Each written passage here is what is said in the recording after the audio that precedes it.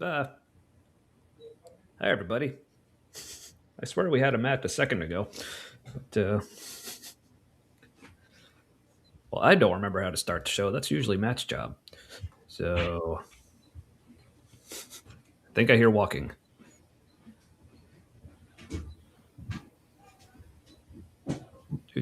Do. Sorry, everybody. But let's see who's in the chat. Hey, we got a spooky, of course. Like I said, Matthew is here. I promise. We got noise ending. And, ooh.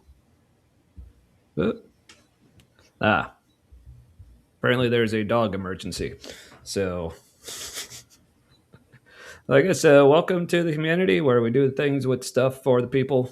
I'm Tommy, and over there soon will be a Matt as soon as dog issues are resolved. So, how's everybody doing? Sure to speak up sitting here over the power washer. I'll do my best. I love how I had that up, but then forgot to read it. All right. Let's see. Man, now I don't even know what to do. All right. I guess I could start with what I'm drinking tonight. Um, so this I'm super excited about. I'll probably have to wait. Definitely want to let Matt know when he gets back. But Mad Tree's Rounding Third. I finally found it. I remember last week I was talking about how it just like wasn't in any of the stores by me, so I had to go across the river to Kentucky. So yes. So with the stuff and the things, yeah, something like that. Thank you, Spooky. So, appreciate you being there for me. But yeah. Sorry, we don't have the puppers on camera because I'm sure muddy puppers would be adorable and super entertaining to watch. But sorry, you just got to put up with me. I could get a little muddy. Oh, there's a Matt. I swear I'm not as cute when I'm muddy though. So Well, that sucked. yeah, yeah, puppies. Am I right? I thought I had let her back in, and it rained here. And so now she needs a bath, and Aaron's giving that to her, and Ooh. she's not happy about that. I also didn't tell her I borrowed two of her beers yet. Uh, Figured it's an even worse time now. She still Mm-hmm. has at least one left. Oh well, that's good. Uh, there might be an angry. I think she's already had one today, so one more is probably. I'm probably safe, but I'm gonna drink those last, just in case. All right, fair enough. Hey, how's it going, Aunt Jer? Sorry we didn't get to the cookie recipes, but maybe we can do that for save that for later. So I've got my Coke bottle glasses on right now. yeah, Uh, and they don't look bad. They don't look bad. No, just if I turn it to the side, you can like see the reflection on the edge. Yeah, that's fine though. So, but I was just telling the folks how excited I was because I finally found some rounding third. Had to go to Kentucky to find it, but yeah, Party Source. Apparently, they have all the stock in the greater Cincinnati area. I don't know what's going on there, but yeah. I'll bet they're. Well, that's a whole different. That's a whole different distributor because it's in Kentucky. There's like weird Mm-hmm. laws, like you can only Ohio distributors can sell in Ohio. You can't like drive it across the border. Mm-hmm. Yeah, it's so weird, but yeah, but I found it, so I got a lot of it. So yeah, just in time for again for the baseball season. It's apparently actually underway now.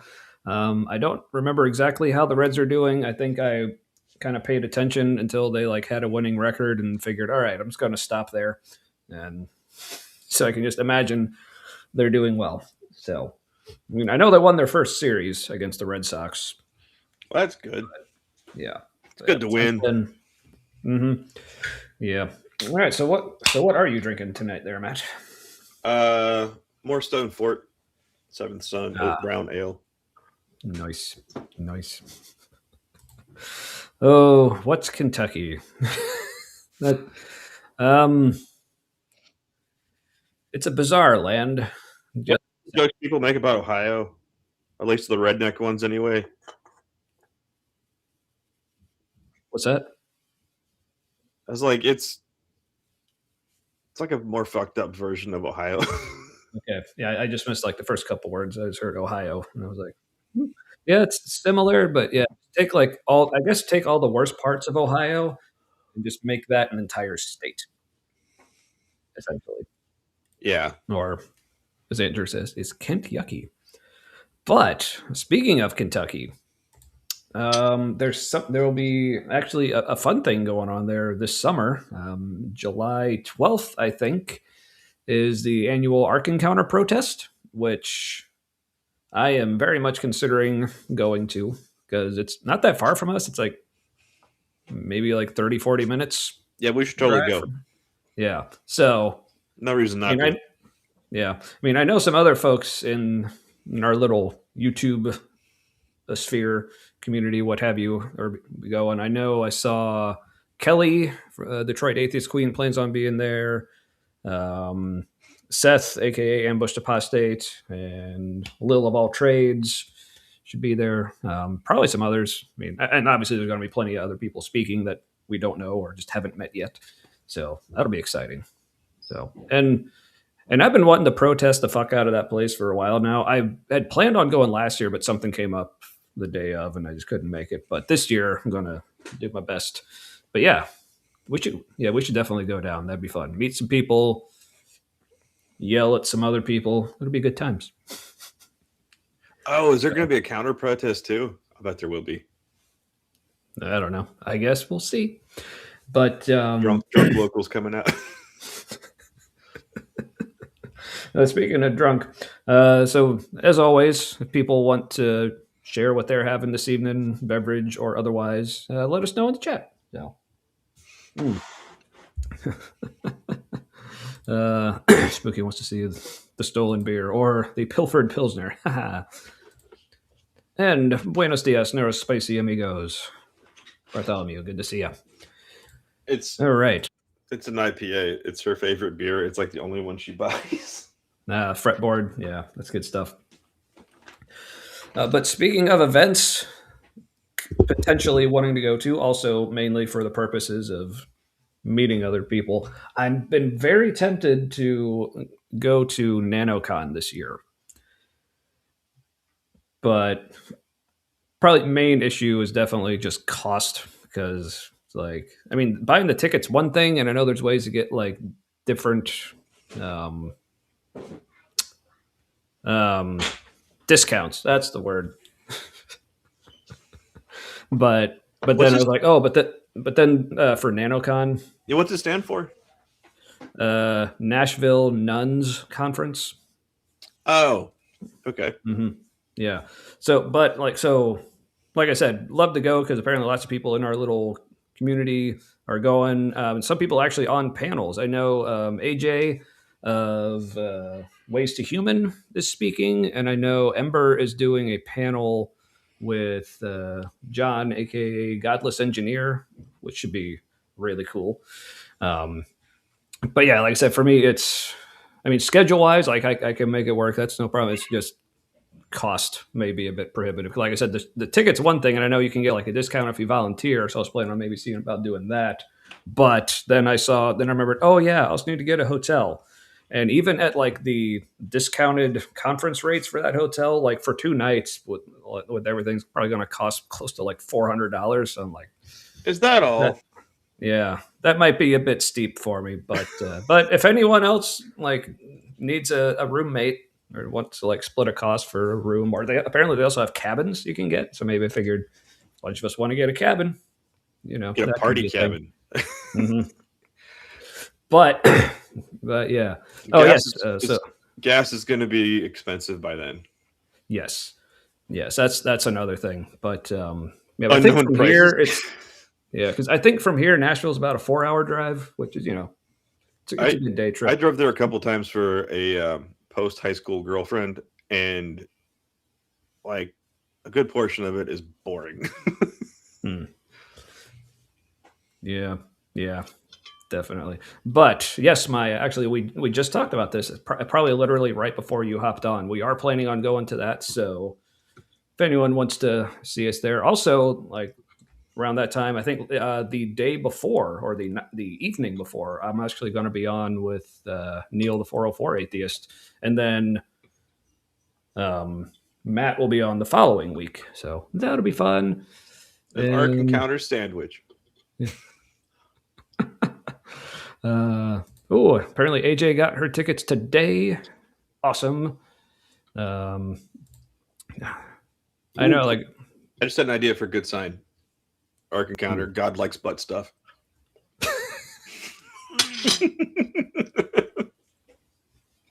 I mean, he loved showing it off to Moses. That's for sure. He was probably expecting him to do something. But yeah, like, sorry. But yeah, Lil. Also, hi. Good to see you. Yeah, I was talking about definitely want to go, but yeah, for me, like, cost is definitely the biggest hurdle there. So, like I said, if people are wanting to go in on like hotel rooms or them cabins or what was or Marin saying Ember and her staying in town, so yeah, I might just have to look for cheaper accommodations.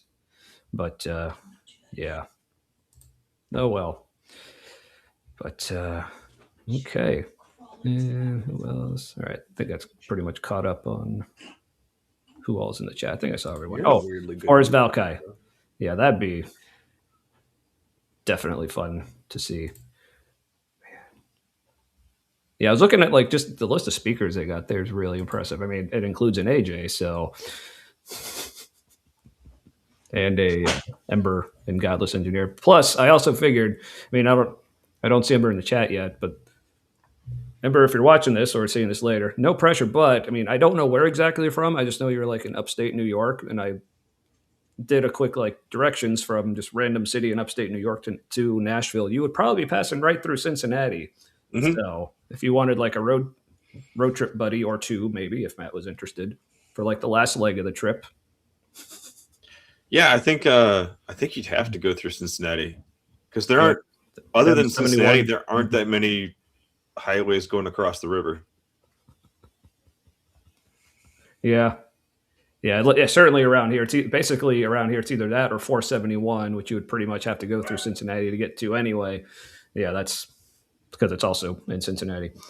So Ohio's yeah, a boring drive. Like, yeah. Mm-hmm. Well, hey, it's all right, Spooky. This was actually by our request because we thought, it'd be nice to, be able to give our own stories separate of each other, so get a little more in depth and get to know us each a little more personally. So, but yeah, so I appreciate the enthusiasm, but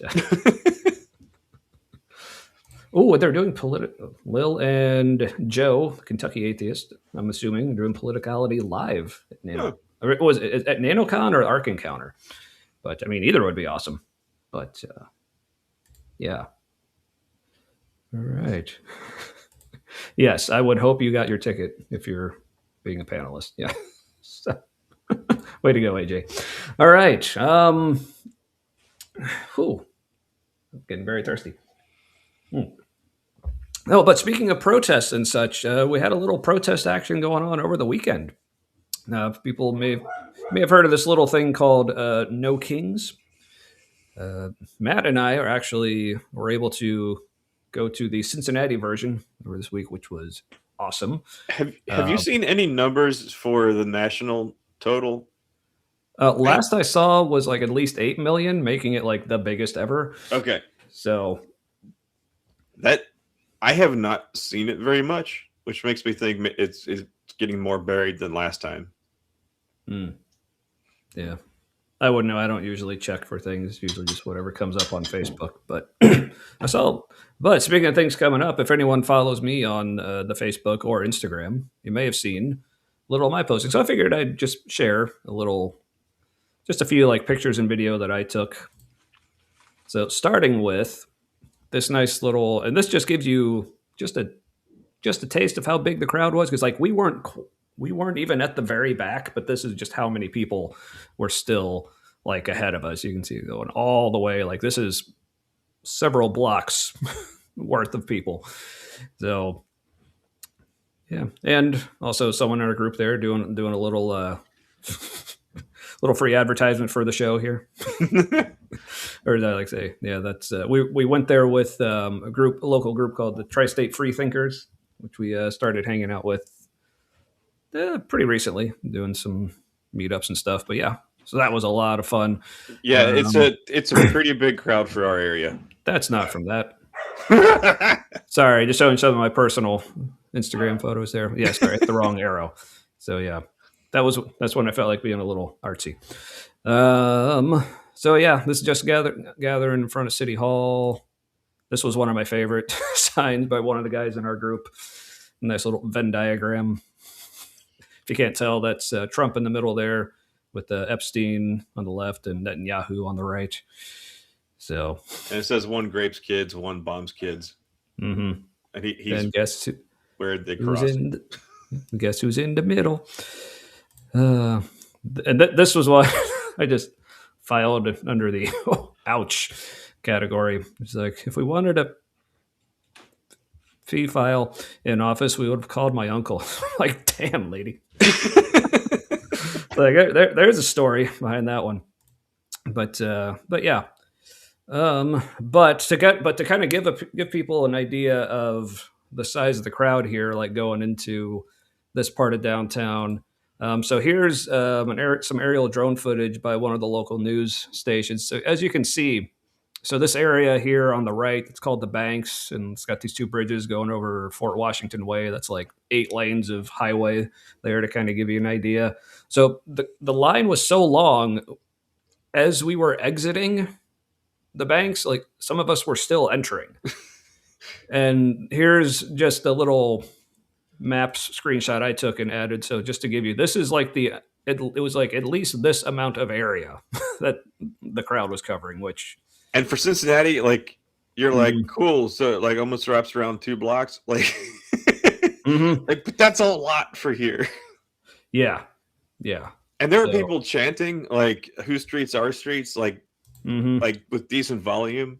Like, the medics were like legit and had like gas goggles. One guy was walking like he was ex-military, and there was another like chant leader who was wearing like part of old fatigues. So like things are up and running here. Oh yeah, yeah. So yeah, in fact, I'll see if I can get a little volume on. I think there's some. There it is.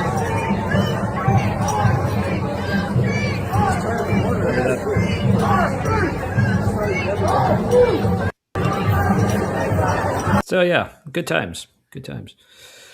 All right. Any other thoughts from that? From you? I thought it was really poignant that where we looped around in the Banks area. Oh yeah, was the Freedom Center, which houses the Underground Railroad Museum. Yeah, that's it. Yeah, that's this building right here.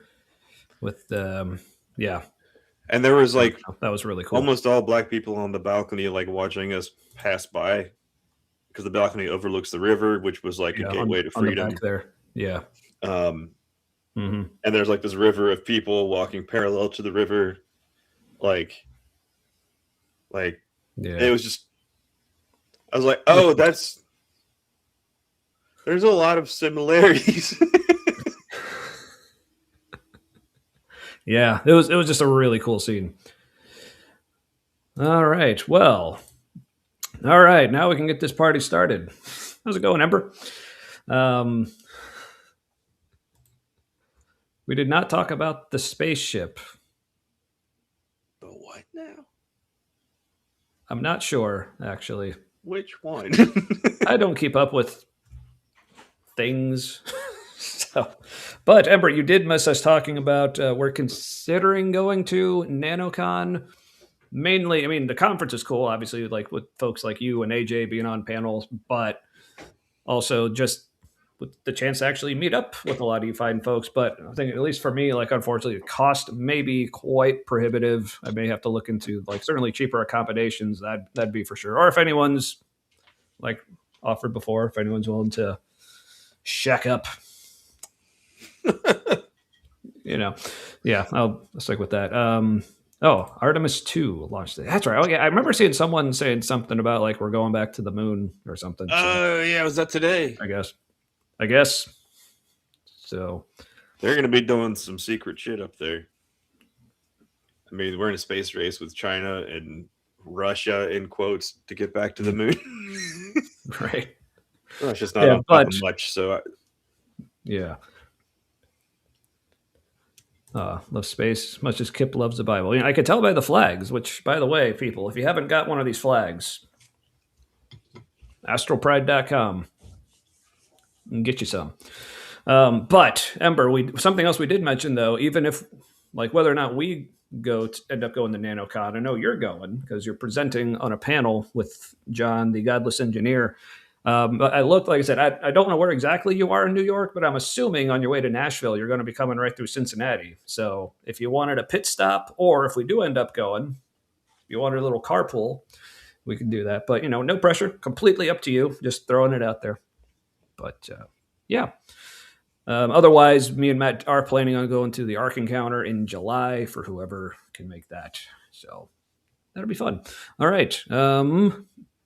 Anything else before we get into tonight's action?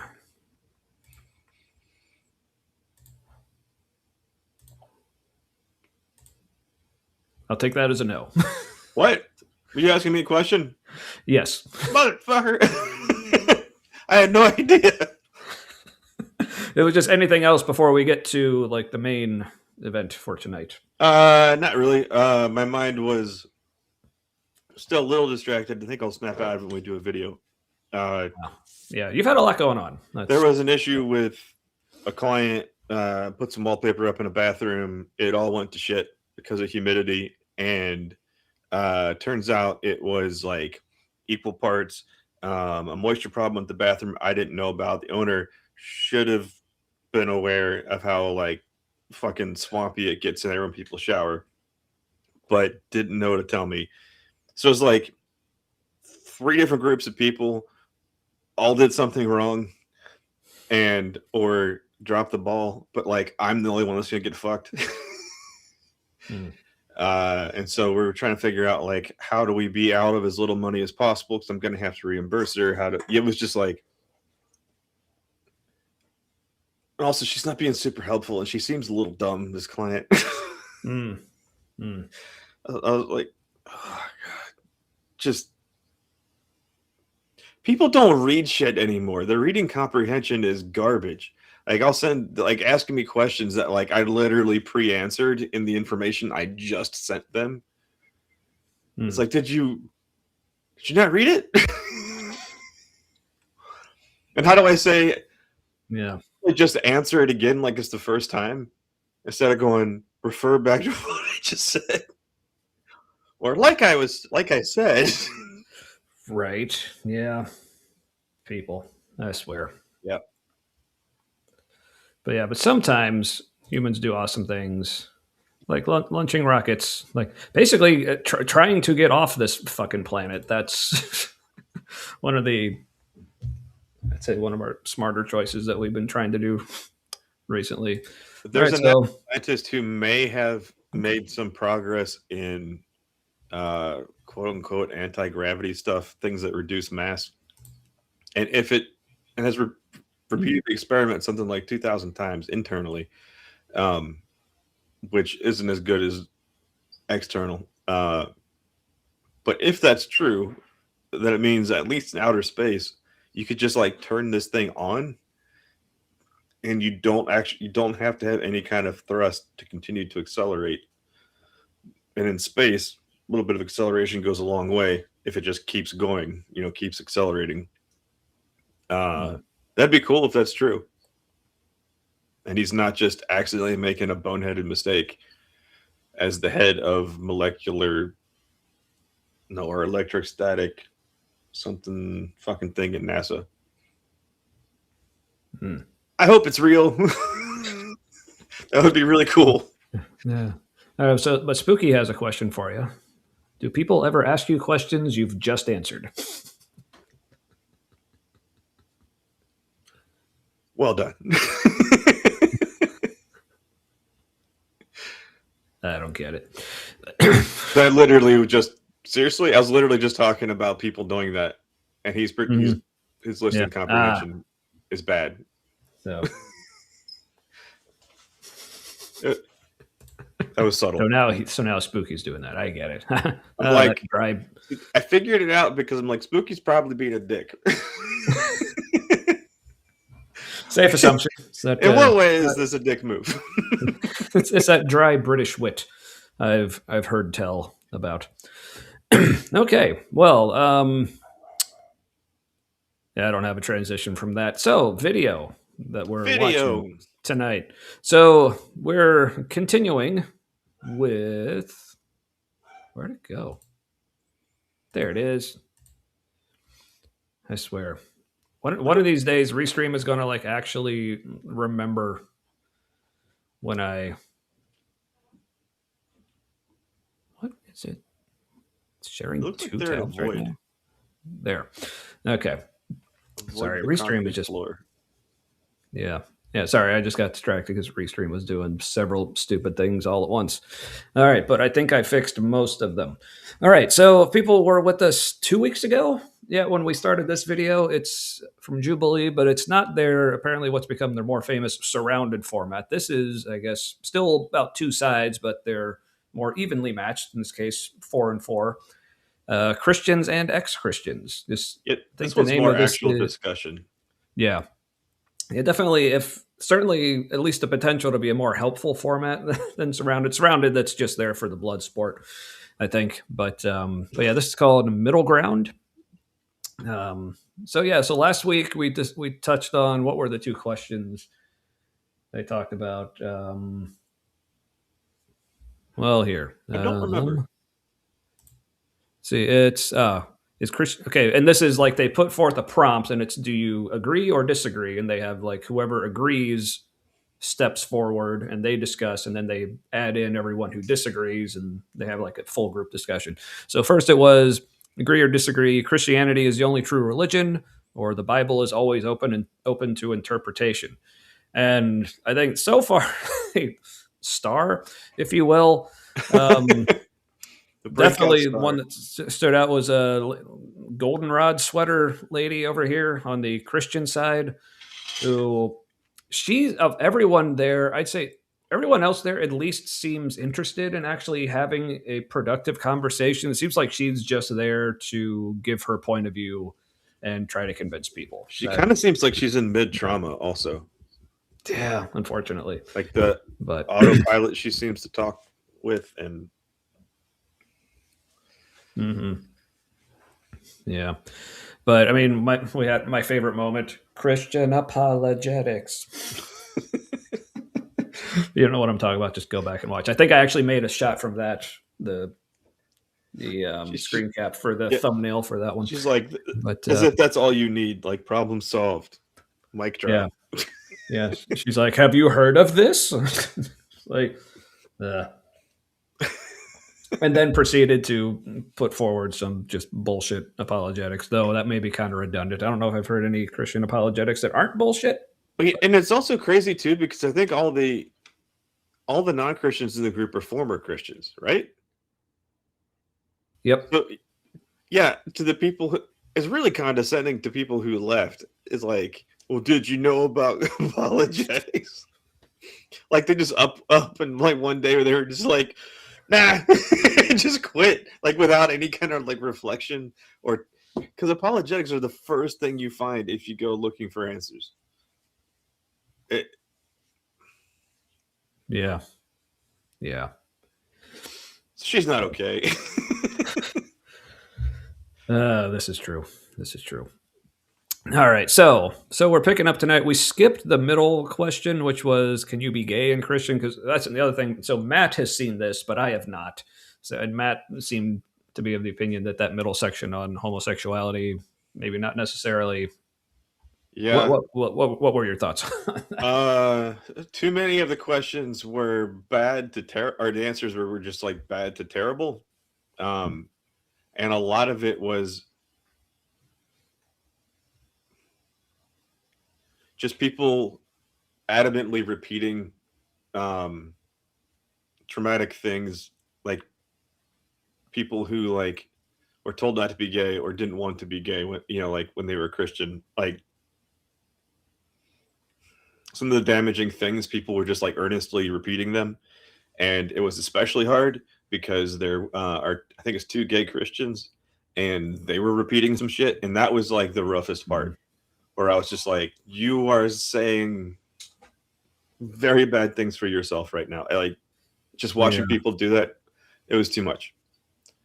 And like knowing our audience, like we don't need to see that. Been there. Right. Yeah, because that's, I guess, for people who weren't here for the last time. So the Christian over here in the darker blue shirt, he came out as, I don't know if he specifically said he's gay. He at least says he likes dudes, but I don't know if he's like gay or bi or I think he's what, but he seems pretty gay. Yeah. And then I think that pastor is also gay. Didn't you mention that like once or something? I don't remember him mentioning that, but okay. This guy over here on the right in the lighter blue shirt, he's a pastor. It came out in the middle. I think in that middle series, it came out of nowhere because there like were opportunities earlier for him, kind of in solidarity with the other guy, to be like, "Oh, me too." Like, didn't. Interesting. Yeah, just said stupid shit about himself. Yeah.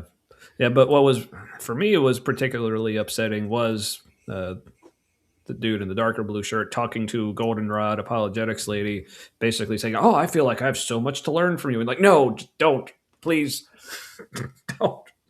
It's a trap. It can only go worse for you. I swear, my dude. Yeah. All right. So it's just quicksand, man. Yeah, they'd always get steeper. That's it killing you. Yeah. Right. But yes. Oh, and I will say, Marin, I do enjoy some good power washing. That's like one of those like jobs that for me I just find like very therapeutic because it's just very well visible. Like I'm actually doing a thing and you can see it right here, and it's just like very much about progression and meditative movements and concentration. Hey, and Kelly is here. Hello. Awesome. Yeah, Kelly, we were earlier discussing possible destinations for the summer. Sounds like me and Matt are pretty sure we'll make it to the Ark Encounter protest. Maybe NanoCon. We'll have to see if I can find some cheaper lodging options. Maybe look into volunteering. That's another thing. Airbnb might be cheaper too. Yeah. Or if AJ and Ember, because I definitely want to catch your panel. So if you know when those are, if you could let me know, so if I do sign up to volunteer, I know when not to be volunteering, so I can catch those. But yeah, well, I guess ready to get into it then. Yes. Okay. Yes, I was talking to you that time. Okay. All right, here we go. I've questioned if what I believe is true. That's the nature of knowledge. What is all about? The pastor comes in. What? The pastor comes in. He's like, "That's the nature of knowledge." It's like, fuck off. Was that the pastor? I thought that was the other guy. Is it? Yeah, I'm pretty sure that was other guy. But still, stop it. That's the nature of knowledge. Yeah, that was him. That's the nature of knowledge. Reality. Look at that, a middle ground. Look at that. I even question like being. But it was good to see everyone sit down for this. Yeah, that's encouraging. So, well, I appreciate the warning. We've done a few. We've done. I know we did this one a couple weeks ago. I don't know if I want. For some reason, I was thinking we'd done other Jubilee videos. Maybe we haven't. I don't know what I'm thinking of. But anyway, yeah. All right. Also, fortunately, I think like we pause enough and for long enough that the algorithm may not even recognize that we're even watching this video. That is a very good point. So. Yeah, I guess we'll find out. So yeah, we might not be triggering the algorithm enough. Yep. So, all right, here we go. An ex-Christian sometimes. I call myself a hopeful agnostic. I dig sure that. as shit hope something's out there, because that's really depressing if there's not. But if there isn't, that's cool too. I just, yeah, like obviously we all became ex-Christians because we started questioning what we believe. And I think that's really important to like solidify your faith as well, like on your side too. Mm-hmm. Yeah. Thank you for saying that, because that is true. Like that is something, me questioning is something that has solidified my faith a lot more, finding information about like the evidence of Christ, the evidence of God. Because I feel like, honestly, you'd be lying to yourself if you didn't say it, that it took faith to believe in anything. It takes faith to believe in the Big Bang. It takes faith to believe that there's this void out here. Did you see that one guy's face? The guy who said knowledge. While she's talking, he's kind of looking at her like, what the fuck are you talking about? How far back was it? I don't. Thank you for saying that, because that is true. Like that is something, me questioning is something that has solidified my faith a lot more, finding information about like the evidence of Christ, the evidence of God. Because I feel like, honestly, you'd be lying to yourself if you didn't see him say cock his head to the side. Yeah. He's like, did it though?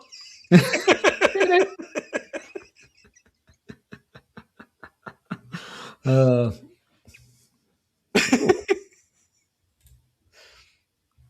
okay. So apparently there's some people in the past who aren't going to be there. So I guess we'll fit in then. Cool. Good to know.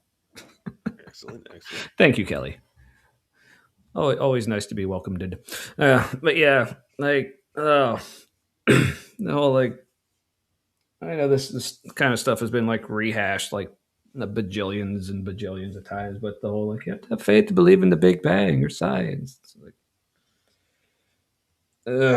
even if you want to define faith like so broadly that it includes stuff like that, then it almost means nothing to say someone has faith in something if it's something we all do. But I mean, they're different kinds of things. Even if they're both faith, they're different categories of faith. Yeah. So I agree. Also, you know that stuff that she was just looking for answers to make her feel good enough, looking for the circular logic to kick her back into the happy place. Mm-hmm. Yeah. And she found it. Because that's Christian apologetic. That's going to be my new thing now. All right. that it took faith to believe in anything. It takes faith to believe in the Big Bang. It takes faith to believe that there's this void out here. Why would you say that? Because you don't know. Were you there when the Big Bang happened? We don't need to be there. We have the likelihood. He's like, why would you say that? I love it. Looks like he's been just like teed up and he's just like ready to go. I love this. So I'm going to let him go. Were you there? We don't need to be there. We can measure that light from the Then why does science original keep changing? It changes like every year. Actually, Because This is fucking great. This is so great, this part. Because she means it. She really fucking means it. And she thinks, she's like, oh, y'all about to get beat down. It's like she really does think these people have never heard of Christian apologetics. I think the unearned hubris. Oh my god. Not since Glenn Scrivener have I seen so much unearned hubris. God damn. All right. Yeah, I know, right? Oh, and also the Satanist on the far right, by the way, he's just giddy right now. Because when he heard the guy to his right say, why do you say that? He like started grinning, and then when she's like, how do you know, were you there? And he's just like, Oh, like Marin's getting worked up. Not only using all caps, but saying the dang word. So sorry, Marin, didn't mean to get you that upset. It also makes the math work. Like, so yeah.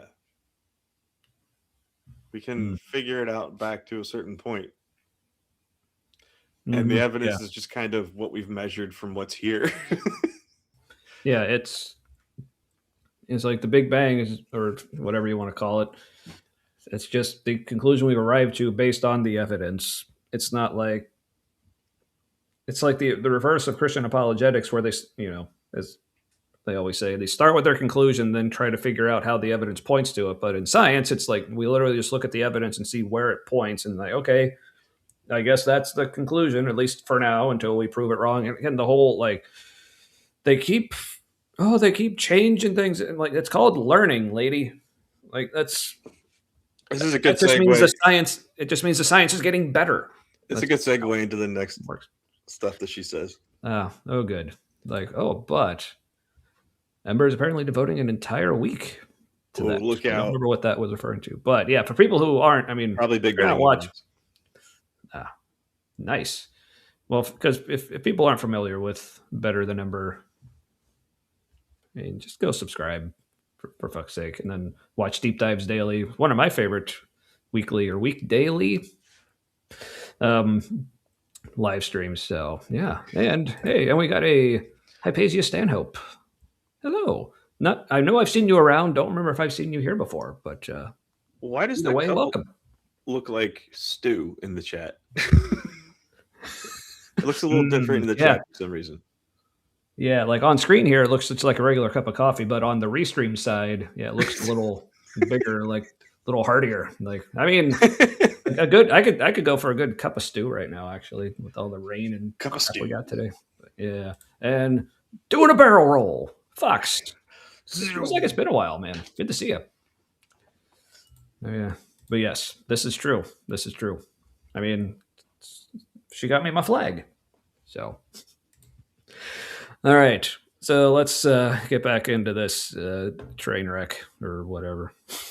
If we were wrong. Because of the same way Newtonian physics There's a lot changed of proof for into Jesus. Einstein, the same way things evolved. Knowledge keeps on growing. The hubris of Christianity to say we have everything figured out and everything is true, science has humbleness to say we know only this and we keep on researching to grow our knowledge. Science doesn't. I really like this guy. Yeah, He might be my favorite. yeah, he's passionate about this topic. And knowledgeable. Like he's very like well spoken. It's not like he's just like getting real passionate and just like flying off the handle or everything. No, he's like being very like. I mean, you could tell he is getting very like emotional or passionate about it, but the things he's saying are like very like straightforward, level-headed. Yeah, he's a good communicator. Chat keeps moving when I click on things. Uh-oh. Well, try to enjoy us sober, I guess. I don't know if that works or not. Send for help. Yeah, Marin sounded the alarm. It's going to be okay. It's going to just stay where you are. Shelter in place. A moose with a keg is on its way. like a Saint Bernard. The keg's just under the moose's neck. Yes, that's exactly what I was picturing. Very Glad nice. we're on the same page there. So, all right. Oh yeah, I don't know if saying Newtonian physics changed in Einstein. Yeah, that was a slip. Yeah, yeah. Right as I was complimenting him for like how very like well spoken he was. Yeah, that may have been the thing. Like, I know what you're getting at, but yeah, which is that's most of what counts. So she doesn't get it anyway, so it's all right. Yeah. All right. Looks like a Satanist dude is about to speak here. Keep on researching to grow our knowledge. Science doesn't claim it's to not know disproving everything. Your belief system does claim to know everything and doesn't move off of that point. Science keeps updating, making itself more and more accurate. That's What's that? He he used like a black and white language that left her an opening to say, "We don't claim to know everything." It's he shouldn't have gone with your faith claims to know everything. It would have been better to say you claim to be certain about things you couldn't possibly be certain about. Yeah. I would say similar to that. I guess the way I would put it, it's not that Christianity claims to know everything, but the things that it does claim, it claims these are the final answers. So, Oh, good. He's comparing us to inspiring philosophy now. So hopefully we're much easier than that. By the way, I watched yours and Dr. Josh, and I'm blanking on that awesome lady's name you had on discussing the New Testament and slavery. Like, feeling really bad. Like, she was never I'd never heard of her before, but like she was like on it.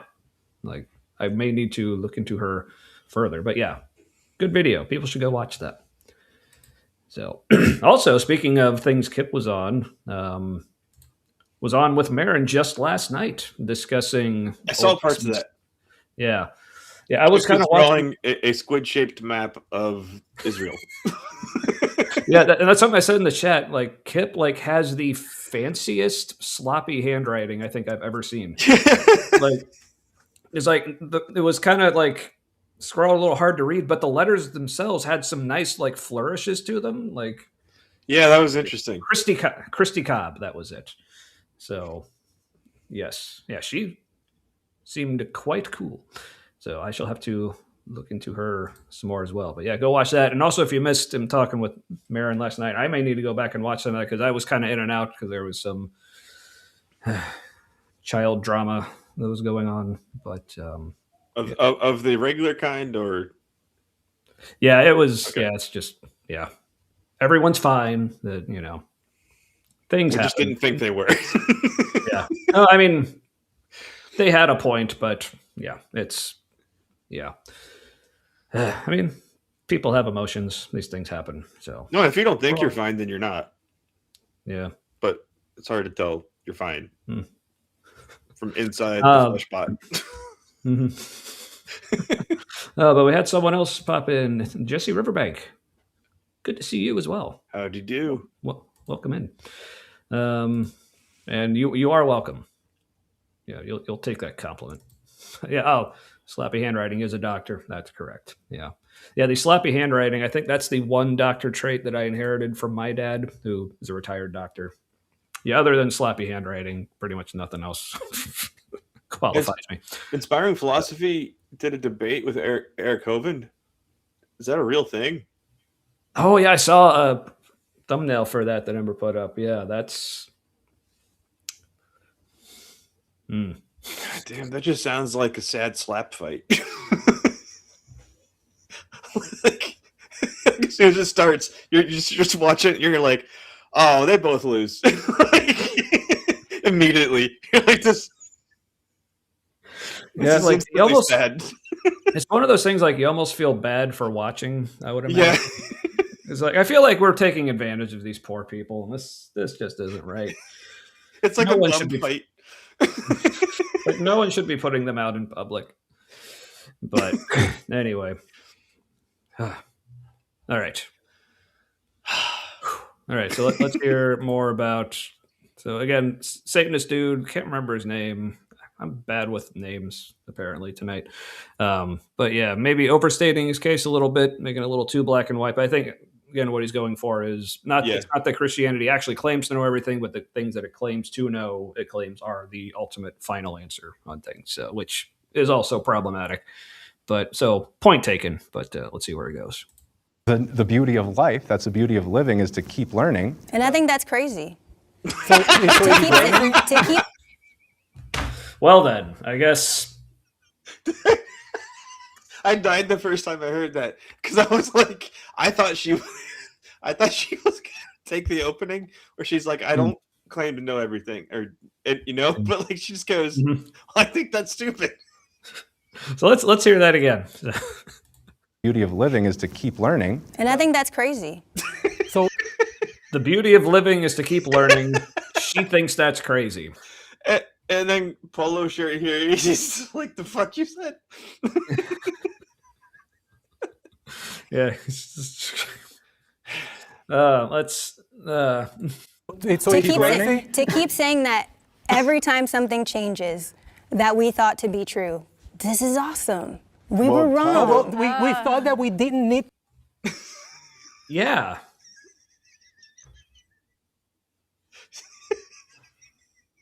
She's like, Does she think she's making it sound absurd? she thinks cognitive dissonance is the way to be. She's like, you mean when you have cognitive dissonance, you're just like, oh, I'm glad I know the right answer now? That's crazy. She's like, it's so much better to just reject that. So someone told Jesse that they learned everything they needed to know by elementary school. Was it this lady? That sounds like it was this lady. Man. Ugh. But elementary school also was about learning new things. Yeah, no, you never change, Spook. Just stay the way you are. It's okay. Well, you know, once you get past a certain age, it's harder to learn anyway. This is true. All right. So, but I just want to hear that little series of astoundingly stupid again. Hey, James isn't wrong. I don't know if James is referring to Jubilee in general, but like if you are, I completely agree. It's also amusing sometimes. Mm-hmm. Mm-hmm. Yep. Yeah. It's yeah, and apparently, especially if you were getting your morality and things about life from the Bible, then yes, you would probably also think slavery is okay. That's kind of why Christians did for like ever until just a couple hundred years ago. So, but again, that was something they covered on Kip and Josh and Dr. Cole's video, which again, go back and watch that. Fantastic stuff. Yeah, right. Oh fuck! I lost my train of thought. It'll come back. Cool. Left the station. Come back. Yeah, it's got to loop back around sometime. All right. Ooh, the joy of being wrong. That is fun. Yeah, it can be hard, especially when it's like a big shift in a perspective of reality. Mm-hmm. But even then, it's better, I think. Yeah. Yeah, eventually, like, it gets better, but yeah, sometimes for a while it can. So here's the real thing for a minute. If aliens are real, right, and they're here already, like if that's the case, and that's a big hypothetical, I think if we found out the truth of all that, we would rather not know. Because, like, if they are here, they're super in charge. You know what I mean? Like, it's not our planet so much anymore. Though honestly, for me, seeing what people are currently doing with the planet, I think I'd be relieved if someone else was actually in charge. And just well, what if? Okay, you know how like America, like big powerful empire, not so much anymore, but when it was, we would go fuck with other countries and try to get them to do what we wanted them to do, right? So a lot of the stuff that's happening in another country, we could be responsible for, right? What if it's like aliens and shit? How do we know a lot of what's happening right now on a global scale isn't an influence by some other kind of empire? If they're like us in that way, they might not be, and just not want to conquer shit. You know, they just mutual benefit kind of species. That could be possible. I don't know. Something to think about. Yeah. I'm like, I bet there's like a perception of reality that's better not having. No, I'm sure there is at some level, for sure. Yeah. All right, Bill. But I want to perceive this again because it was just so fantastically awful. The beauty of life, that's the beauty of living, is to keep learning. And I think that's crazy. To keep saying that every time something changes that we thought to be true, this is awesome. We were wrong. We thought that we didn't need to wash our hands before surgery. Yeah. And then all of a sudden, I'm glad that we discovered that. Then all of a sudden, we discovered the microbes and how that. Right. And welcome, David. Says illegal aliens influence our sacred USA. Oh, yes, with all the power that the undocumented immigrants have in this country to just do all the things. Right? So damn powerful. Just almost as powerful as all those transgender folks. So powerful, they get their tax money is spent on us. Right. Everybody at the top does that. Oh, hey, we finally broke 20 concurrent viewers. Good job. Look out. Get out of town. Thank you for the one Facebook, which I'm assuming is James, and the one Twitch viewer that I'm assuming is a robot. But hey, we love our robots too. All right. Robots is people too. Or they will be soon enough, if not. Or yeah. Anyway, so back. I mean, just the look on her face. I know. It's like, See, okay, that kind of expression when she's saying this kind of stuff, it looks unnatural. Like that's not the face of a person who's okay.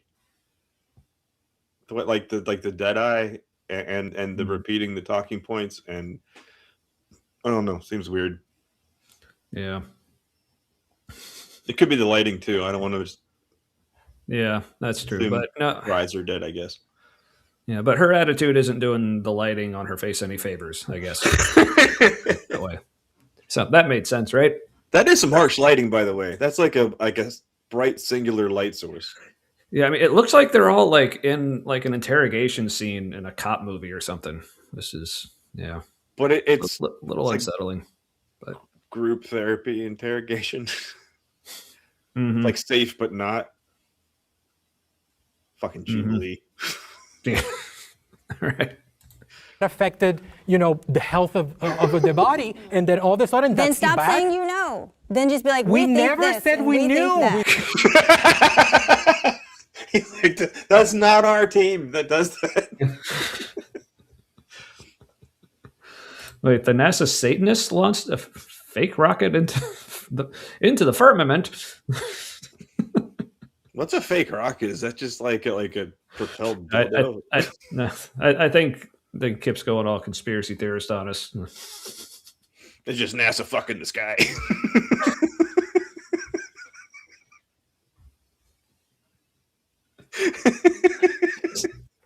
NASA fucking the sky. Yep. In the olden days, it's the whole rocket shooting it up into the firmament. It's just like, can you imagine? Like the cavemen just like going, you know what? Someday we're gonna fuck that. Just pointing up.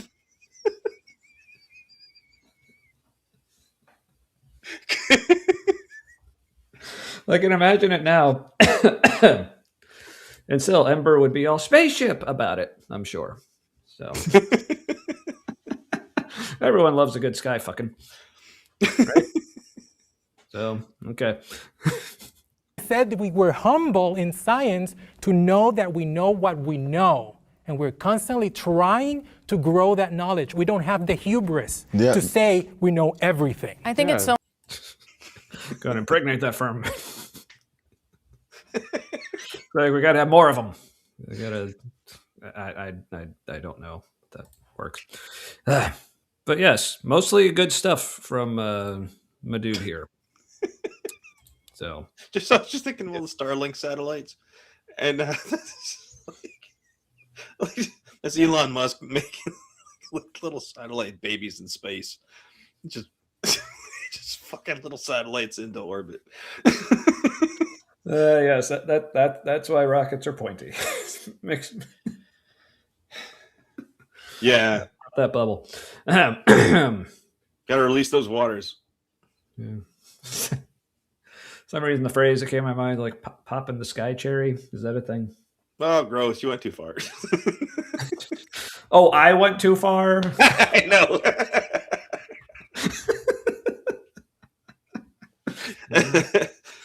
All right. And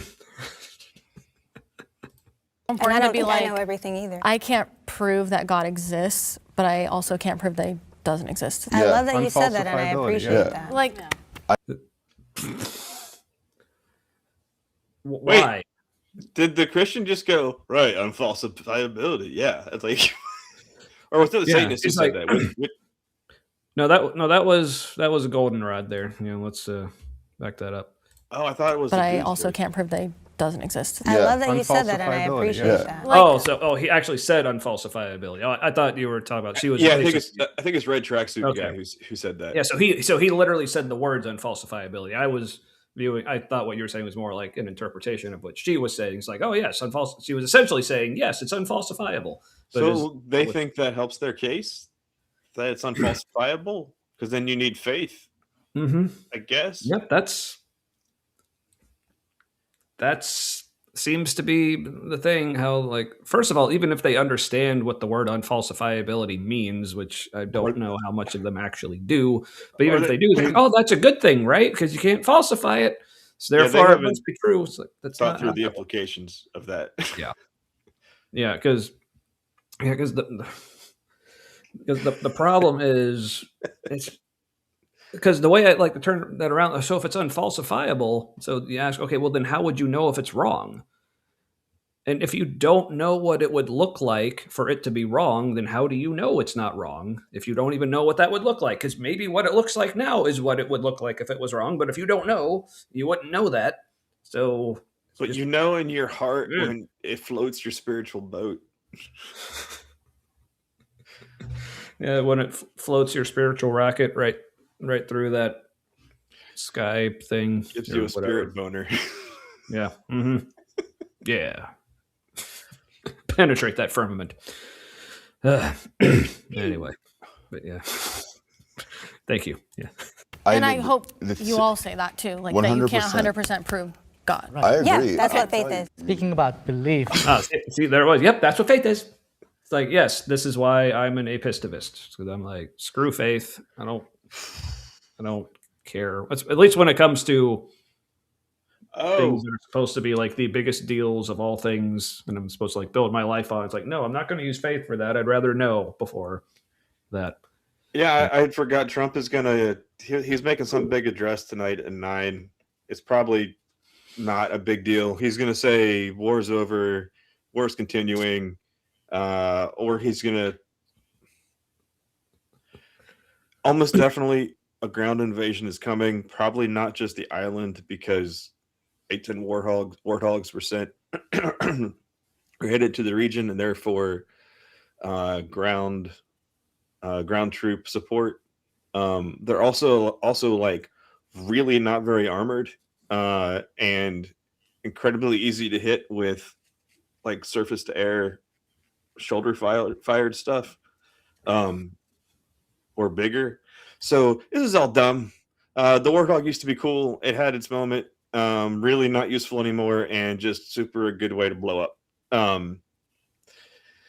So yeah, a ground invasion is probably coming. That's probably what this is about. Although he's probably going to say no, it ain't. And he's probably actually going to say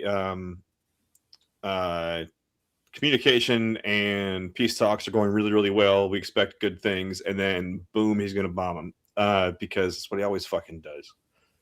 Right. It's just more of the same, unfortunately. Mm-hmm. Yeah. But Emperor here with a good point. Yeah, I can't falsify all kinds of other things. I guess we better believe in all of them. Yeah, you got to believe in Russell's teapot, Carl Sagan's dragon in my garage, all the things. So, I just prefer to assume there might be something, and I leave it at that. Yep. Sure. But if there is, I think it's probably like ultra natural, just like layers of nature above us. Yeah. So not supernatural as in it's outside of it, but whatever there is, it's still nature and is just doing like the thing. Extra natural, I guess, is a better way to say it. There you go. I've spoken to a lot of ex-Christians because 6 years ago I started a ministry called Uber Evangelism. Trained about a dozen people to go across the country. Did you see that guy laughing right away? Mm-hmm. It's like... No, you didn't. Shut up. No, but I was just distracted by the name. Like, if it wasn't for the fact that there is like, it sounds like he's talking about you like the Uber like car. Oh, he is. Get a ride thing, but because outside of that, calling something Uber evangelism, poor choice of words there, but yeah. Let's see what this actually is. Right for Uber and also talk about Jesus. Oh my God, so I've spoken to a lot of people. Is that how Judean got? She immediately says, she's like she's directly on his left too. Oh my God, that's terrible. Yeah, because that's fantastic instant feedback because this is supposed to be a thing like to like reach out and evangelize, meaning hopefully this is something that the non-Christians will want to take part in so we can share, but like the non-Christian immediately says, oh, it's my worst nightmare. Yeah, so you have someone trapped in a potentially death box. Mm-hmm. And you're like, hey, how's you and Jesus?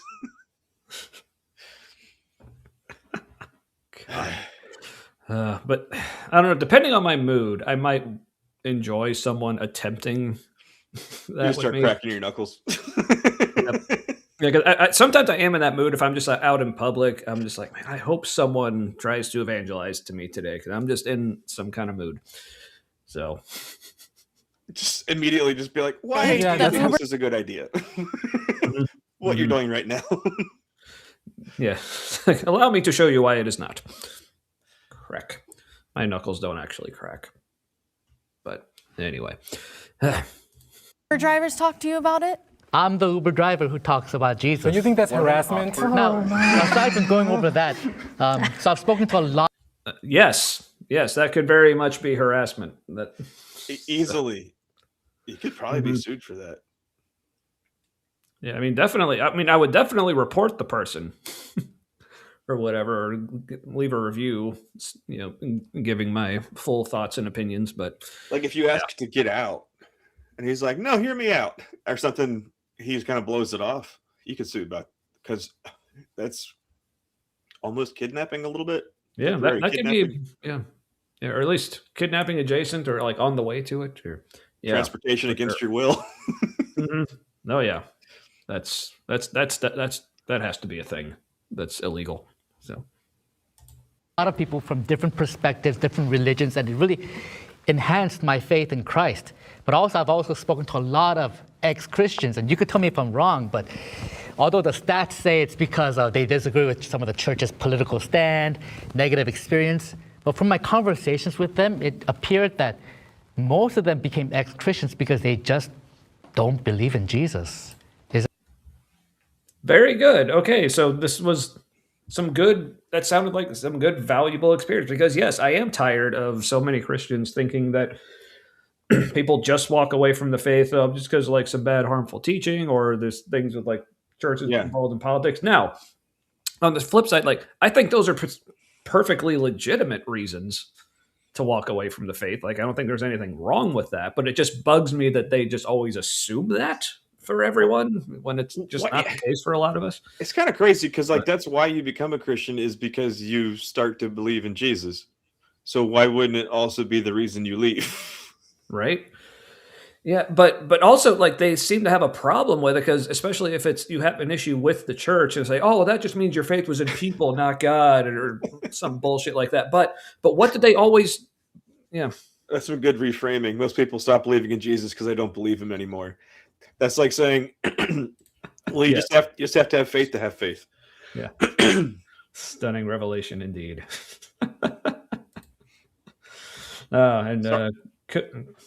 Königjäger. My German's a little rusty, but I appreciate the name. King Deer, is that right? Like Jaeger, I think is hunter. Oh, Hunter Master. Okay, that's right. Mm-hmm. Okay. Yeah. Jägermeister, but master of the hunt, or hunt master. I got it confused with Deer Master. Because they have the deer as the logo, so yeah. Associate that with it, yeah, for sure. But welcome. Don't recognize you from being here before, but yeah. No, I do recognize G word, but Jesus is Teeple Poo. No, it's not a good place to find good Jesus content, but a lot of common things have been said so far. Yeah, it's a good smattering of people in the agree and disagree categories. Haha, that was right. Cool. Now, this actually remained a Christian for a while after you stopped believing in Jesus. That's a choice, but cool. Waffles. Oh, wait, you're not here. Damn it. Don't do that to me, Fox. Got me all excited. Waffles are good. You ever gone to like a hotel or been somewhere where you can make waffles with the rotating waffle iron? Mm-hmm. Yeah, it's like a blow molded waffle. Still fun though. Still fun. All right. But yeah, I want to hear that again. Most of them became ex-Christians because they just don't believe in Jesus. Is that right? For me, I'm an extremely reluctant ex-Christian, right? Why? Like I would like to be a Christian, but things.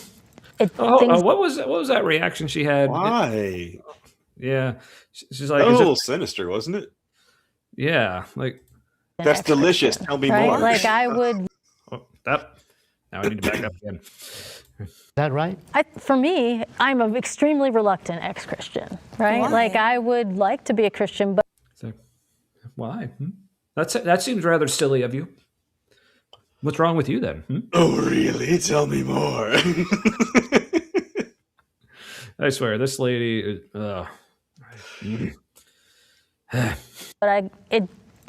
things don't seem true. Like What do it you just mean doesn't. by not believing in Jesus? Like That he's the Son of God. Of course, everybody knows he's existed. I mean, that's that's I under mean- debate. Yeah. right. Not everyone. Which again, I don't know if anyone knows that he existed, but a lot of people, like the way I put it for myself is like I accept that he probably existed. That's where I'm at. I don't really care about like the whole mythicist whatever debate. I mean, I find some of the things about it interesting, but when it comes down to it, I really just don't care. And honestly, I think a lot of that debate gets very toxic and needlessly combative, and I just find it dumb. So I just, Yeah. stay out of it. I do like the atheist just like jumps into the conversation like smoke bomb and like runs away. Yeah, Like he goes, "Oh, not really." yeah, He's just like throwing like little snapdragons into the chat. Those little, those snap pop things. yeah. I love those. Some of my faves, especially like just taking a whole handful and just chuck them in the air and just let them hit the ground. I have never thrown them into a ceiling fan before, but that sounds like a lot of fun. Because some of them will pop when they hit the wall, not when they hit the fan. Right. Ooh. This might need to happen. Because speaking of throwing things into ceiling fans, I've never thrown that, but me and some other people have thrown an entire gross of bouncy balls into a ceiling fan. Whoa, that did it break? There's a fan No, but make a I'm terrible sure- vibration noise. No, it was just imagine what you think. It was just bouncy balls just being knocked all over the place, and we found it unreasonably hilarious. So Was it a hardwood floor room? yes. Okay, perfect. Oh, good. I should not care, and it is dumb. All right, see, Kip's a doctor, so, aha. All right, but also a gross of bouncy balls doesn't look like as much as you would expect, but I'm sure there probably still are some bouncy balls lost somewhere in crevices of whatever apartment that was at the time. So, all right. But And that also he's the existed? that he's the Son of God. It's No, historically. not that he existed. Oh, Right. okay. But I yeah, was the like- belief that he is the Son of God, died for people's Yeah. sins. I like his messaging. I like the things Right. that he A said. lot of people do, I right. think a lot of people. I mean, some of it's okay, but pretty much anything that Jesus said that was actually good probably wasn't even original to him anyway. So, The Sermon on the Mount's pretty good. Like, I mean, there's good stuff in there, but it's not. Christianity's not a requirement for that. yeah. Plus, I think some of the things in the Sermon on the Mount, even like especially like the turn the other cheek stuff, it's like I think that goes a little too far. It's like you don't have to just offer your other cheek to someone who slaps you, but like it's okay to Yeah, stand up for yourself. I'm not saying you necessarily have to slap the other person back, but like I no, think if it's somebody that you're on equal footing with, like or relatively equal power levels in society or in whatever group you're in, that's like decent interpersonal stuff. But it only works in a healthy way if both people are doing it. If someone's always turned the other cheek and someone just isn't who they're having a problem with, well, then if you turn the other cheek always, then you are saying, yes, I want to be a victim as long as possible. Mm-hmm. And that's not okay. Yeah. Right. Exactly. But real quick, yes, a gross of bouncy balls. For those who don't know what a gross is a dozen, so 144. So yes, we took. There was like a group of about 5 or 6 of us, and we took 144 bouncy balls all at once and just turned it into a ceiling fan or a feeling sand that was on full. So it was good times, and we weren't even drunk or high, which is the amazing part. But maybe I should try it drunk next time. Yeah, maybe. Anyway, Really like But those yeah, and like you're to right. live by Thank you them. for clarifying. I'm talking about believing in Jesus as Lord and Savior is what I'm talking about. Yeah, does that well, even well, mean? maybe not just in the way that you say, right? yeah, because there's a lot just there with that statement. Like, also, hi, Aaron. Tommy says hi. Thanks for liking all Uh, our stuff. What'd you say? Thanks for liking all our stuff. Oh, she says thanks for liking all our stuff. Oh yeah, yeah. I follow their business on like the socials, and I mean, thanks for posting likable things for me to like. I appreciate that as well. Aaron's pretty good at that. Yeah. So, but yeah, so if you're not following Handy Hill on Facebook and Instagram, you're on other places as well. We're barely on Instagram. We've got a little touch of the old, and so Instagram is a bit slower too. going. Yeah, but yeah, especially for anyone who's in the Cincinnati area and wants some wallpapering done. I know a guy. Yeah, where were we? Oh yeah, talking about Jesus. I think it's pretty interesting that you've got some ex-Christians who are like, I'm fine not being a Christian, and there's other people who are in a different place with it. Maybe like a couple of them, like at least one of them, the one that's to the left off camera right now. She seems like she might be somewhat of a newer non-believer. And then the agnostic, the lady who called herself a hopeful agnostic. right, like I think that's her arm right there. yeah, or she hasn't found a healthy replacement for parts of her faith life yet. So yeah, I don't know. There's like a whole spectrum of people from I kind of would rather be a Christian, but I just don't believe it, all the way to Satan's pretty cool. Yeah, and honestly, like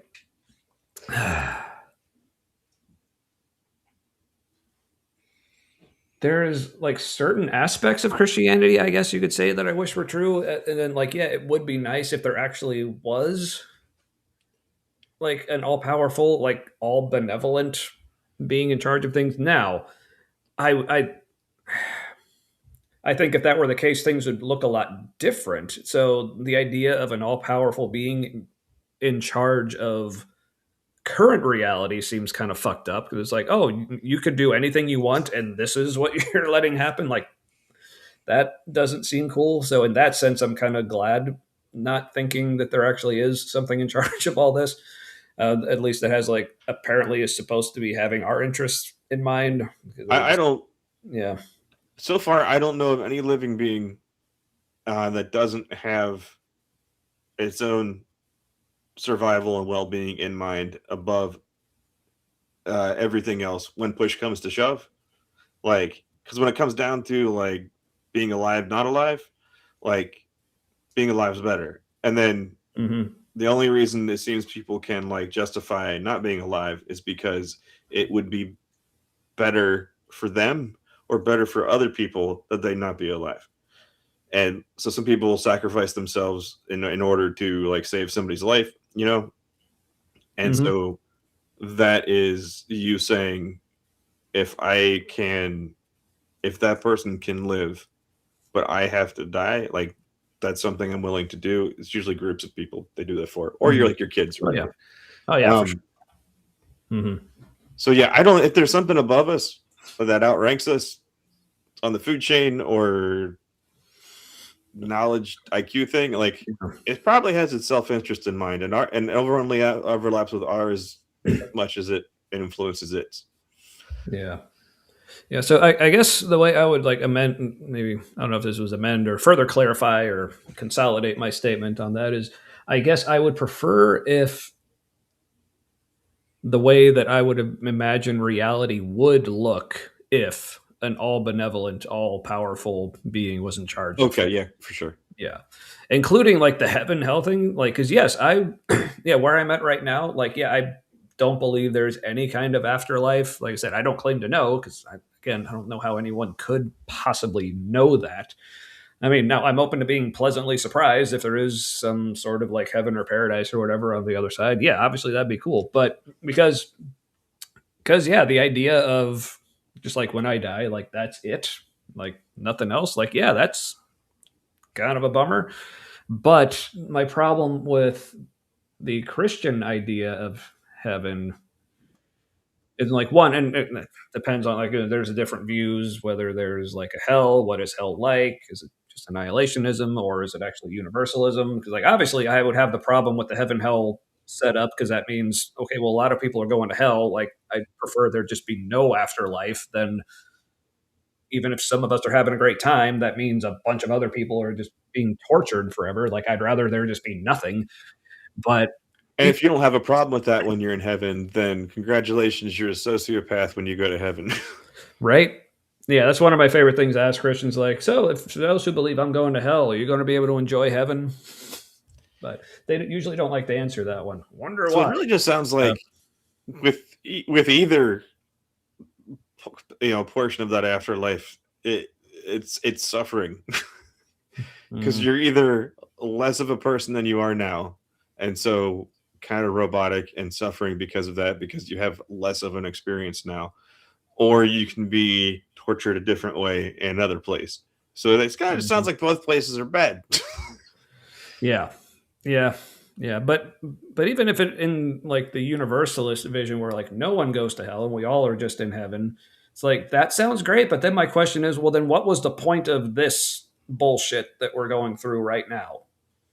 No point. It's just what's happening. So That's what I think.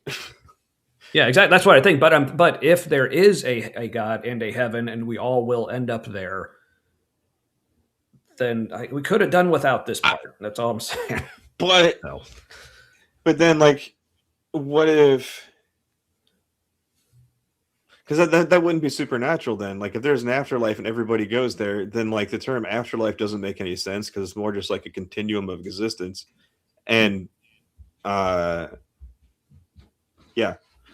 then like now it's just happening because that's just what happens before the next kind of awareness. I don't know that it just if there's an afterlife in quotes, it's just a different kind of more of this, whatever that is. Yeah. So it would just be natural. Yeah. Yeah. Cause like, yeah. Cause like, honestly, like really all I would want, even if it is true that like once we die, like that's it. Honestly, one of my main problems with that is I don't see how there would be at any point that I would actually know that. Cause like you don't know, you wouldn't know until you're dead. But if when you die, you don't know anything, then you're never going to know. So I would wish that there would at least be a few seconds of realization so I could at least go, ha, I was right. And then fade into nothingness or whatever. You know, if I'm honest. That would be great. If you flatlined and came back and you go, ah, I was right. And then you die again. Because you just came back to go,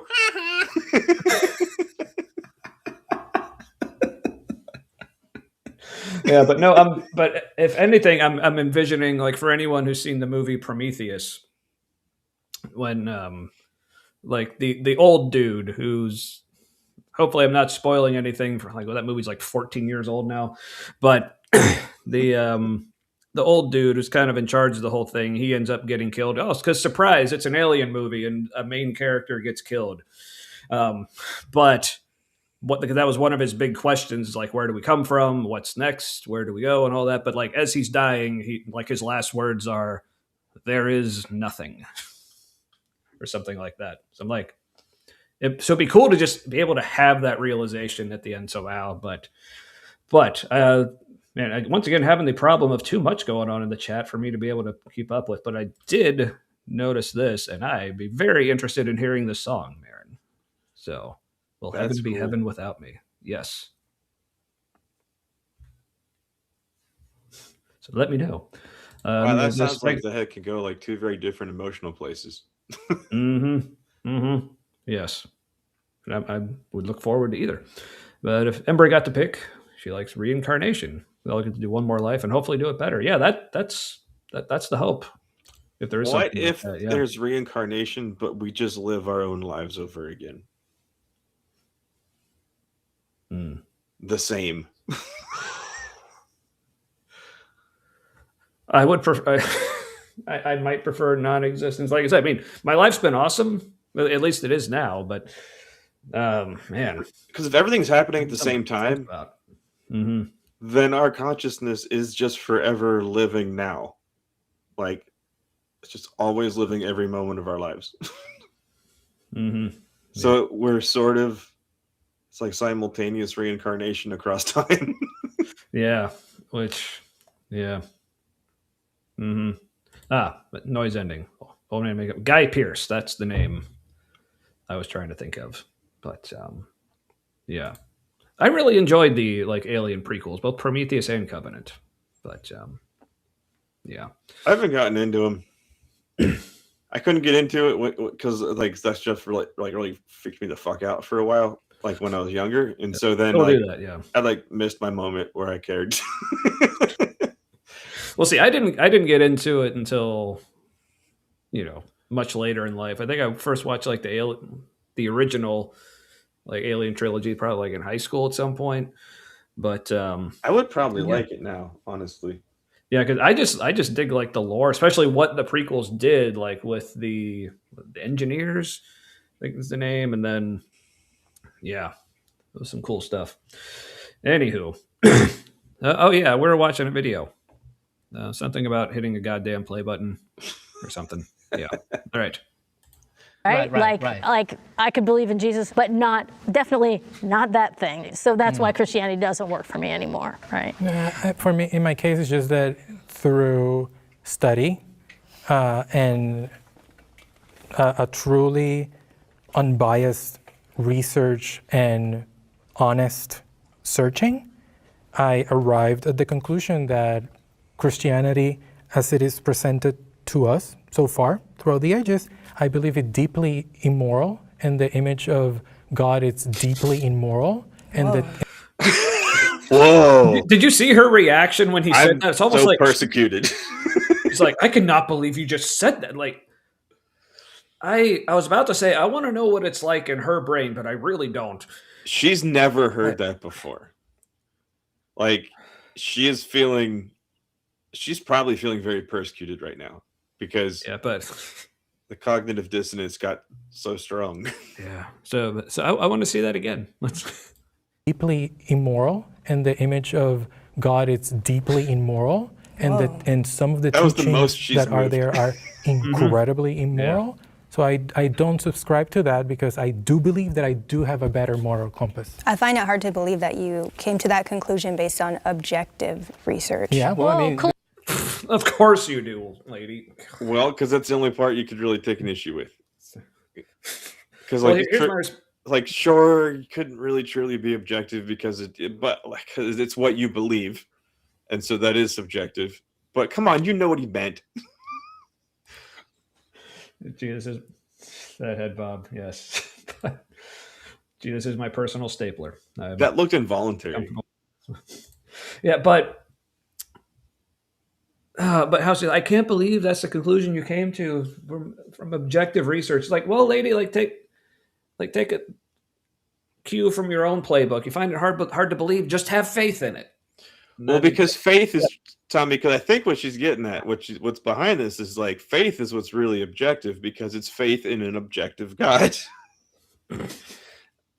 And so it's not subjective because she's agreeing with the objective person. Oh, all right. Colonialism, manifest Slavery. destiny, slavery is not denied or rejected in the Bible. So there are a whole bunch of immoral things that happen in the Bible that some apologists will say, well, no.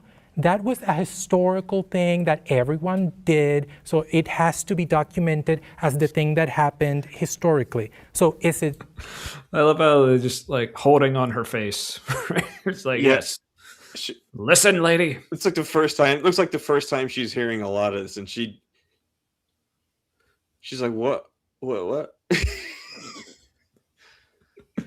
Yeah, it's like something's breaking in here Because she has no response for a lot of this, and so whenever it happens on Fox News sometimes when somebody really who's a good communicator, and especially somebody who can communicate clearly but with subtlety.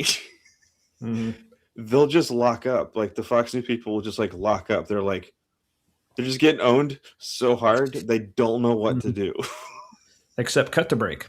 So like, oh, that's all the time we have now. But they'll let it go for a while. They're like, what is happening? What is happening? Why am I hitting myself?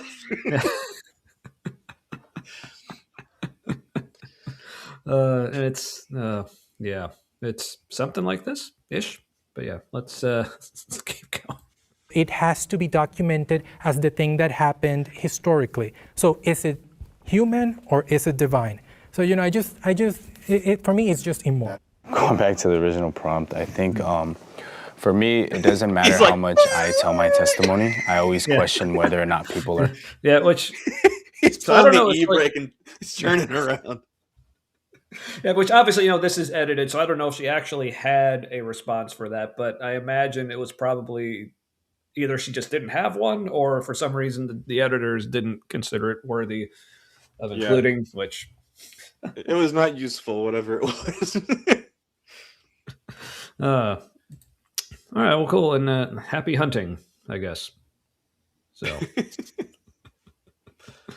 All right. We're going to accept God through it. If you guys don't accept it, that's okay. For me, it's kind of like an all-you-can-eat buffet. It's like... Hold on, I just love this sequence.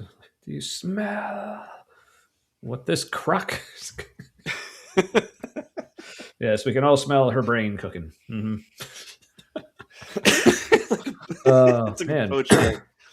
Yeah, man, and also I'm just like so upset with myself for as much, especially tonight, as I've been like forgetting people's names. Like, speaking of which, like I keep forgetting that I have this. It doesn't matter what your name is. I need to be asserting myself more with that. It's like, oh, I can't remember their names. Oh, it's okay because it doesn't matter. Yeah, that's right. I don't know. Maybe that's good that I don't remember to be such a dick all the time. Well, that's probably see, but that's what Kip's for. He's here to remind me to be a dick. I guess. Yes. Jesus is the all-you-can-eat buffet, but it's all wafers.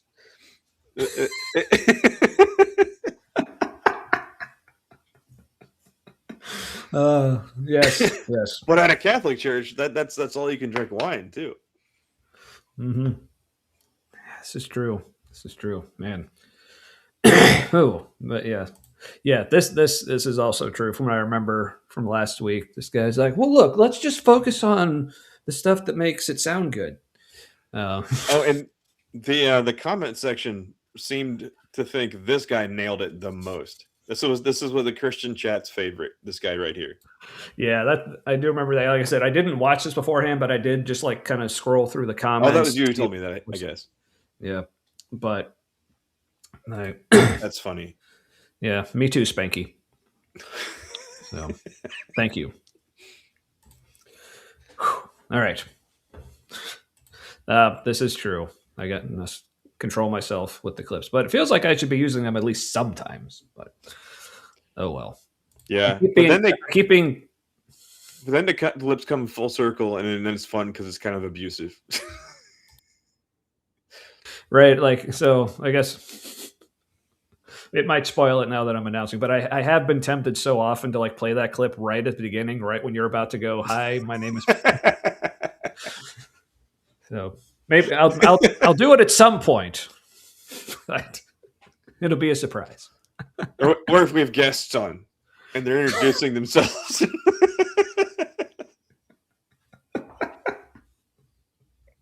maybe a certain guest that we may be having. Well, right. At the end of this month or the end of next month. It could get like really difficult. Otherwise, it's just like. Man, imagine we have someone on here like Paula Gia or Seth Andrews. That would be good. All right, so I guess we'll have to now. So, all right, and if anyone has any any ins, well, I know Kip's friends with Paul apparently, and AJ is probably cool with Seth or probably some other folks. So, I wouldn't mind. All right, but yeah, back to this guy. Not this guy. You guys don't accept it, that's okay. You know, for me, it's kind of like an all-you-can-eat buffet. You know, it's like... Yeah, this is one of the things that Christians will say to me that, I mean, like in reality, like I appreciate it, but like based on what they're supposed to believe... Yeah. When Christians say to a non-believer, it's like, it's all right if you don't believe. Like what's wrong with you? Like, well, fuck you too. Yes. Don't worry about it, Kip. There was nothing. Yeah. Go back to sleep. Yeah, just back here sleeping, Billy dogs or whatever the fuck it is you're having up there. All right. Sorry, I'm just we're gonna back him up just a second here. Oh yes, Johnny. All right. I tell my testimony. I always question whether or not people are going to accept God through it. If you guys don't accept it, that's okay. You know, for me, it's kind of like an all-you-can-eat buffet. You know, it's like you could pick and choose. You want the chow mein or the sushi. You know what I'm saying? Like, there's still only one Asian right answer, right? I mean, so he literally is a cafeteria Christian. Only he used like a buffet, which that's same thing. But then Satanist comes in like right away with, but there's only one right answer, right?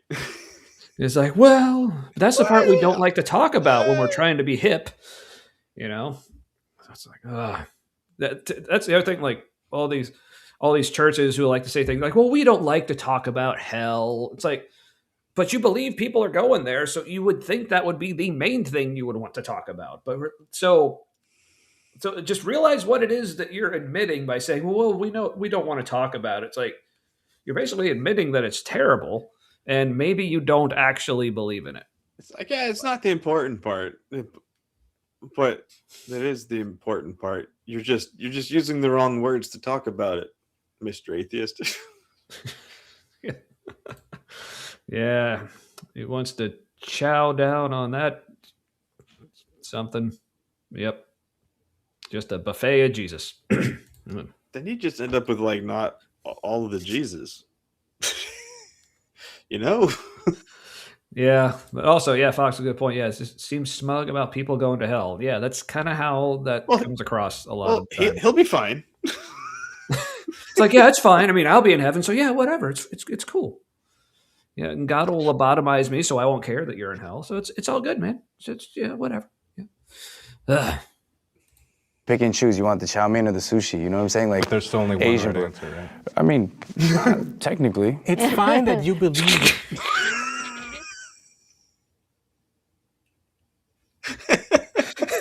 Well, I just love how I'm technically owned. I love how he just very quickly and succinctly completely obliterated the whole train of thought he was trying to have there.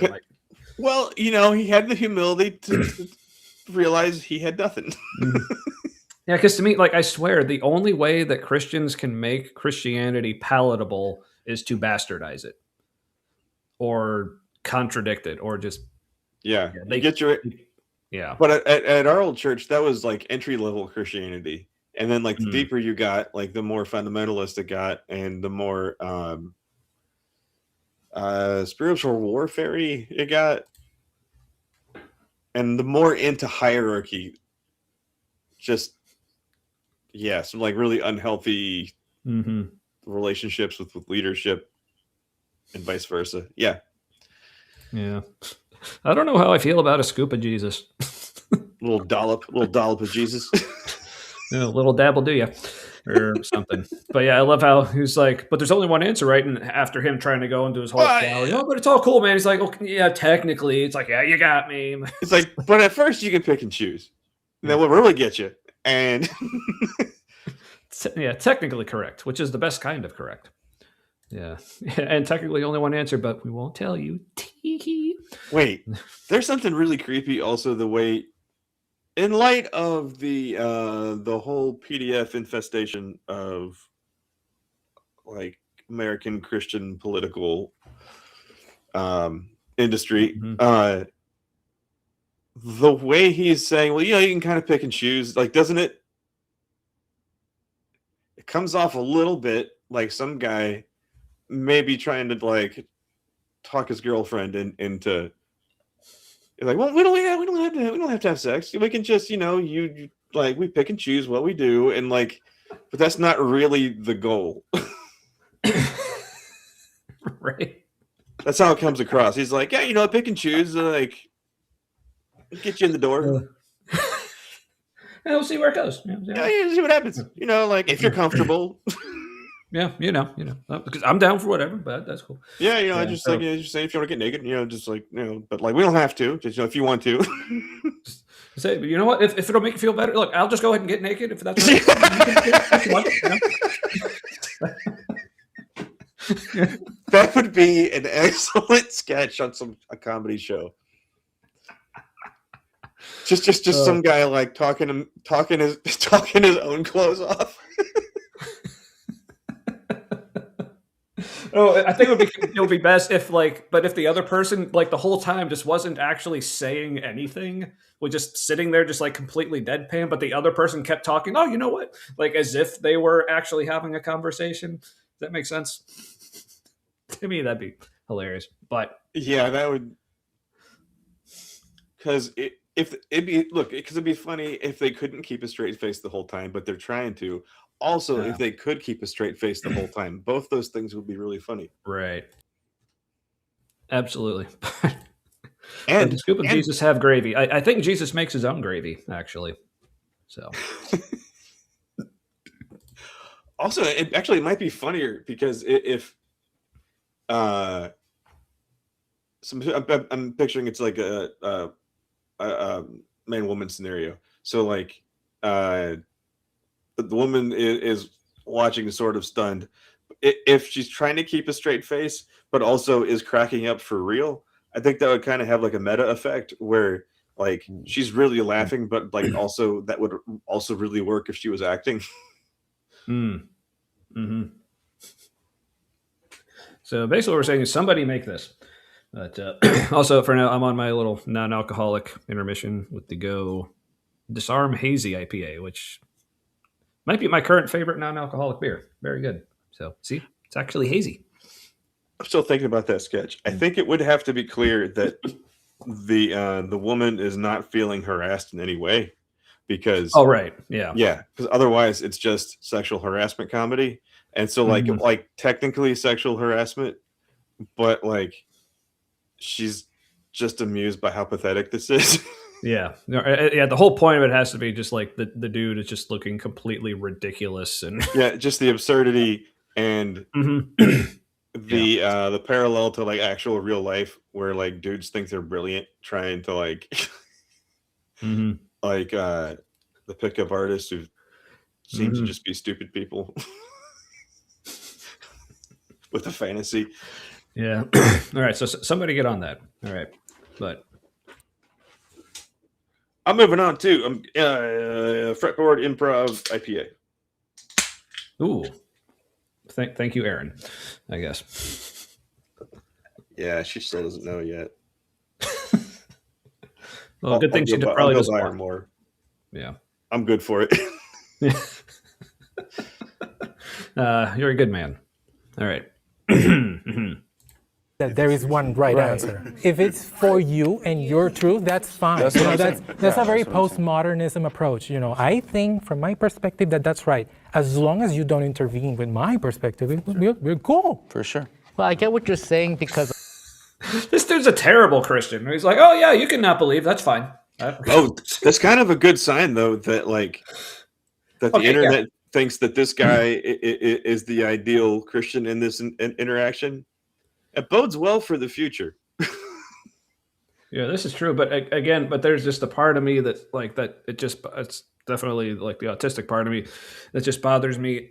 Like, if they really believe this is true, like they should not be okay with people being like not believing. But again, practically speaking, as far as like an actual like real world how people interact with me kind of thing, like yes, I'm glad that not every Christian I know is constantly harassing me to try to bring me back, as if they actually believed in this hell that they talk about. But but it bugs me that it just strikes me as so hypocritical.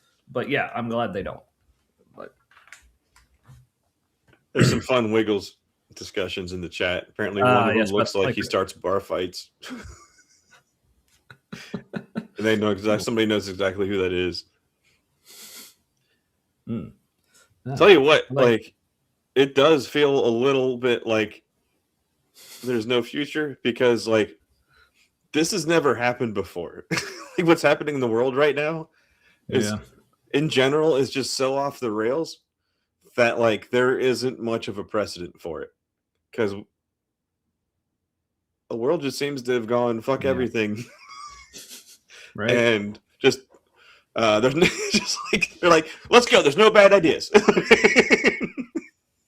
And it's like, what you got? You. How bad? I guess. How much for how many people? Let's do it. Like, if it's any consolation, at least as far as like Matt and I are concerned, like our kids are awesome, so the world has that to look forward to. Yeah, I think it's going to change for the better, and probably faster than it seems like it should, because everything else is happening faster than it seems like it should. So why not the rebound? Yeah. But speaking of like the kids being all right, I'm just going to brag on my son for something here for a sec. So speaking of the thing happening last night, like with like the kids being sad, so it was my daughter. It was like something she was very upset about. Obviously, not going to go into the details. So I was just like sitting in her room with her, just like, just being there for her, But her brother comes in just to check on her, see if she's all right. And I said, yeah, everyone's fine. Just, things. But he noticed that in her room, like she had like the pan that they both use to make pasta. And that's actually usually a big thing of contention about them. It's like they both use the same pan, but but one of them will use it but not wash it. So it turns into this whole thing. It's like, well, you need to wash. No, it's your turn to wash, so I can use. No, you use it, so you need to wash. And so it's just becomes this whole thing. But it was just really cool. So my son walks in just to check on her, and I said, hey, we're just having a thing. It's okay. You can.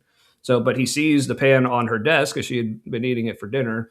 And he just like, without saying anything, without anyone referencing, he just grabs it, takes it downstairs and washes it, which I was like, dude. So I was proud of that. So, yeah. Also, it's like, it's also real practical too. He realized I can't do much about that, but I can do something about this. Yes. Yeah. So, yeah. That was among so many other things about It's like, well, can't fix that. I can fix this pot though. Mm-hmm. Yeah. So gotta fix it. Yeah, and I know I've told this story before, but in another sense of why I think the kids are all right, like because my son, he also was the one who helped me hang up my ally flag back here, and when we were hanging it up, like I just had the two hooks because like he has some like other like flags and banners and stuff that he wants to hang up in his room for like sports stuff. And he's like, oh, so we can hang some of my stuff next. And I'm like, sorry, I only have the two hooks right now. So, and he's holding like the flag, or he just looks down. He's like, this is more important. Like, just like completely seriously. I'm like, oh, it's like he gets it. So, I'm super proud. Yeah, the kids are all right.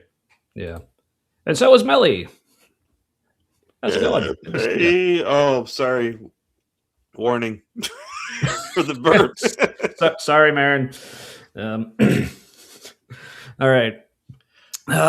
But so some of these kids are all right, but let's get back to them anyway. Some of them. Yeah, I think so. Okay, so here's my impression so far. Like, yeah, all like the non-Christians, like, yeah, I'm cool with all them. I think the only person I just like actively dislike is Goldenrod Lady here, but like these two, I'm like, okay, you're nice guys, but just listen to what you're actually saying. Also, there's something about them I don't trust. There's there's a guardedness about their friendliness, and that always Yeah. freaks me out. Yeah, because they still feel like they can only go so far because there's still something above them. Like, well, I got to hold fast to this. Like, I can only go so far. But then this guy, it's like, I'm like, dude, like, you're so close. Just, you don't have to be there.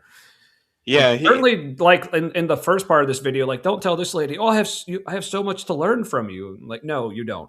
Just, I do feel like I could her. trust that guy on the end in the teal shirt definitely more easily than the other three. Oh yeah, absolutely, yeah. Because although he clearly has thought through some things the least out of all of them, yeah, he seems like a sweet guy. Mm-hmm. Oh yeah, for sure. Yes, kids are all right unless the kids in the alt right. Yeah, yeah. That's the other thing. Like to know, kids like, in the alt right ain't right. Right. That's the other thing. Like our kids, like very much not that. Like the other end. So anyway, but their minds can be changed, but not if their environment is all that.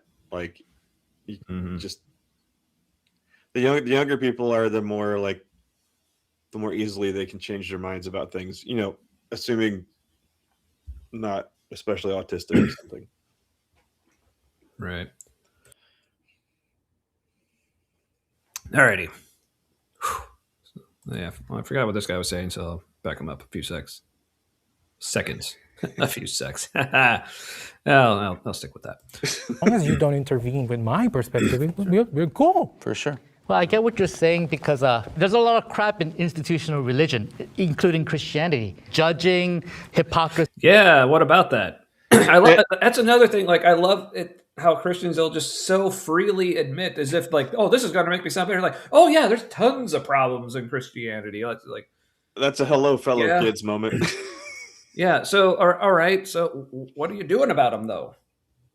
Like, why are there still so many problems in Christianity It's almost like, give us 2,000 time. years later? We're working on it. Give us time. Like, not fast enough, guys. Like, people are getting hurt. Move faster.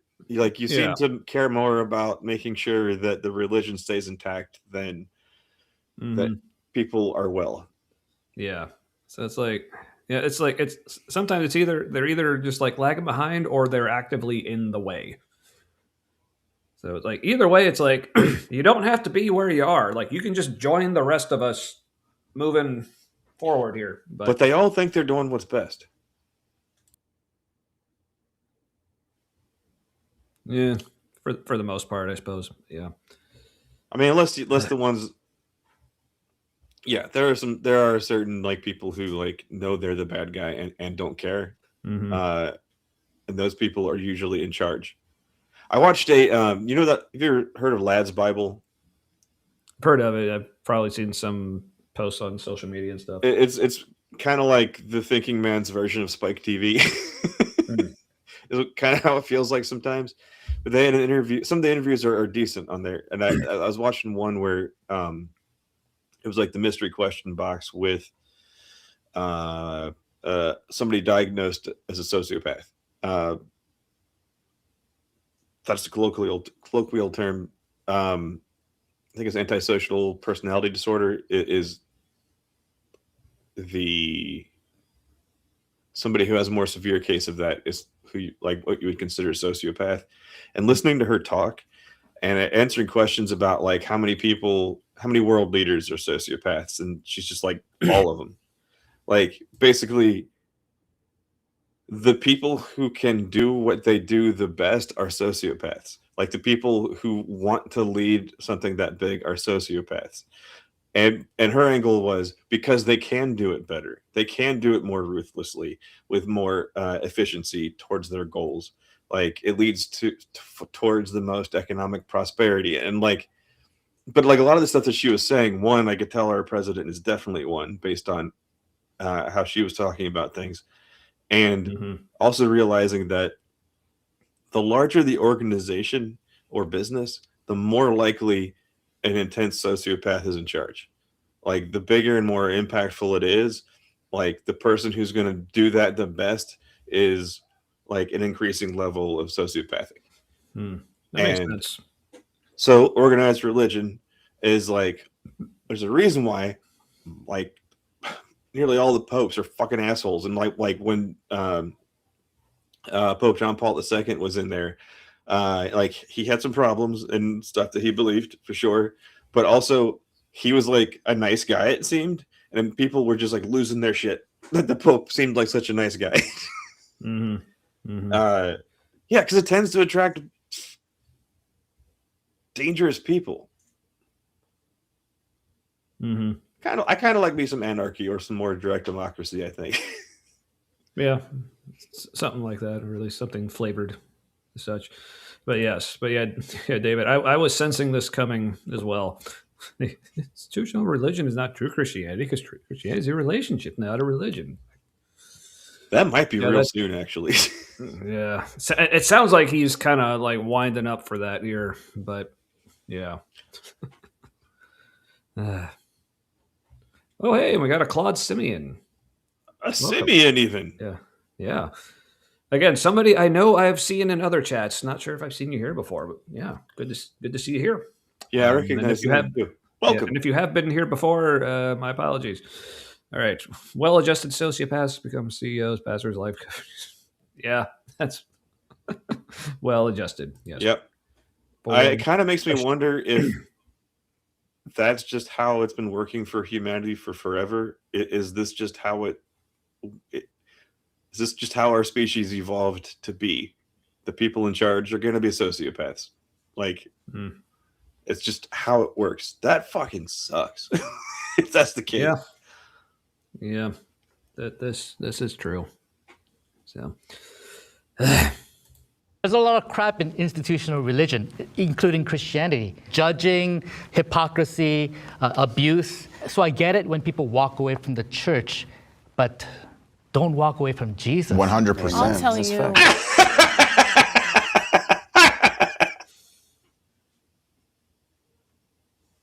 I forgot about that.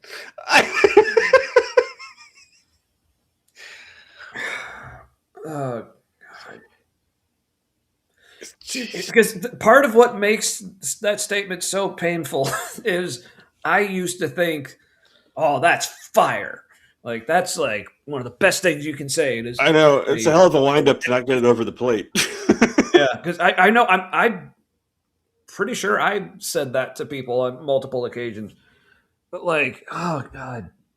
That was I'm full of baseball things. That was his big swing and a miss. Like, that was he's like, here we go, and then just a fart noise came out of his mouth.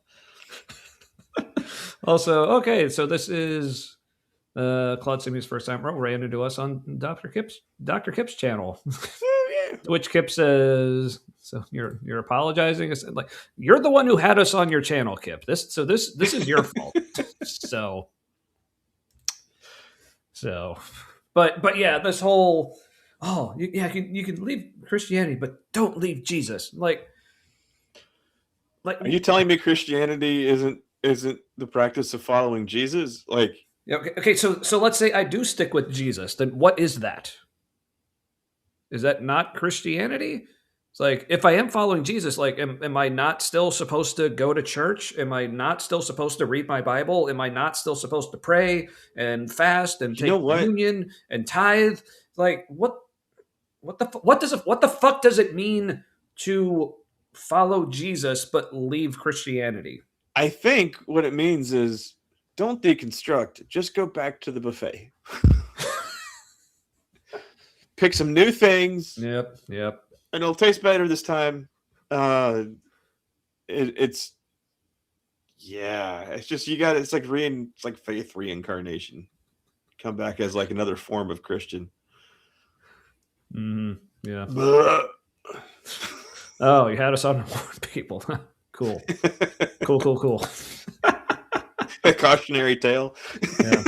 Yeah. Also, Spooky trying some reverse psychology on folks. So, aha. Well, because Spooky definitely seems demand avoidant. Yeah, which I appreciate. But yeah, it's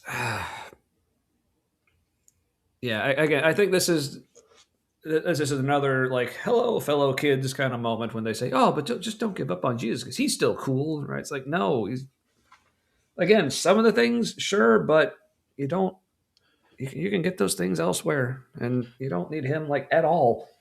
So Yeah. again, so my other question to like this guy would be: so when he says, "Yeah, sure, give up on Christianity, but don't give up on Jesus," like what does he actually mean by that? Like, what is he wanting people?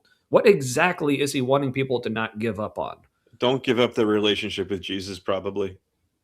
Like, okay, fine, don't go to church anymore. Fine, don't read your Bible. Fine, like, don't like call yourself a Christian anymore. But like, keep talking to Jesus. Yeah, But but it's an why? absurd. It's an how and like Yeah. with what concept? I if wouldn't I just not be a Christian then? Like, Yeah, or don't give up on Elvis. it's Yep. also not practical at all, because if you actually did that, you'll lose your faith fast. Mm-hmm. Yeah, because I mean, Like, also, because what does that's a, he think these people did when they lost their faith? Like, that's what they tried to do. Mhm. That's one of the steps. Yeah. So, and again, like, and I'm wondering, like, how happy would this guy actually be if someone does just completely walk away from church and like the whole religious aspect of it, and say, "Oh, but I'm still cool with Jesus," like, because after a while he almost like couldn't help himself. It's like, "Hey, so you want to come to church on Sunday?" It's like, like they still need at some point. It's like they still feel the need to bring these people in. So you had this whole like, "Oh yeah, go ahead," and so it's almost like they think, and again, I can like reference like my own like mental processes back when I was in this place and I was saying shit like this. Like I'm sure a lot of it is actually okay. Yeah, you give up on what you think is like the bad version of religion and Christianity, but just keep holding on to Jesus because like it's almost like in the back of their mind they know.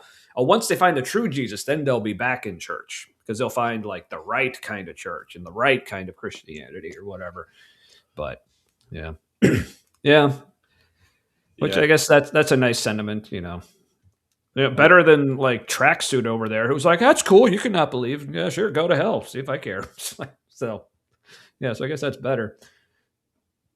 And we got an So, Emily. Emily, how's it going? Yeah, lost. Yeah. No, like I understand that, like keeping a relationship with God without the Jesus. Um, Yeah, I guess. I think some people would probably say that's like in a spiritual way. That's like you could describe my experience of being alive that way, but like it's more just having an experience with reality that I didn't have before. Mm-hmm. um, Yeah, but like sometimes I struggle to talk about the experience of that without using religious language, but like it's not a religious thing for me. um mm-hmm. Oh. so But yeah, but I guess I maybe like further clarify when I say like I don't understand holding on to Jesus, but like dropping Christianity. I'm mostly like in what is apparently this guy's version of Jesus. It's like I you can tell this guy is still all about like the actual Christianity. He's like, yeah, like he's basically wanting you to hold on to whatever he thinks Jesus is because he's sure that will keep you or bring you back or whatever. yeah, I But think yeah, it's also evangelism adapting to um there being just such a quantity of people who used to believe that don't anymore, or who are deconstructing. This is an attempt to connect with the person, like kind of like to say, "I see you, I hear you." Um, also, you know, do this impossible thing, and uh, right. like they've reached the end. All right, because like evangelism in America in the like non-denominational like seeker kind of crowds, um, meeting people where they are has like kind of moved modern contemporary Christianity like further away from Jesus in Mm, doing that, like further away from like a real like rigid faith. So I'm getting like more flexible to still try to attract new people and meet people where they are. Now they're even to the point where they're like the end of trying to reach people where they are. But like former Christians are typically some of the most gone people from Christianity that you're ever going to find. Right. And trying to meet them where they are, you end up at the very end and just saying something stupid. Like, well, could you, what if we called not being a Christian being a Christian? Or what if we called not being a Christian following Jesus still? What if we just give it new terms? And that's where they are now. Not even really trying to save people, just trying to give people different language for their experience. So they're comfortable now. Oh, we're good. We're all Jesus followers now. Excellent. I feel good. Yeah, because as long as they're comfortable, then it's all good, right? Yeah, but yeah. So I guess I could understand that more if his approach was more. Okay, well, you can still hold on to some kind of God belief, but the fact that he went to you got to still hold on to Jesus, like in particular. Well, because if he doesn't say that, he'll be a universalist, right? Or just any kind of like and that's his red line. Yeah. So he's at his red line, trying to like reach people. He can't meet. He no longer can meet people where they are. So I mean, he might turn into Emily or something. His arms are like this across his red line. Hey. Yes, but yes. The and then, yes. Oh, crossroads. Yes. Yeah, they tend to have that effect on people. Mm-hmm. They like move you right along, and then, well, it would make sense that they kind of have like assembly line faith, where they just like move you right along, and then sometimes like right out of your faith. Yeah. Whoops. So efficient. I know. Fucking factory over there. Well, we always did say when we were in there that like they like, and even after we stopped going there, like the kind of thing they do it really well. Even having a pastor who like didn't finish seminary and doesn't really like theology, or sometimes thinking very hard, and but like the appeal that all of that combination has, and like the worship music is actually, the musicianship and like vocal ability is actually like really good. So that's what sells a lot of it. But they do what they do extremely well, right? And so maybe doing what they do extremely well, like doing that flavor of Christianity really well, just cranks people away from the faith eventually. Like if you do Christianity the best, you just move people out of Christianity faster. Which is several kinds of hilarious. But yeah, because it does feel like it's like the English language of religions. Like the Bible was put together a little too early. You know what I mean? And it's kind of like how English got fucked up because the printing press was invented. Like at a certain time, it just solidified. When it was like essentially going through puberty and was like super awkward. And Christianity feels like a transition religion that somebody just like concretized. It's like Constantine and his mom were like, all right, let's go. And they're like, oh, wait, it was no, okay.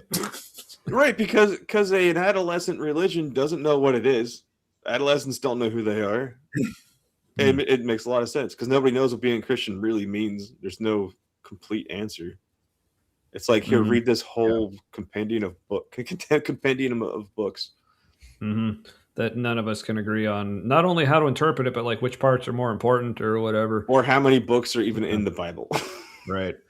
But yes, Emily says, to be fair, deconstructed after being an American Baptist. Like, yes, please deconstruct from that. But almost into my life and realized it was all bullshit. Yeah. Glad you're still here, friend. Yeah. Glad the first part didn't have to happen first. Yeah. I mean, I wish it didn't have to happen that way. I think I said that wrong the first time. Yeah.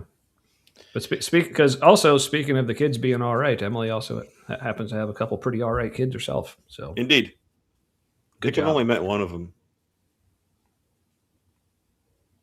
I've met both, at least briefly. But good dude. Yeah. Yeah. Indeed. Good job, Emily. We appreciate you for so many reasons. All right. Like a thing I just can't grasp is like, okay, we're born. We didn't ask to be here. We are flawed from the beginning. How she said, yeah, we didn't ask to be here. She's like, yeah, that's right. Right on, right on. God is sovereign. We are not. Yeah, I swear goldenrod. Okay, we're born. We didn't ask to be here. We are flawed from the beginning. Life from a biblical Jesus.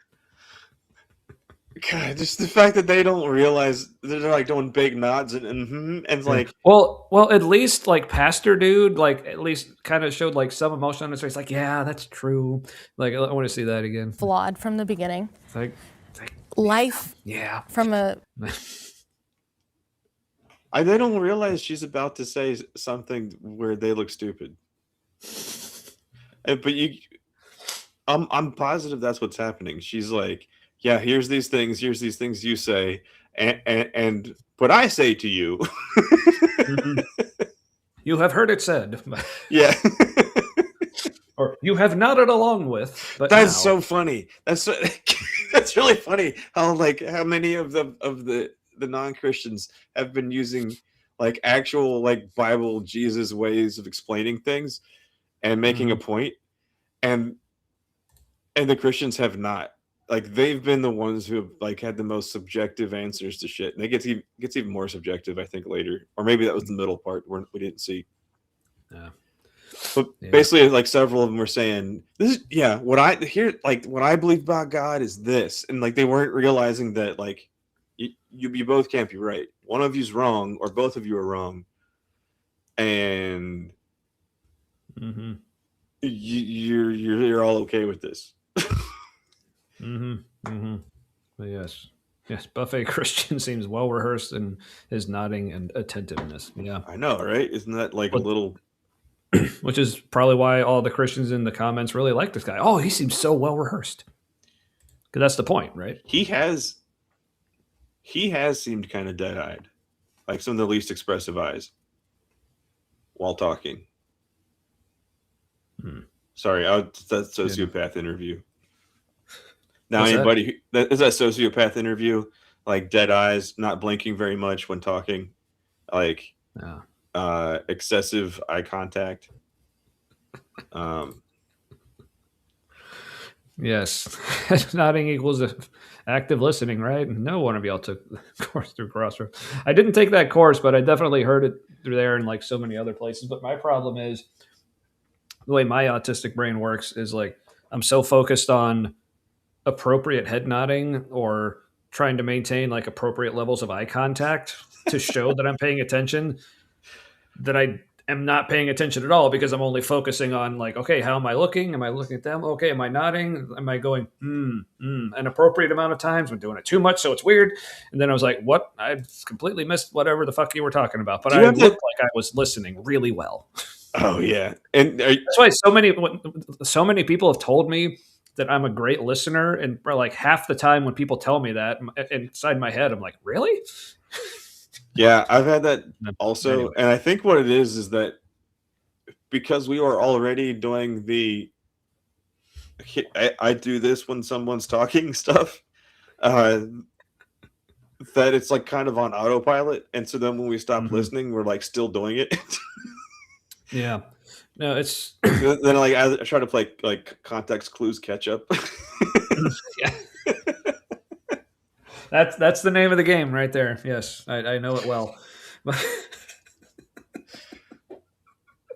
Oh, that's a good way to put it. If I make eye contact for too long when someone's talking, sometimes I'll just like lose my train of thought completely, and then I look uncomfortable, and then I break eye contact and look uncomfortable, and I'm like, shit, no. They have no idea why I'm uncomfortable. It just looks like I made eye contact and now I'm squeamish. But yes. Well, good. So we're explaining it well because it is exhausting. So I'm glad that came across. Yeah, listen better when I'm looking to the side of someone. Yeah, because I can't look at people when I'm active listening because I get too distracted. Oh, yeah. 4. sure. So, also, and thank Yeah, you, we clicked Emily. at the same time. I got it. You got it. Yeah. Both great talkers and listeners. That is good to hear because, Yeah. like, so many reasons. Yeah. One of which is like I haven't always been a good talker. Yeah. I was very quiet for a lot of my life, Yeah. and was super awkward conversationally. So like, and glad we contribute to your life in a positive way. Yes, we'll have to do. He said in the most autistic way possible. Yes. So you have grown because you used to be quiet and awkward, and now you're loud and awkward. So that's yeah. Now it's like if I'm uncomfortable, we're all uncomfortable. Let's go. Yes, but yeah, need to hang out again soon, Emily. So and Chris, say hi to Chris. That hangout spot in the Volkswagen garage. I feel like I'm on the set of some like reality show every time. Like this is where the conversations happen on the special island. Yes. I think that's Chris's dad's place. Yeah. It's good times. Good times. Maybe do another bonfire coming up soon. Yeah, it's that time of year for a good bonfire. Yeah, at least when it's not raining. So. Well, then it might be 85 like the next day. Yeah, right. Or the same day. Like it was almost 85 earlier today, and then it's storming and cold and shit. So yeah, we'll have like a 40-degree drop over a day this time of year. And then you have allergy issues that make you feel like you're sick. Yeah. Like, well, Kip's not invited.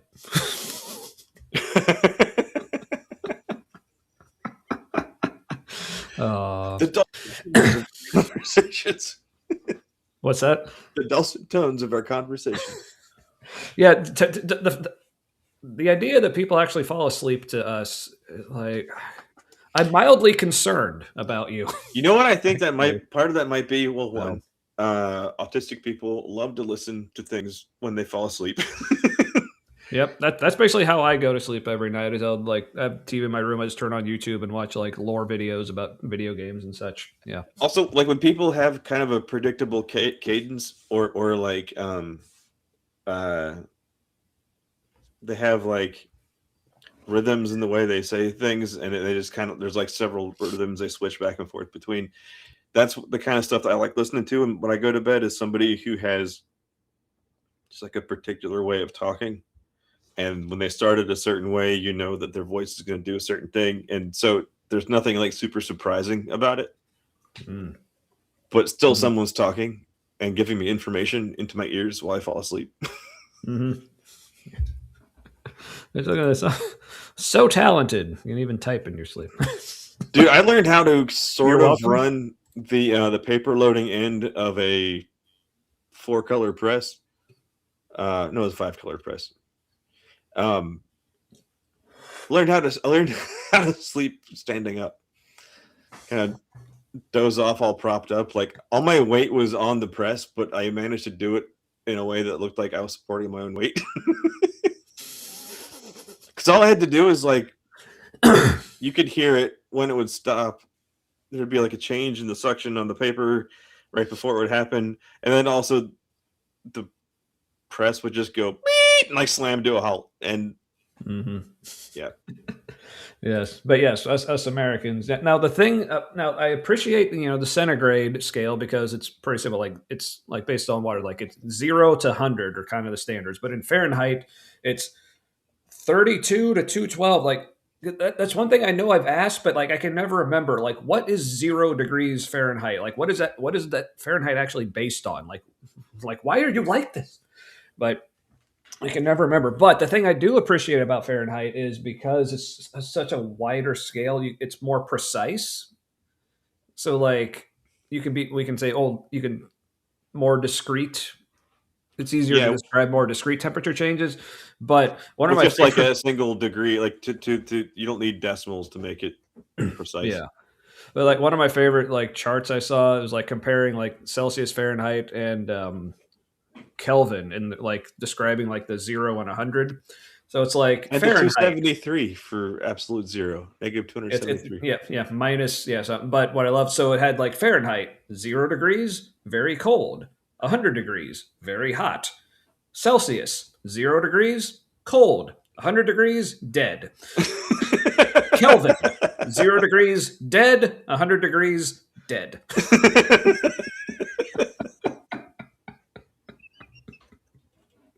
I just appreciated that. But yes, man, that's crazy. The universe is mostly dead. Yeah, like which is why maybe life's this just not possible. Yeah, and maybe that's something we can get into later. Like, this is why I find things like the argument from fine tuning so unconvincing. It's like, oh, the universe is so fine tuned for life. It's like, then why is life almost nowhere? Like, at that. Yeah. Anyway, I'm not sure anything is actually alive. Like, life is just like a relative term. Because, like, at what point is something alive and not alive? Like, there's I know there's something. Yeah, this may be too deep for my brain at the moment, but okay. But yes, in our local weather, yeah, we can go from 0 to 100 in Fahrenheit here as well.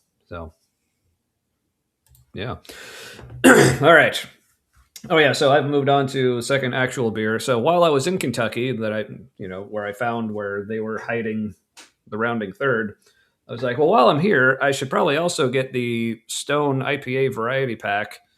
It's a case of Stone IPAs. It's only $17, so it's like I can't afford not to.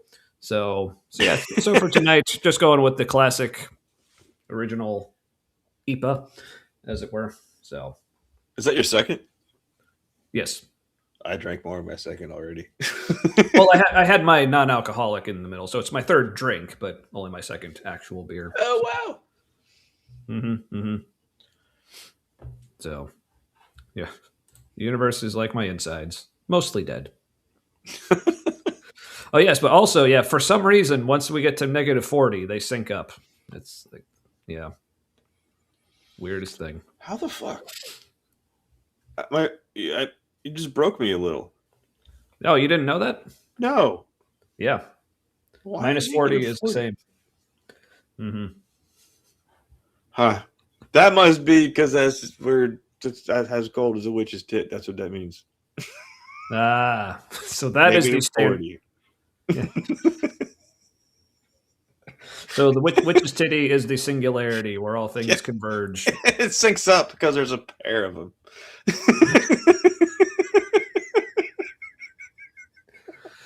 I don't know how that logic works, but there's two. They're side by side on the screen right now, and so it worked.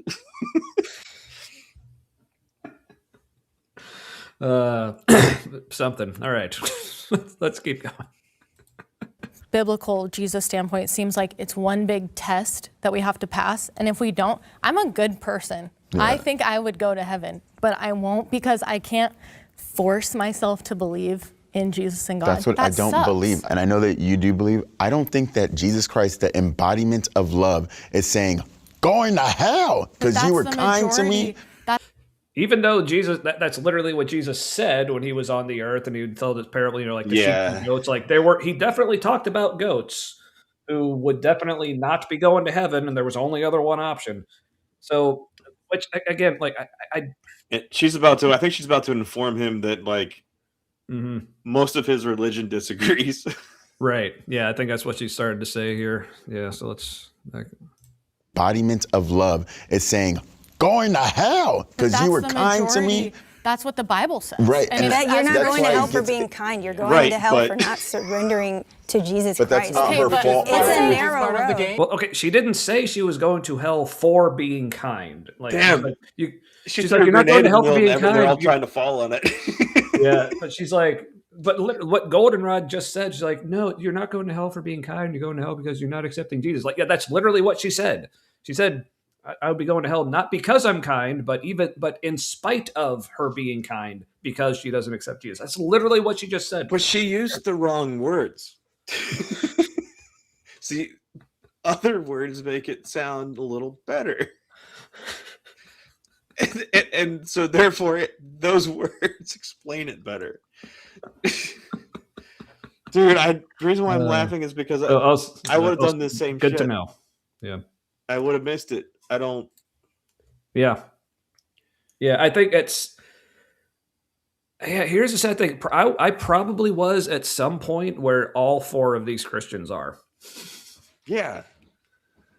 That's why it's a little painful. It's Yeah. like I might not have said everything the way they said it, but I think they kind of chose these people on like this. This video was casted, and I think they chose people on purpose. Because look, we got a spectrum of Christians, and we've got a spectrum of former Christians. That's actually pretty decent casting, though. Oh yeah, it was definitely intentional, but yeah. But let's, because I have some thoughts on where this is going, but yeah, I want to hear this lady be dumb again. You're going to hell for not surrendering to Jesus But Christ. that's not her fault. It's a narrow road. Hold on. Logically, that's not her fault. The game is like we're throwing you. And I love how that dude is arguing with her there. So the dude who's saying like, I can't imagine Jesus, who is like the embodiment of love, oh, you're going to hell. But she's like, but he did in the Bible. Like, again, I'm like, as much as I appreciate like Christians like that guy who only want to hold on to this image of an all loving being and like not like casting people to hell and like not being judgmental and all this stuff.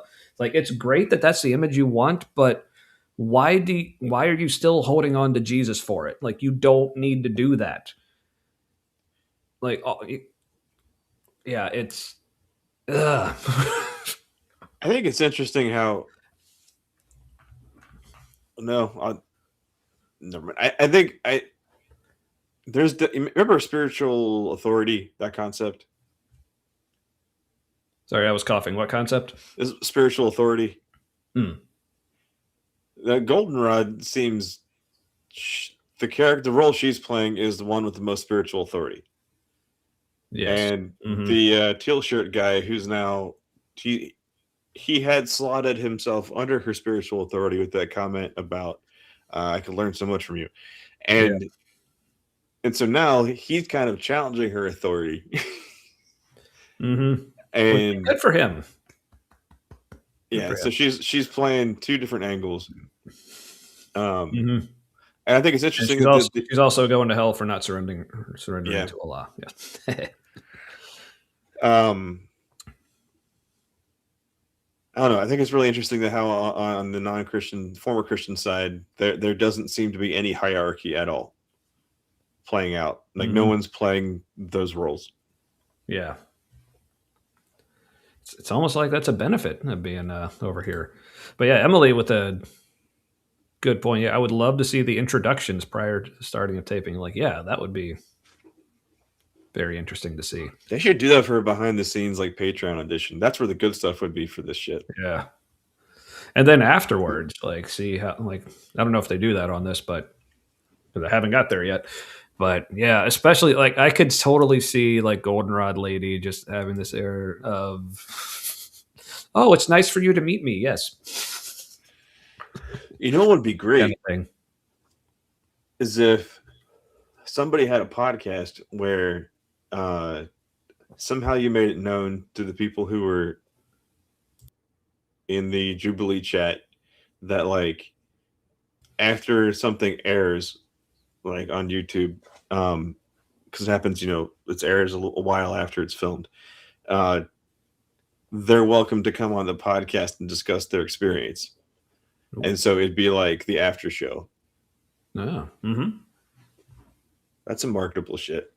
Yeah. Because there's no way all these fuckers signed an NDA. Right? Yeah. So somebody get on that. That'd be good. I mean, I sort of care enough to do it, but like, yeah. I would also want to reserve the right to just fuck with people. Oh yeah, you got to reserve that right. It's like, yeah, you can come and talk, but like, just please understand, like, this is not serious. What's the point of even talking to people if you can't fuck with them? Yeah. This is a show where it's not her fault. What? This is a show where we work out our trauma from when we gave a shit.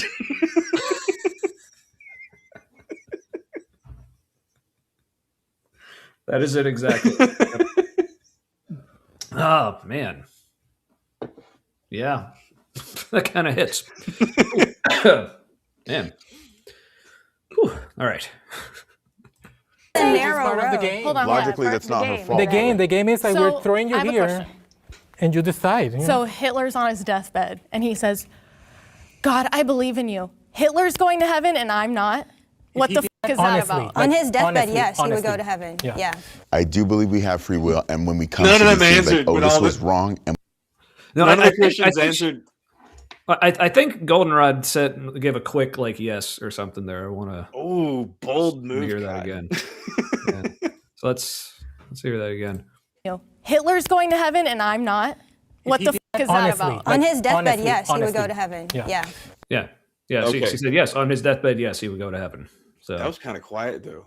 Interesting. So, but She's yeah, like, I there it have was. to say it because it's true, but I don't want to. Because I don't know. Because I'm black, and I'm saying, yeah, Hitler's totally cool. He's going to heaven. Like, Yeah, that's a take. whoops, That's a take. that Yeah. hurt a little bit. Whew. I do believe we have free will, and when we come to these things like, oh, this was wrong, and we learn from him, I think that is what his version of believing in me is. What now? Did you Again, just that explain away sounds- your faith? Yeah, it's like again, that sounds good, but like, where Does it are though? you getting that? Well, no. Well, let's hear that again. Okay. Like, and we learn from him, I think that is what his free will, and when we come to these things like, oh, this was wrong, and we learn from him, I think that is what his version of believing in me is. yeah, I think like at least the way I was interpreting that is like doing something or thinking something wrong, and then like correcting yourself, and like, oh, now I'm improving, and like that just sounded like learning and improving. But him saying that's what like Right. salvation. What was his word? I keep forgetting what his actual That's what words were. believing in Jesus is. Mm-hmm. Wrong, and we learn from him, I think that is what his version of believing in me is. When did Jesus ever say anything like that? This guy sounds like a humanist with Jesus language. Yeah, which again, I'm like, you don't need the Jesus part. Right, like what you just described is like believing in your own ability to change for the better, Mm-hmm. which is a healthy thing. Super great. Mm-hmm. Yeah. Also, Redefine believe. Everyone believes. Yeah. also, you just signed away your self belief or your self esteem to this thing. Mm-hmm. Yeah. Fuck off straight to the moon with that. Yes. To the moon. You were talking about something else, but it applies here too. I've been wanting to watch like really old TV lately, like Abbott and Costello bits, especially the Colgate Comedy Hour stuff. That was really good. Yeah. Mm-hmm. And the Honeymooners, the stuff that was like it was a play. Mm-hmm. Yeah, I'm like old-timey stuff. remember the past? Yeah. It was the worst. But, in my nostalgia brain, better. Right. But also Yeah. because I'm white and, like, I'd never really had it, like, especially hard. Right. Yep. All right, dude. I don't believe Jesus was anything other than a religious teacher with a couple fanatical followers. That has nothing to do with my moral code. Exactly. And throw in cult leader for good measure. So Yeah, it just had the winning numbers for just playing humanity the best. And Mhm. Yeah, so really what it is with like statements like what this guy just made, it's to me what it seems like is going on in people's brains is okay, they feel like for whatever reason they have to recognize Christianity as being like the ultimate best, most moral, goodest ever thing. But then they also still have in their own mind like their own ideas of like what actually is the best, what actually is loving, what actually is just, what actually is good. They're like, well, those things have to be the same.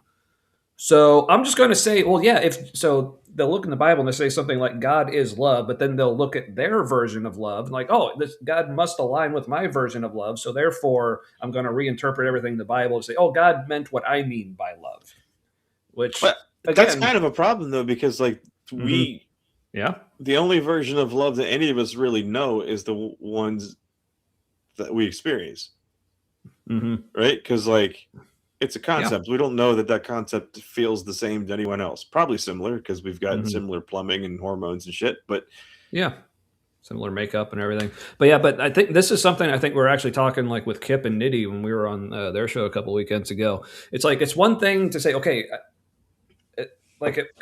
in a way, like I'm glad a person is there because they are actually using their own like internal and like innate, like much better sense of morality as opposed to what the Bible is actually saying. But in trying to say, well, this is what they actually meant, it's like yes, it's good that you're forming a morality that's better than what the Bible actually says, but trying to say that this is what the people who were writing the Bible actually meant, I feel is doing a great disservice to the literature, basically. Because it's like when I think we were watching the video of that guy who was talking about like when Jesus was talking about hell, and he's like, no, he was really talking about Gehenna, which is really like the trash pile, which apparently it actually wasn't. No. But so when Jesus talks about like, you know, the non-believers or whatever being thrown into the trash pile, but what he's really saying is like, what are the things in your life that need to be thrown in the trash and that's what he was really like. No, again, that is a much better way to think about it and a much better like life lesson and way to go about figuring things out. But that's not what Jesus was saying. So stop trying to make him say that. Just say, he was saying these things I don't agree with. Here's the thing I think it's better, and move on. But indeed. I just added Dark Shadows to my watch list because that sounds interesting. Also, Civil War with a weird number of Twilight Zone with a weird number of Civil War episodes. When did this come out? That was 60s, right? 50s or 60s? Yeah, somewhere around there. I mean, America was working through some shit during that time. I guess it was probably getting close to like the 100th anniversary of the Civil War. Yeah.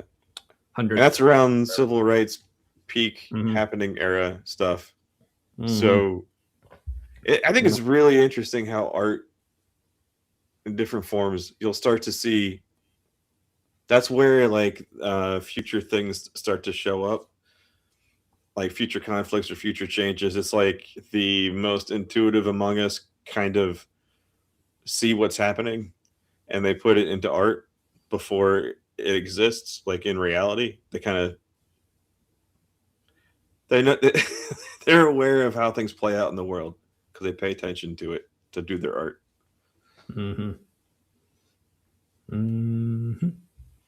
All right. So wait, what does it say about what's coming for us? Like what was happening in art first Trump term? When the writing was on the wall, but like nobody had like bulldozed the wall yet.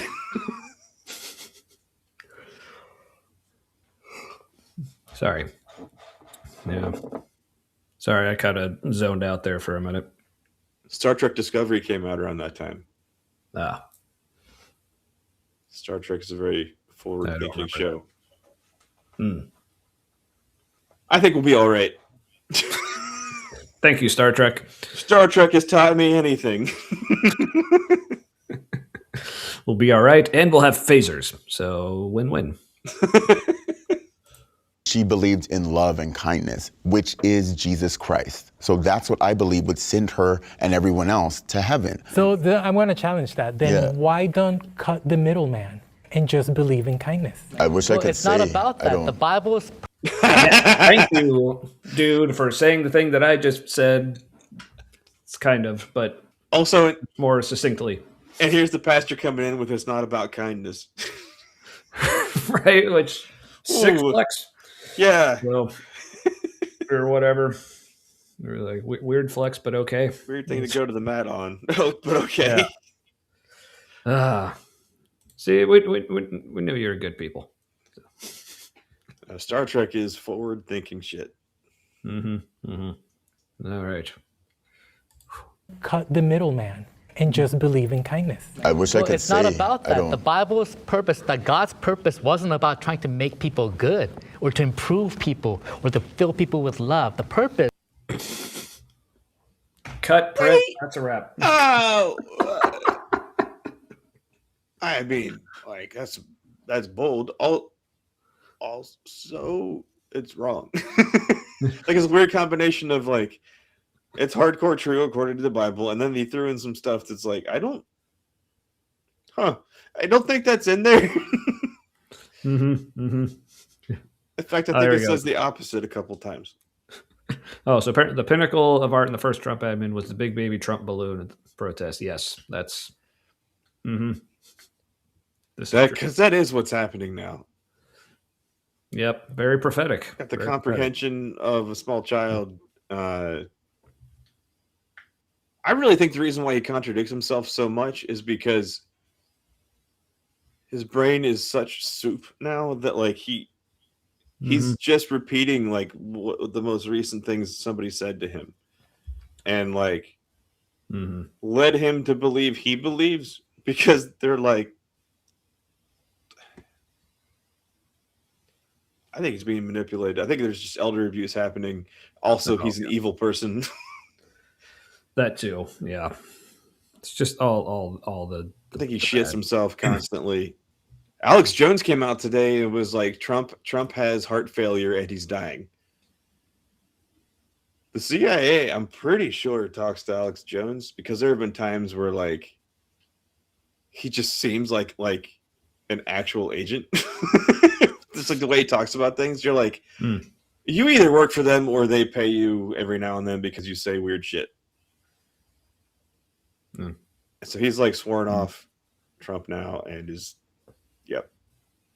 He has heart failures, like, which is almost definitely true. But yeah, I mean, if you're that old, it's odds are, yeah. For him to say it as a fact, that's interesting. Yeah. Also, he has outed himself as some kind of plant if that does come out, because you know that's some guarded shit. Like there are not many people who probably know that if that's true. Yeah. But then again, Alex Jones just does say a lot of stuff that's just bullshit. Even if he might actually be true, might be correct. Like, I mean, he's been super drunk on air lately. Oh, well, that's good. Like slurring his speech. It was hilarious. I heard the clip.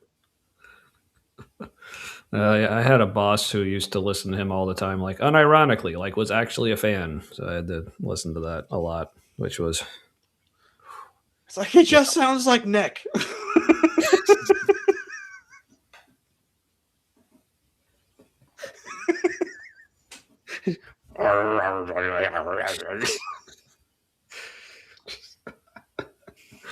Oh, fuck. All right. Well, on that note, about trying to make people good or to improve people or to fill people with love. The purpose was to save people. Save us from Because of the fall. Everybody needs Jesus. Let me say. I love how like he almost like just didn't even like react to all that, and he's like, "I'm just gonna keep going." It's like,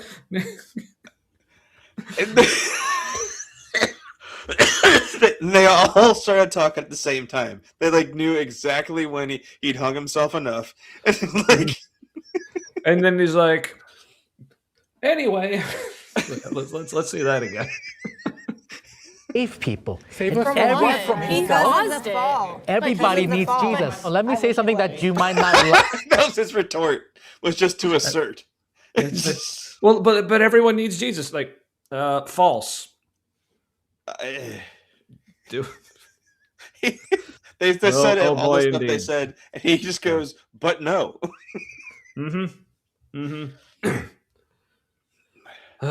All right. All right. I do want to see that one more time. Because of the fall. Everybody needs Jesus. Let me say something that you might not like. I think. Wait, did you see the or track something guy else? look at the camera or look at the director? No. He looked Was like he looked out like towards us, sort of. But I think he must have been looking at somebody there, like, "Hey, they all ganging up." let's see. Purpose was to save people. Save us from Because of the fall. Everybody Because of the needs fall. Jesus. Let me say something that you Yeah, might yeah. not like. Yeah, he's doing it right there. Yeah, he's like, yeah. Like the director's going, Yeah. it's just we can't beat up on the Christians too much because I'm pretty sure Jubilee gets some Christian money. No, definitely. I think all four of you know that God really exists. Deep down, I think you do know.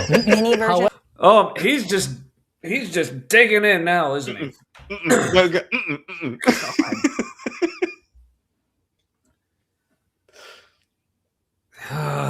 So you could hear the eye rolls in the room.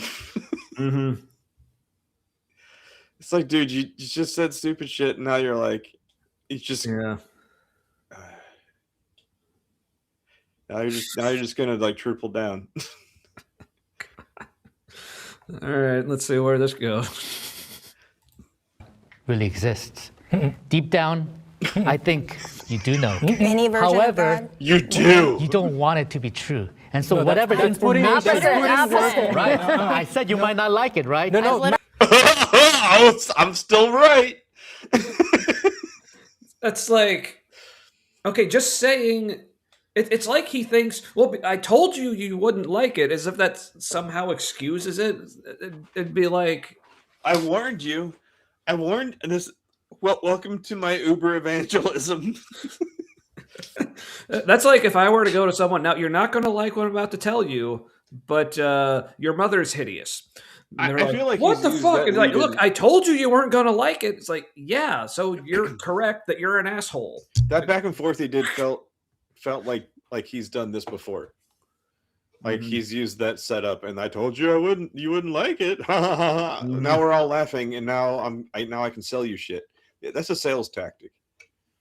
Like get everybody laughing together, and now you're in agreement on something. And if you are in agreement on one thing, you are more likely to be in agreement on the next thing. It's just human psychology.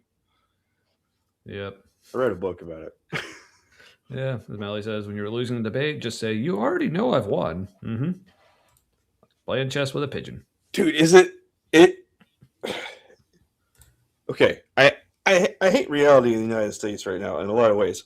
Also, this is kind of our highest form because that whole thing of like I've already won. Like that's the president's whole like bragging thing about like what's going on in West Asia right now.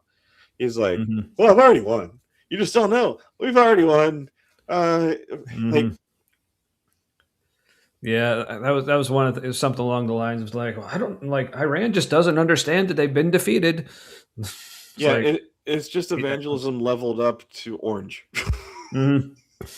Right. Level orange.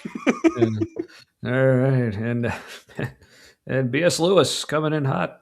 Yeah, just tell him he's gay and suppressing the truth. That usually gets him. Good to see you. I think I remember that the pastor guy did say he was gay earlier in this video. We didn't watch that part, but almost positive. That's fascinating, isn't it? Yeah. All right, that was just a tiny burp. All right, let's see how he keeps trying to dig this dumpster fire of a hole or whatever. Yeah, that's a metaphor. Sure. Dumpster hole fire. I don't like it and categorically accepting But it. let me finish my thought, though. No. That because you don't want it to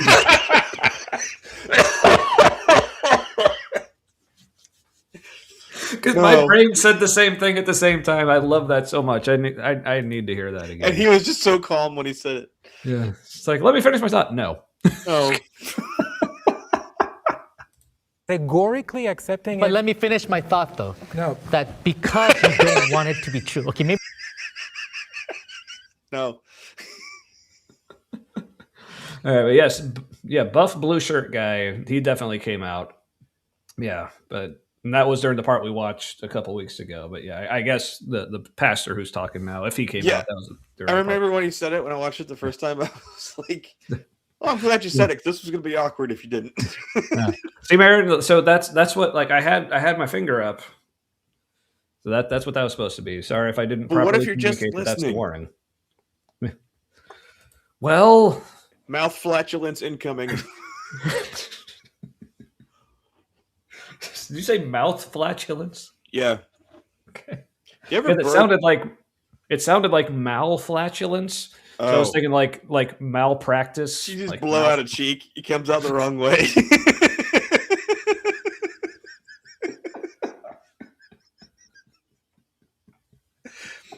All right. Here's something me, my sister, and my cousins figured out when we were growing up. Was that, like, if you burp and it tasted like Cheerios, but you haven't had Cheerios, that burp is going to smell like a fart to everyone else. I don't know why that's the case. Interesting. See, this is something we need to investigate. So, like, even now as adults, somebody will have a Cheerio burp, and they'll be like, "Stand back, I had a Cheerio burp." That's fantastic. But yes, Hypatia makes a great point here. Like, something that I think about a lot too is like, yeah, LGBT Christian people surprise me and shock me. Yeah, because I'll see things like people will write blogs or articles or whatever, and they'll say something like, "How to reconcile being gay with my Christian faith?" And like my first response is, "You don't have to. You just don't have to." Like, saying you need to reconcile it is just an acknowledgement that, like, it also says don't. Yeah, because where I'm at is like, because I think there is a good argument to be made that the Bible is not as explicitly across the board anti-gay and everything as a lot of fundamentalists think it is. But it's also, to me, it's going to be like a hard sell to try to convince me that an actual historical Jesus or an actual historical Paul or any of the people who may or may not have written any of the books of the Bible, like, would actually be okay with like modern expressions of like being trans or pansexual or like all these things that we do now. Like, so yes, while the Bible may not have explicitly condemned those things, I really don't know if all the people in the Bible would be as cool with it as a lot of people. I don't think they would be able to process it. Like, I don't know what would happen. I think like the level of shock, just like horrendous, like culture shock, if Jesus was in like the progressive edge of today, like, and like whatever environment would be like a great personification of that. I think. What would you? I just imagine it'd be like somebody's brain just goes, "This can't be reality." Like this is impossible. That like we got here, like, on like multiple levels. The technology, the like way people interact. I think they would super panic. Like MAGA. Like ultra cyber MAGA crazy. Right. All right, but real quick, another name I don't quite recognize, but King with me. You guys act like you don't know what a perversion is or what God's design for human sexual reproduction is. No, it's not that I don't know. I just don't give a fuck. So hope that helps. Also, coming in hot. I mean, get to know me before you try to fuck me over. Or at least use some lube or something. Jeez. Anyway, but welcome. Glad you're here. You must be new, but welcome in. No, that's fun. Keep talking, though. You seem fun. Yes. For real. Yeah. All right. We should probably get through more of this. We probably should. Maybe not specific to you, but for the people in the scientific community or historical community, they don't want the God to be true. That's telling them what's right and wrong, that what they're doing is wrong. That's a generalization. Right. This is a... Right. hold on. But let's. But so this guy's just like, no, what you say does not matter because that's a generalization. I can't take you seriously. And he's like, right, but okay, but he just said, but didn't he just didn't he just say like, well, this may not apply to you, but then the people in the scientific, but didn't he start this whole thing like addressing it to them specifically? But now he's like, well, this may not be you, but Morton Bailey, right? Like you retreat to a slightly different point. Martin Bailey. Yes, I said Morton Bailey. Yeah, Morton Bailey, attorney at law.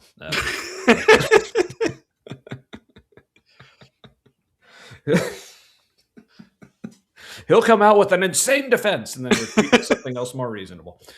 But yes, good day. All right. That guy's just like, but that's dumb. Retreat, he says. All right. Well, apparently King with me wasn't here to make friends. Well, then mission accomplished. All right. Good. Specific to you, but for the people in the scientific community. Oh, yeah, sorry. I want to go back. Also, continue to hang around. You're still fun. Yeah. All right. So this is coming off of him saying like addressing us to like specifically to these four people. You really do believe. I like it and categorically accepting it. But let me finish my thought though. No. That because you don't want it to be true. Okay, maybe not specific to you, but for the people in the scientific community or historical community, they don't want the God to be true. That's telling them what's right and wrong, that what they're doing is wrong. That's a generalization. Right. This is a generalization. Yeah. So I'm saying probably, most likely the scientific community and others who are skeptical because they don't want it to be true. You're presenting margin of error. Yeah, and then he goes to most likely. He goes from the generalization to, okay, just most. And he just keeps retreating. Yeah, but watch, like, because remember where he started. He specifically addressed these four people and told them in no uncertain terms, you believe that God exists. And now he's like, yeah, but what I'm really saying is it could be some of these people in these other groups of people, maybe, but probably. Like, dude, just tell me you understand what you're saying is bullshit without telling me you actually understand what you're saying is bullshit. I really kind of feel like people, like, not all of people's brains believe when they believe. Because there's stuff like that where it's like part of your brain is crying out for help. Right. Again, going back to the whole, like, Christians, like, some of them seeming to be okay with us not believing anymore. Like, that tells me, again, like, you probably don't actually believe in hell. Because if you really did, you would be one of those Christians who was out there on the street corners every single day trying to win people over. But the fact that most of them just like go about their day normal, like just, oh, we're just here to get along with people. You can believe what you're like. I really don't think you actually believe in this, or at least not in what you think you believe in. But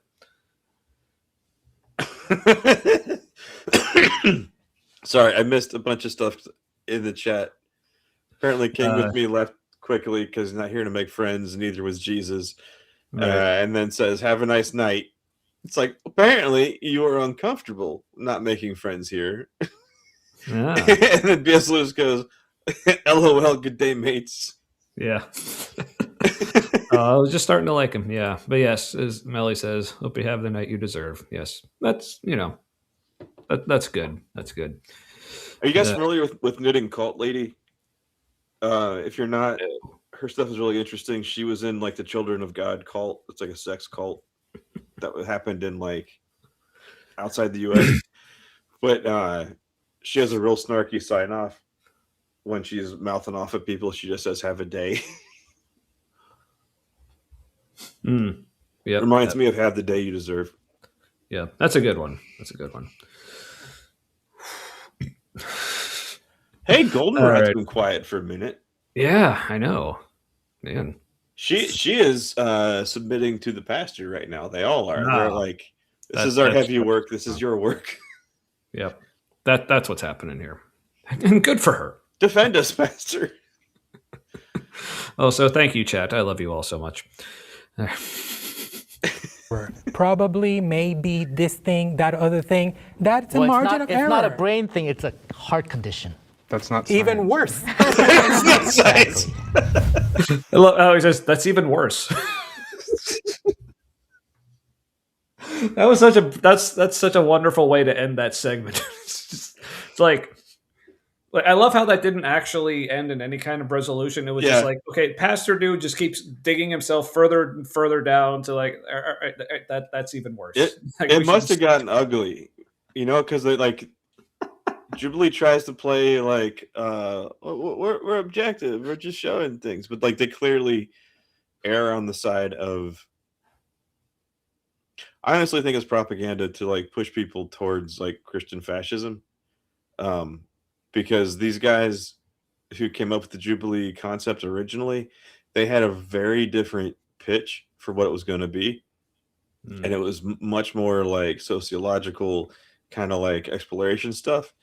And then something happened because they were like struggling a little bit at first, and then something happened, and they were all into this angle of being a little bit more friendly to the fascist guests, a little bit more friendly to the Christian guests, and it totally had a slant, and now they're about making money.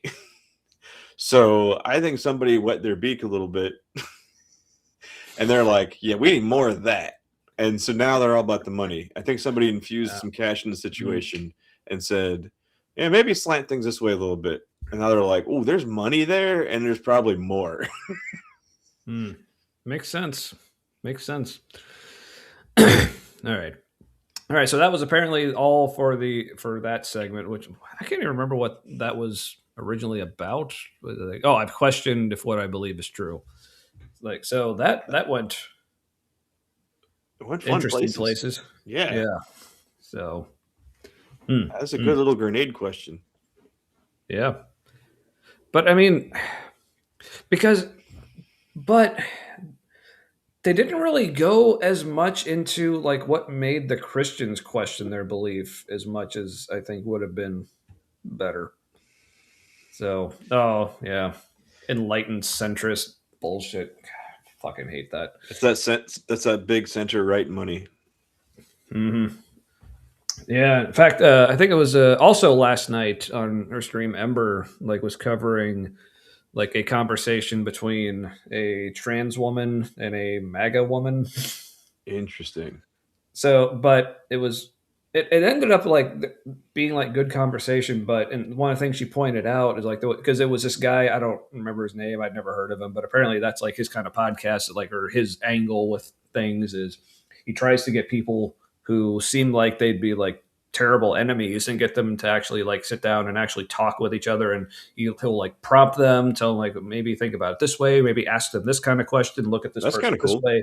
Yeah, but the way Ember said, at least from the beginning, the way you're framing it is you're taking this just a trans woman who's just about living her life as who she is, but then this MAGA lady who's all about no, you're sick, you're delusional, you're ruining society. I'm not interested in finding middle ground there. Oh, correct. Because so trying to say we middle ground with that is moving in that direction. Yeah, because that's the problem is when people just keep going so far to one extreme, it's the middle ground there keeps becoming less actual middle the more extreme one side gets. Correct. So, yeah, and even then we're just talking middle in this country's context. Compare it to places all over the world, what we call centrist, some countries call super liberal, other countries call super conservative. Now, so meeting in the middle isn't always bad. Not always, yeah. The problem is I think it should be in the actual middle, because now there's a spectrum of beliefs, and it's decently well established that this category of beliefs is more middle of the road. This one is further right. This one's further left. We've defined the middle. It seems like if we're going to meet anywhere, it should be that middle and not the middle of the two sides, because then it ends up being like in the United States, you've got the Republican Party that is more demanding for a particular thing. The Democrats who are more like, let's get along. And so then you got the let's get along people chasing the people who are insisting on moving the other direction, which weirdly is super in the benefit of anybody with money. So yeah. Honestly, maybe it's good that there's a big like energy crisis and shipping crisis coming like any day now, because it's gonna wreck the fuck out of us. And I don't know, maybe money needs to get shook the hell up in the country so it can ourselves out. Well, I think. Sorry, everyone. Well, okay, I would say maybe somewhere like Iran or Saudi Arabia, places that are like super like religious fundamentalist, might consider us or not us, but the centrists here. That's kind of what I had in mind. But North Korea probably considers our centrist super liberal. but no, they're not. But see, that's the thing. Like by the actual like definition of what like middle of the road liberal is, it's actually kind of decently right. In America, what we think is centrist. Even though by our own definition it's not. America's a fucked up place. This is true. All right, so let's see what else these people agree or disagree on. I think this is the final question. Yeah, it looks like one wiggle defected to the right, because there's like 3 people in bright colors and then another bright color on the right. Oh yes. Okay. I know that's the side they've been on the whole time, but it just looks No, I get you. Yeah. All right, let's go. I fear death.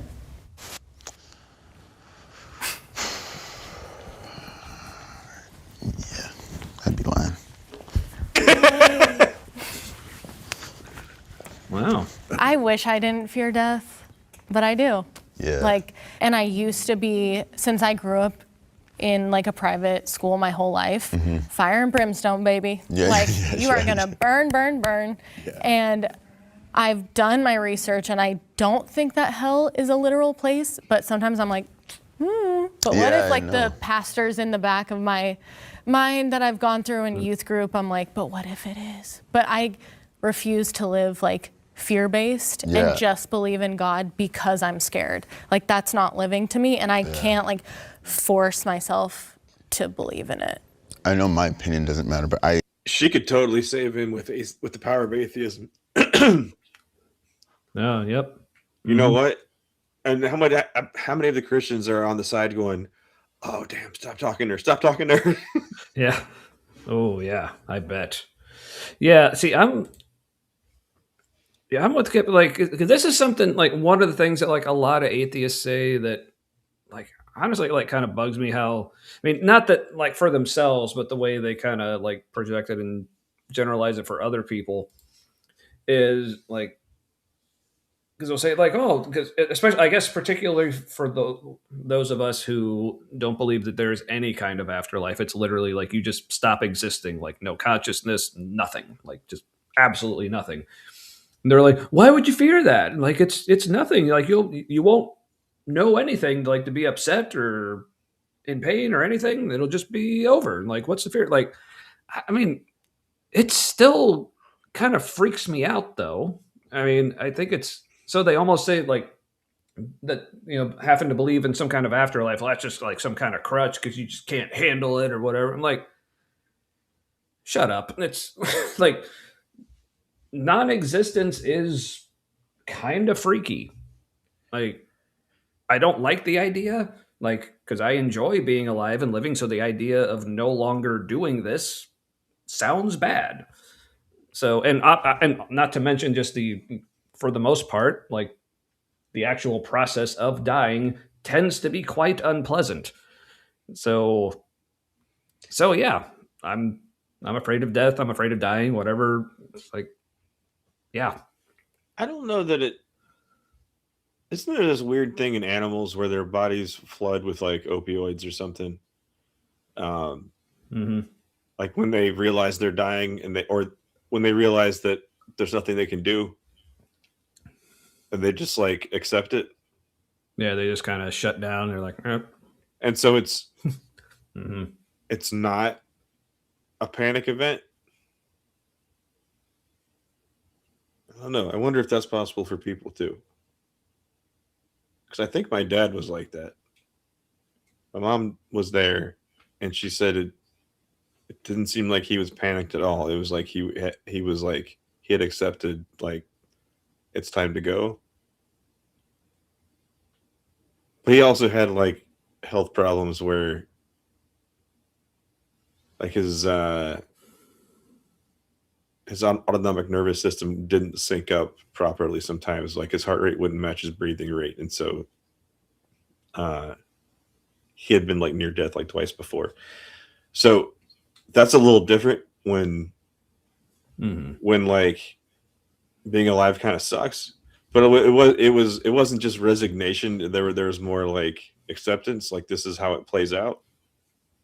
He loved westerns too, by the way. That's a very Western motif. Yeah. Wow. Yeah, I mean, because I can definitely relate to some of that. Because like back when I had cancer, like for those new to the show, like I think 5 years ago now, I had cancer. It ended up being stage 4. It was melanoma. I'm fine now. Went into remission. Ta-da! Yeah, went into remission back in September of 21. But for a while there, when I was pretty, it seemed to me like this is probably it. Part of what like gave me a peace about that was just knowing like, okay, dying of cancer is probably going to be extremely unpleasant. So I'll probably be at a point where like, you know what, if this is what life is going to be like, I'm okay dying. So it's almost kind of well, weird, that's the thing backwards, like how bad dying is made me more okay with it. If that makes sense. I think like the stress of the event is unavoidable. Yeah. And at the same time, like I don't know if at that moment we have to be afraid. Because there's like the body has its own like processes to go through. Like automatically we try to avoid death, like nearly all of us. So I kind of imagine like it's possible your body's kind of on autopilot, but then you have some peace where like you don't have to be what's happening. Does that make any sense? Maybe. Like you acknowledge it. I'm not saying dissociate from it, but like you acknowledge it, but like then there's kind of a peace in the moment that isn't that doesn't lost it. What isn't event? What's that? Like peace, like that isn't that like that's independent of events. You know that thing we were actually trying to find when we were Christians. Oh yes. We said we had actually. But then not only is kind of yeah, where not only is it achievable outside of that context, but actually a lot of times easier to achieve. But yeah, good news, everyone, we fixed it. Yeah. But yes, but I very much relate with this. Like the part that freaks me out is how much time will pass after I die. I'll die and the entirety of the universe will play out. Yeah. So for me, part of it, it's almost just like you could call it FOMO. Because it's like that's like one of my favorite things about being alive is all the like new discoveries and advancements and just new shit that keeps happening that can be known, but knowing like, oh, at some point, like I'm not gonna know like how far is humanity going to advance like after I'm gone. But then there's also just the part of me that's like almost just like offended that like the rest of reality just has the nerve to go on without me. Like that's like one of the hardest parts about losing somebody too. It's close to you is that like everything just keeps happening. Yeah. And just knowing like that's going to be me, like I'm going to be gone. And then everyone I know, they're just going to keep going without me. So part of it is obviously awesome, but I'm like, but here's the crazy thing. Everything that used to be you continues on. Like all your interactions with everyone had some kind of impact that continues on. Like literally the physical part of you like breaks down and continues on. The only thing that doesn't continue on is your awareness of that. That's a fucking thing, but Yeah, but I guess the kind of impacts last regardless. I think. Yeah, yeah. The thing I've heard, I wish I could remember like where this was from, but that I really loved. Said someone like answering the question like, where do we go after we die? And someone said like, well, I believe where we go is into the hearts of those who loved us. Yeah, that's very Yeah. indigenous American. So also so super practical. Mhm. That is a spiritual feel to that, right? But like also just a description of reality. Yeah. Yeah, so I guess in that sense, I look forward to like living on in the hearts of people who loved me. So, and hopefully there'll still be some of those around when I leave. So, thank you. Yes. Marin, I burped.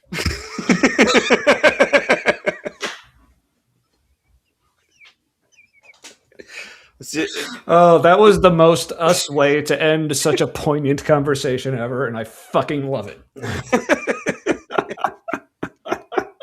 I might have to clip that. That was seriously awesome. Yeah, I don't know. Right. Like, we don't.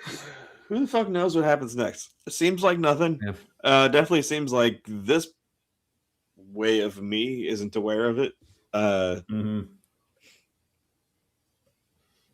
We might just be the ghost in the machine. Yeah. And like I said, if there is something, we don't exactly exist.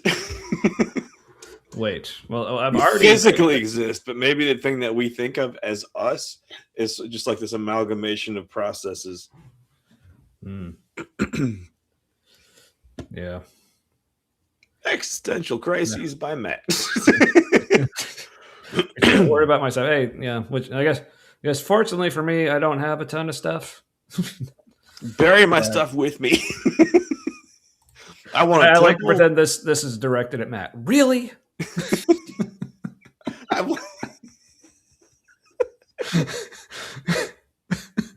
There is a mute button. That requires forethought. They sneak up on me.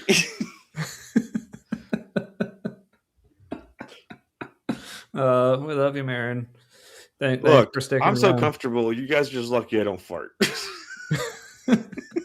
Well, there was me that like a few weeks ago that I was definitely that comfortable, but no, I totally would.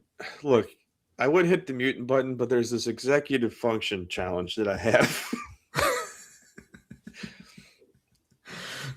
Yep. But sorry, Marin. Thanks for still being here. Love you. All right. So yeah, we were watching a video. Jake. All right. His shirt matches his glasses. He's like a Captain Planet character. Oh yeah.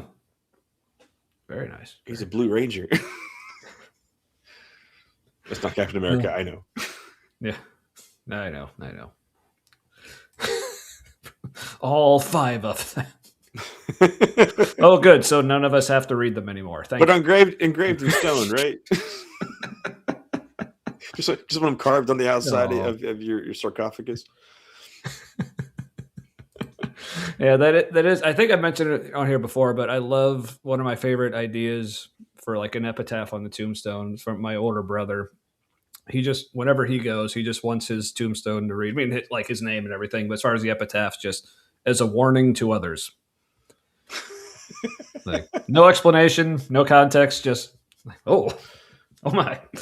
So I'm just imagining someone coming across his headstone in a cemetery one day. He's like, what? I think it needs to be a skull like carved on it, and also like a one of a kind pirate flag. Just like, I've been watching Black Sails lately. All right. I don't know what that is, but cool. It was a Stars show. It's on Netflix. Oh. It's God damn, everybody's fucking horny in that show. It's just like, imagine if Game of Thrones was pirates, but it was on the Stars channel instead of HBO.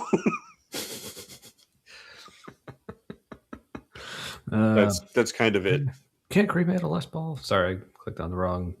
Yes, bury me with my Switch. Yes, just in case I die before they finally release Elden Ring or on it. But anyway, yar. Black Sails, Jessica Riverbank. You are right. It does have one of the best songs. Yeah, it's like they just like pound on like all of the like the bass end of the piano, like gunk, gunk. It's like yeah, it's good. Nice. No idea what you're talking about, but sounds good. All I don't know if you like the show. Oh, okay. It's actually written pretty well, like the twists and turns and the shit, but it's totally like a soap opera. As you wouldn't like it. It's written well. A large Like, number of bisexual characters. It's propaganda. All right. Well, back to fearing death. I'm sorry, I just don't believe that you're going to hell. I love that you say that. There's just an aura about people that are just bad and evil, and they're going. You know what I mean? There's no way in hell that you're going there. So, but I feel I fear what death will feel like. I'm like, man, I feel like it's gonna hurt, and I hate saying that because I'm such a pansy, but I am terrified of pain and stuff, unless it's the good kind, you know, and warranted, you know, a little something.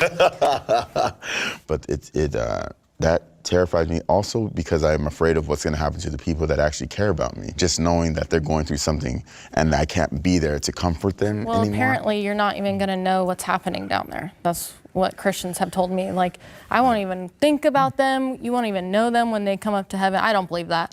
Like, they say that you won't recognize your, like, partner. Also, like, calm down, Kip. You're married. But he's jacked. Yeah. And also, don't his arms look a little short? It's distracting. But I think it's only just because, like, in proportion, like how like the rest of him is. Yeah, that's a thing. So, like his upper arm seems a little short to me. Maybe that's because maybe he's just got a wide torso. You're right. I think that they seem shorter because of how wide they also are. So that kind of like throws out the proportions a little. Oh, okay. Maybe. But yeah. Yeah, but he's super lumpy.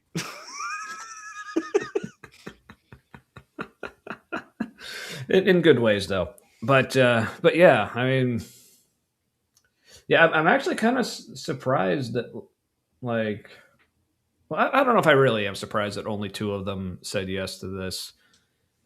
But yeah, I don't know. But these 2 totally need to go to coffee once a week, and I need to watch it. Yes. Oh yeah, I would watch this show. Yeah, for sure. And I don't watch. Jubilee should do spin-off shows. Or like people just have long from certain episodes, they just have longer form conversations. Mm-hmm. It doesn't have to be fighting. Yeah, these 2 talking would be crazy interesting. Yeah, faux show. So let's let them keep going then. Wow, when your partner, yeah. I thought heaven was supposed to be heaven, and my heaven includes them. You know. I always just thought, like, do I want to live forever? Sounds so exhausting. So I hope when I die, it's just like in the ground and just like resting. I hope not. I want us to hang out up there. I want us to go to a club up there. Yeah, we'll kiki up there. So that's another thing that a lot of like atheists say, like, is like an argument like against Christianity that honestly kind of bugs me. Is they say like, oh, heaven just sounds so like. Obviously, you'll get tired of it eventually because, like, I don't want to be anywhere for an eternity. But I'm like, okay, but if there actually is, like, a God who is infinite and, like, all-powerful, all this stuff, like, I don't, according to the lore, I don't think it's, out of the question that this God will find a way to keep eternity interesting. Like, I don't see why that's so far-fetched to think about. But has anybody ever seen the show Lucifer? It had a kind of a slow beginning when it was on like regular TV, but then I think Netflix picked it up. It's written by Neil Gaiman, the comic book that it's based on, and they eventually get into some like really interesting explorations of God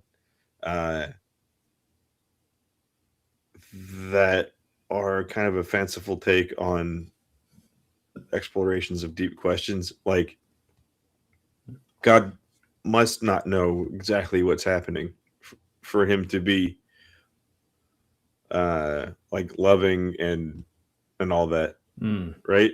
Yeah. You would think. Yeah. In a recent episode I watched, God became human for a little bit. Forgot where he put his powers. That was kind of funny. Keep going. I will be right back. Okay. And what was even I thought was really amusing was that like at no point did they reference or nobody made a joke about like, didn't you already do that? Like, isn't that what the whole Jesus thing is? They totally ignored it. But when God became human, he realized who by the way is played by President Allstate, the actor who played the Allstate spokesperson and the president in 24, who in our group of friends years ago called President Allstate because of that. He plays God, and when he becomes human, he realizes that he fucked up a lot of shit. Like being on the other side of it, he realized, oh, maybe I didn't really know what I was doing. Yeah, that was that was really interesting, and seemed more real and more in line with what's actually in the Bible. Like, clearly Jesus couldn't have been also God for like this storyline to play out, but I don't know. I thought that was really interesting. Like in the Bible, we have like God's perspective on God, and so like with God being all knowing and all loving, what if that's what God thought about himself, but hadn't experienced himself from outside of himself? But if people are fallen and sinful, they could do that. And so then the people who are fallen and sinful actually have a more accurate perception of God than God does. Because God can only have a subjective interpretation of himself. But people outside of God can let him know how much of an asshole he's been and in what ways. But only if God experiences it from their perspective. Also, the actor you were trying to look for, Dennis Haysbert, President Allstate. He does have the most Haysbert voice ever. Yeah. Not very Dennis, though. No. Yeah. Very Mr. Haysbert, though. Yes. Oh, for sure.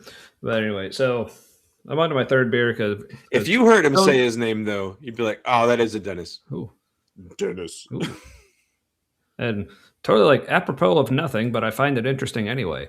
Today is Rachmaninoff's birthday, which I love that because that's actually one of my dad's favorite composers. Like so much so, that's how like when we got our first dog when we were kids, that's how we were able to convince my dad to let us get one because we told him we'll name him Rachmaninoff, and we called him Rocky for short. So yeah. Rachmaninoff is shit. That I know that I just heard that name in a line from something I watched recently.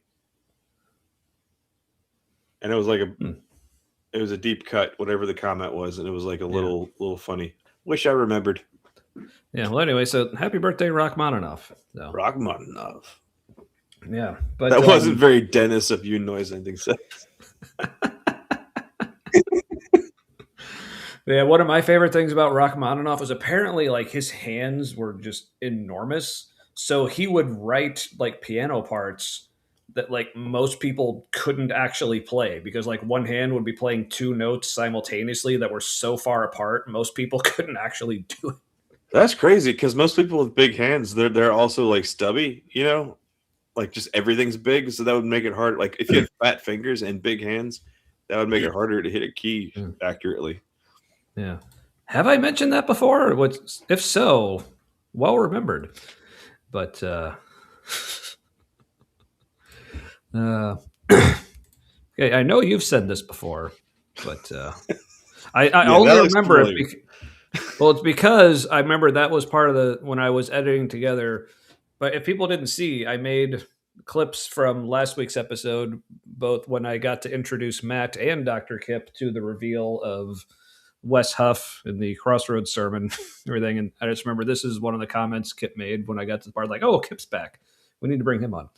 So thank you, I guess, for bringing that back. But yeah, so I grabbed the third beer because Stone in this variety pack did me a solid and put in a relatively light, like for them. It's only 4.5%, but actually good IPA. So 2 or 3 weeks ago, maybe 15 beers. Cool. Well, again, thank you for remembering that. 15, huh? If my dad was aware of this show or wanted to be aware of this show, I would let him know, and that would mean a lot to him, probably. If you said at 15 beers in, you were sleepwalking because you would be out. Yeah, I know it's an exaggeration, but yeah. I think the most beers I've ever had was like maybe 6. What about that New Year's where it was unclear? Okay, that's what I was about to get to. All right. How many growlers? Okay, here's more or less split. All right, here's what I remember. Sorry, Jubilee. We'll get right back with you. All right, so this was New Year's Eve, 2008. Oh, that was right at the beginning of the dark times. Well, yeah, yes and no. Anyway, so here's what I remember having that night. And fortunately, this was all at my house, so I didn't have to drive afterwards. So at midnight, I had a shot of scotch. On top of that, I had at least a glass of wine, probably more. I'm thinking at least 2 or 3 bottles of Sam Adams, because that was there. At least 1 cup of the Mount Carmel Winter Ale. It's a local brewery, which is, I don't remember the ABV on that, but I mean, it's not light. But the real, so that's at least 5 drinks, probably 6 or 7 across those things. Plus, I'd say at least a quarter of a growler of Dogfish Head's 90-minute IPA, which that shit's at least 8%. So yeah, pretty sure. I had mostly that winter warmer from Mount Carmel Brewery, which was like super nutmeggy. Mm-hmm. I think I had most of that growler by myself. I don't think I finished it completely. Yeah, like I said, I definitely helped, and I tried to get my younger brother to help, but he refused. That got ugly. We were like, "Are you guys okay?" Yeah, but from what I remember, I wasn't like angry at all. But apparently, everyone else thought like, "Oh no, are these two, like, are they fighting?" Like, no, I was literally like, in my mind, I was going like, "No, like, this beer is really good, and it's a growler, and so we opened it, so we need to drink it. You'd really like it. You should have some." But yeah, I guess his demand avoidance was kicking in hard, and I also think he was enjoying pushing back because he wasn't showing any signs of like trying to stop the interaction. So we were all just scared because you were just like, drink it. It's good. Drink it. And he's like, no. And it just kept going. And we're all like, I think someone's going to get hurt. And no one did. But okay, just petered out and we were all uncomfortable. Well, good. I'm glad that, because that's the last thing I remember from that night is like having that interaction with him. But how much? All I remember is like 60, the next.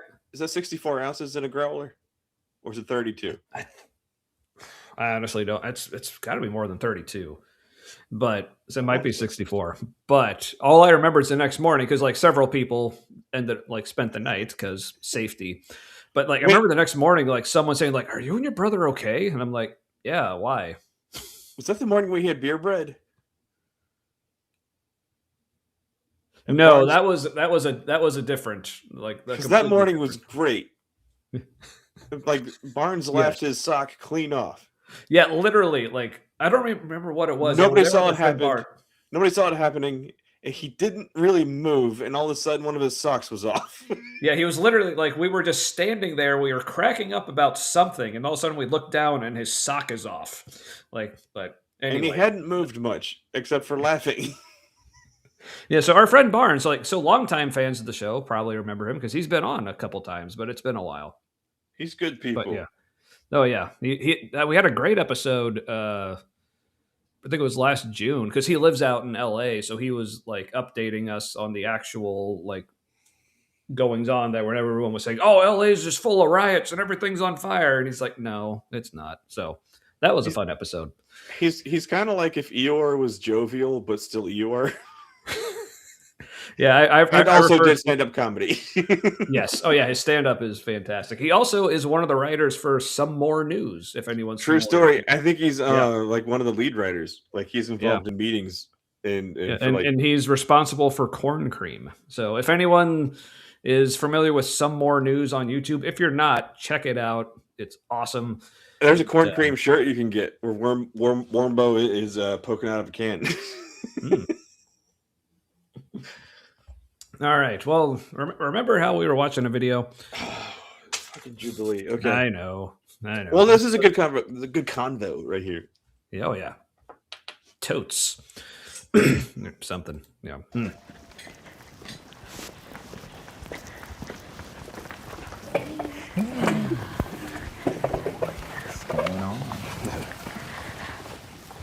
I used to be super afraid of dying. And then, had 2 partners in a row die. And when people talk about an afterlife, I'm like, really? Another life after this one? That sounds like a lot. Exactly. Wait, Goldenrod just left. What happened? We'll see. Oh, we'll see. Okay. Talk about an afterlife. I'm like, really? Another life after this one? That sounds like a lot. Exactly. Yeah. Only if I can only watch like HBO documentaries or something, Are you okay? You okay? You all right? You okay? So, can I give you a hug? She's cracked. Things are getting to her. I think the afterlife conversation is getting to her, and like I don't know if it's.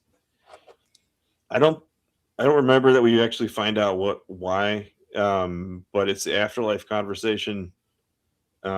Maybe something about their previous conversation. Personally, because like when the 2 were out there before, Lumpy Teal guy and everybody's best friend, the girl next door girl. Yeah. Personally, I think Goldenrod is torn up because in her mind, both those really awesome kind of people are going to hell. And I think this is where her dissonance cracks a bit. And the implications of things is tearing her up. And so like good on her. Everything. Because it does, to me, that's what seems like is happening. And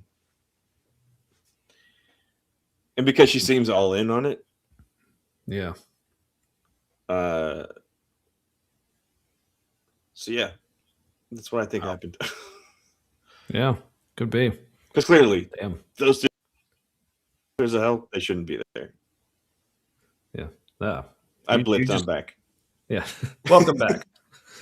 See, they keep trying to rapture us, but it still won't take. Wouldn't that be funny if it was just you or me? No one else would.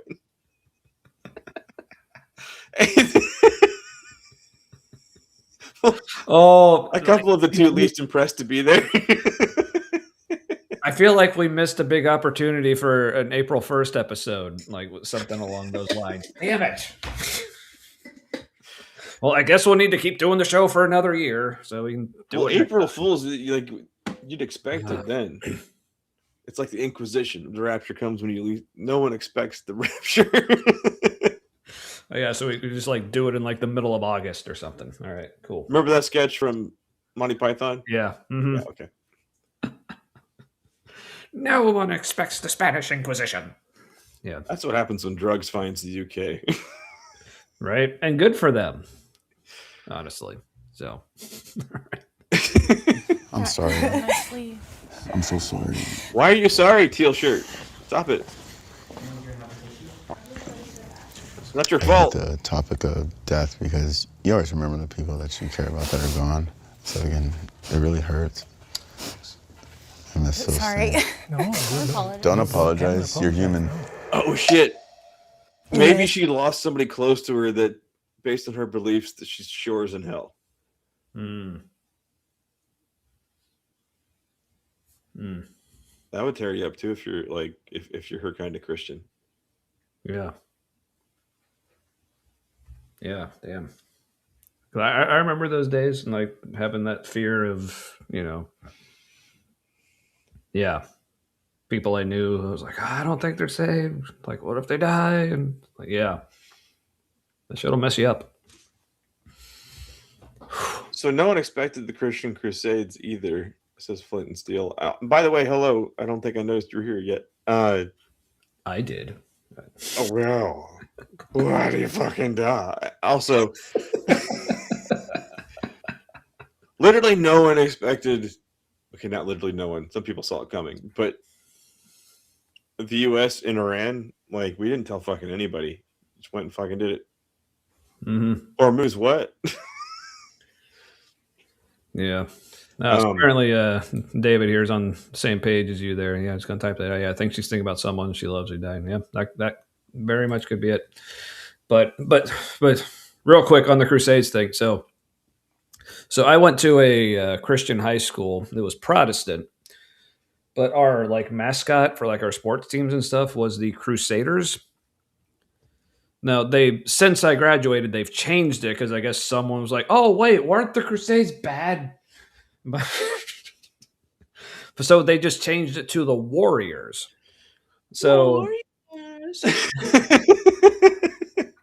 but I remember like it still seems kind of a weird move because I remember even like when I was still a Christian when I found out about that. So I'm like, okay, so they went from we're killing for Jesus to now we're just killing. Like I don't know if that's better or not, but then the other day, Yeah, now we're just professional killers. yeah. So it's like, okay, you couldn't have gone to like, like the Lions, like that's for real. It's right out there. That's the one I was thinking of too. Yeah, or when I was growing up, another Christian school I went to, I found out a lot of other Christian schools like to be the Eagles. Because on Eagles wings, shit. Yeah, I guess, or America, I don't know. But that too. Then the other day, so like my daughter plays lacrosse. She's a starter this year for the first time, which I'm super proud of. Look out. Anyway, but the other day they were playing against a Catholic school whose mascot was the Crusaders. So I'm like, they should know better, right? They're probably from a very conservative area. But like McNick High School, which is a Catholic school, I think they're the Rockets. yeah, go with something like that. So part of me, the Fighting Lambs. Yeah, so part of me is like, I don't know which is worse for like a Protestant school to say, look, I know that wasn't our thing, but we'll take it anyway. Like, you should have realized how bad it was. Or for a Catholic school to say, like, yeah, we own it. It's like, I don't. Yeah, we did that shit. Yeah, so I don't know if anyone else has thoughts on this, but James on the Facebook side, no apologies for the Crusades. A response to 400 years jihad, paraphrasing that latter bit. Oh, from Sam Harris. Oh, well then. He's a bit anti-Semitic. No, I'm sorry, not anti-Semitic. That's the effect. He's anti-Muslim. Yeah, he's Islamophobic, I think, is the term people. Yeah, use. super aggressive with it, but not because he doesn't think he is. Mm-hmm. But also, James isn't wrong. Like, one is a response to the other, and so it's like, sure, the chicken or the egg. I think people just beat the shit out of each other. Yeah, but trying to call like whatever you want to say, like the Crusades were trying to say that was the Christian response. I mean, well, again, depending. Also, like 400 years of true. Like there was 400 years of like sort of like colonization plus evangelism by the sword, Mhm. like in Southern Europe and Eastern Europe. No. That Okay, did so yeah, and James Furr says, and that's not to say everything that was done was justified. Of course not. okay. Okay, well, good. No, I like guess. But I mean, but I think it's. I think you can still. I don't think it's out of the question to apologize for it. But no, well. Anywho, I would be interested to know that I actually don't know a lot about. I guess the Moors did conquer Southern Europe. I remember that. yeah, Yeah, yeah. Which some of it was good. But also that's what we do when a bunch of people that are different from us move into our area. We have tended to get super violent. mm-hmm. Yeah, but I mean, quoting someone accused of Islamophobia and what Islamophobia really means, I don't know if that's really gonna Wait, do hold on. A much. term invented by fascists who could inflate bigotry against Muslims with valid criticism of religion. Well, he would say that. That's also what an Islamophobe would say. Yeah. I mean, and I'll be honest, sometimes I'm not quite sure like where that line is because I mean, I think he just in dances that, around it. Not everything he says yeah, is that, but it does. right. Not everything, but yeah, like I said, but also it's something I can't really comment on. I haven't followed Sam Harris for a while now. I'm not too familiar with much of his He's remarks unaware of about his. Islam It or seems anything, like but yeah, his blind spot is his bias. He's unaware of his bias. It Hmm. seemed like every one of the horsemen atheists had a blind spot, and I think that's his. Is like there are areas where he does not see his bias. Mm-hmm. Yeah. Which, yeah. Yeah. Well, Kip disagrees. So, yeah. But yeah, that I think of the four, Dan Dennett was probably my favorite actually. But he seemed to be like the least, at least like the least controversial, and probably for the same reason, probably the least well known as well. But yeah, his book "Breaking the Spell," which I actually do have, that is one of the books you can. I'll need to borrow I that from you because that's I think do want to watch it's or like listen. yeah Read it. Fuck. I've been yeah not reading books for too long. yeah the paler one right here. That's "Breaking the Spell." Fantastic book. But I called reading a book listening and watching before I called it reading. I think I heard. Yeah. Sorry, I was too focused on getting my finger in the right spot. That's what she said. Or anyway. A little sad. So, or maybe it isn't. yeah. Yeah. Also, like, so if that's the same book you're talking about, yeah, it's really good. But also, I think of the four of them, like, I think Hitchens was probably the best debater, just like technically, for sure. But I think part of me almost enjoyed Dennett's debates more, almost just because like he almost wasn't like trying to be a really good debater. He was just kind of like, look, here's the facts. Here's why you're wrong. I don't know why you're saying the things you're saying because they're dumb. And so he was just very like matter of fact. He wasn't like using like the strategies or whatever. He was just like, here's the thing, man. So, yeah. Yeah, yeah. Uh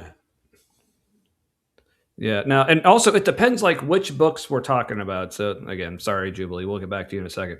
But yeah, I never. So as far as Dawkins, like I never read The God Delusion, but I did read The Blind Watchmaker, which was more like just about like evolution and why it totally could have happened without divine intervention, and how awesome and amazing it actually is. So the Blind Watchmaker, actually, really good book. As far as Hitchens, yeah, also never read God Is Not Great, but I do. I listened to it. It was. I think the weak spot in it was its. Well, the way I saw it, its weak spot was its aggressiveness. Yes, because that is like because the subtitle like religion poisons everything. that is something I would like to discuss sometimes because I have so many thoughts on that phrase. But the book of Hitchens that I really liked was actually Mortality. It was a book that he kind of wrote, but it was kind of like a collection more of like things he wrote like as he was dying of cancer. So it was like, so again, being someone else who's gone through cancer and thought he was dying, but turned out to not. I just found like a lot of stuff in there that I found like very relatable or just like really cool way to look at things. So yeah, I definitely recommend Hitchens' book Mortality. That was really good. But well, okay, I just realized I just figured out the reason at least why. I think it's Mortality. I'm gonna check my bookshelf because I have that one too. Just make sure I got that. Okay. Yes. So the God is not great. I thought Hitchens did Mortality. a great job of presenting what he presented. I did think it was slanted. I did think there was some acknowledgement of counterpoints that could have happened that didn't. Because he was cherry picking all the negative consequences of religion. I agreed with him. I agreed that like God is not great, like as written, and that religion does poison everything, but like not as completely as he described it. Like there are some positive aspects of it that I don't think you need it to have. Right. But like it did also come with those. Yeah. So like I said, I would love to go like more in depth on this on like another episode sometime, but I guess it's really briefly my thoughts on religion poisons everything. First, like the way I would say that religion poisons everything is not that there is nothing good about religion or there's nothing good in it. The way I view religion as poisoning everything is presenting itself as the only way to get that good thing. Like that's where I think the poison is. Plus, also, I don't think you need if your goal is to just refute Christianity or any particular religion or religion in general as like, you know, whether you're atheist or whatever, so like these things aren't true. Like, I don't think you need to show that. Like, I think you can say, okay, yeah, we get some good things out of religion because it's people. Because some people have good ideas, whether they happen to be in a religion or not. That's completely unremarkable. But yeah. I want to show this. Mm-hmm. So James says Sam Harris is awesome. Considering going to hear him speak in Austin, proudly in the cult, tips Fedora. I love everything about this sentence. Wait, so James is a Reddit atheist? Is that what he's saying with this? Well, here's the thing. I love every part of this. I don't like parts isolated from one another. Which is so weird, but yes, I get it. Yeah. What do we say? You think you started saying it like almost from the very beginning? It was James never change. Yes. But yes, right? I mean, you've shared several of them here, but yes, I did see this debate. Yeah, Glenn Scrivener, whatever that dude.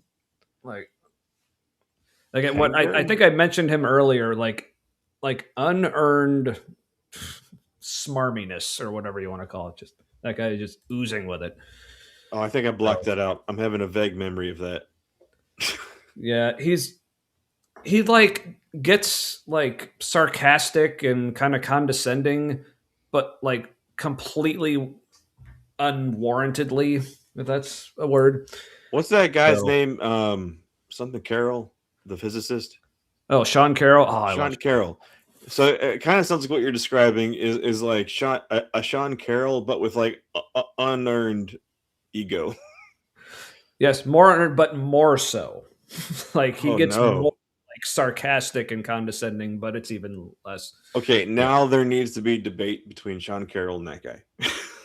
Yes. Now I don't know what they would debate because I don't know where either of their areas of like focus overlap. I don't care, but I think that conversation might just like generate anti-gravity propulsion or something. Mega mass. Yes. That's 3 sentences, Matt. What the fuck? Yeah. I think maybe you said you had 1 sentence, but maybe you did 3. Or Did maybe I? you said you had, or maybe you said you had 7, but you only did 3. So Kip's disappointed. But I don't this remember is any of this. this is good. Religion is toxic in the same way that bleach and petroleum are. Oh no! I said I love everything about that sentence, and he said 3. Yeah. Oh, okay. That's true. In like a general term.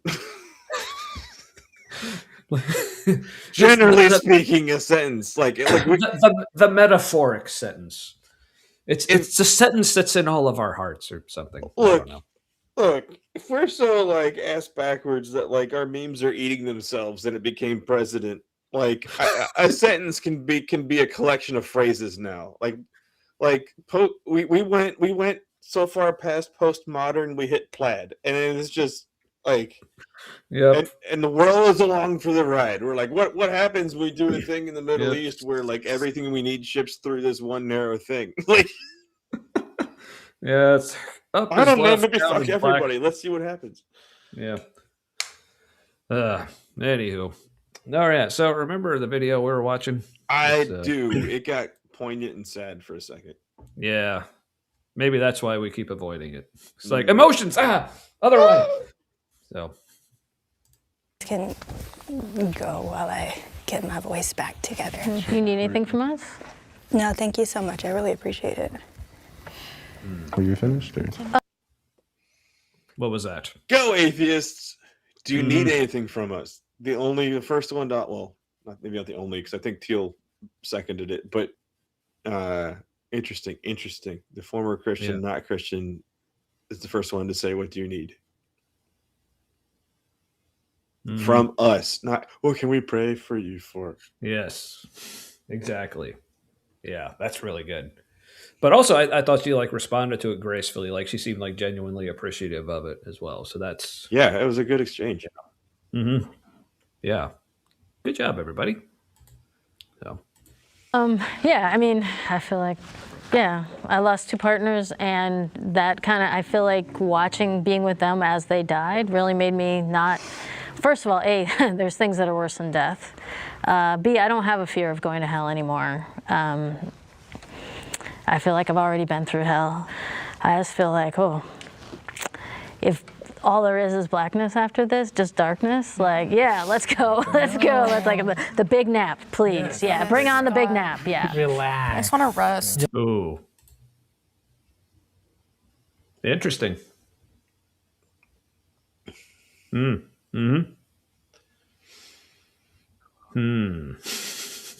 Well, suffering is deserved. Or maybe it's like realizing you don't actually have answers. Or that you don't care. You don't actually care. I've got nothing to say for this moment, so it doesn't matter. Yep, that's a thing. That is a thing. Yes. For me, I guess it's very similar. Why should I fear something that, in its simplest explanation, it may just be nothing? It may just be no experience, no pain, no suffering, and I'm fine with that. I would say I don't personally fear death because I believe I know where I'm going, but I'd be lying if I you do. I believe I know. I mean, I know like she's in a very like emotional state right now, and even without that, like in like a live conversational situation, words don't always come out the best way. But I can't help but like latch onto that. I believe I know. Well, then you don't know. It's like you either know or you don't. You're like, oh, I think I know. Well, if you only believe that you know, that to me that means you don't know. But you want to think that you do. Or you don't know if you know. Like, I think it's more accurate to say everyone is at their core is truly agnostic. I think that would be an easier sell than saying everyone at their core is an like full there is no God atheist, or like for sure, I'm certain that God exists. Jesus died for my sins, and like that stuff. I think if everybody were fully honest, be like, yeah, I don't truly know. Like, I don't know what I don't know. Yeah, because I mean, that's the truth.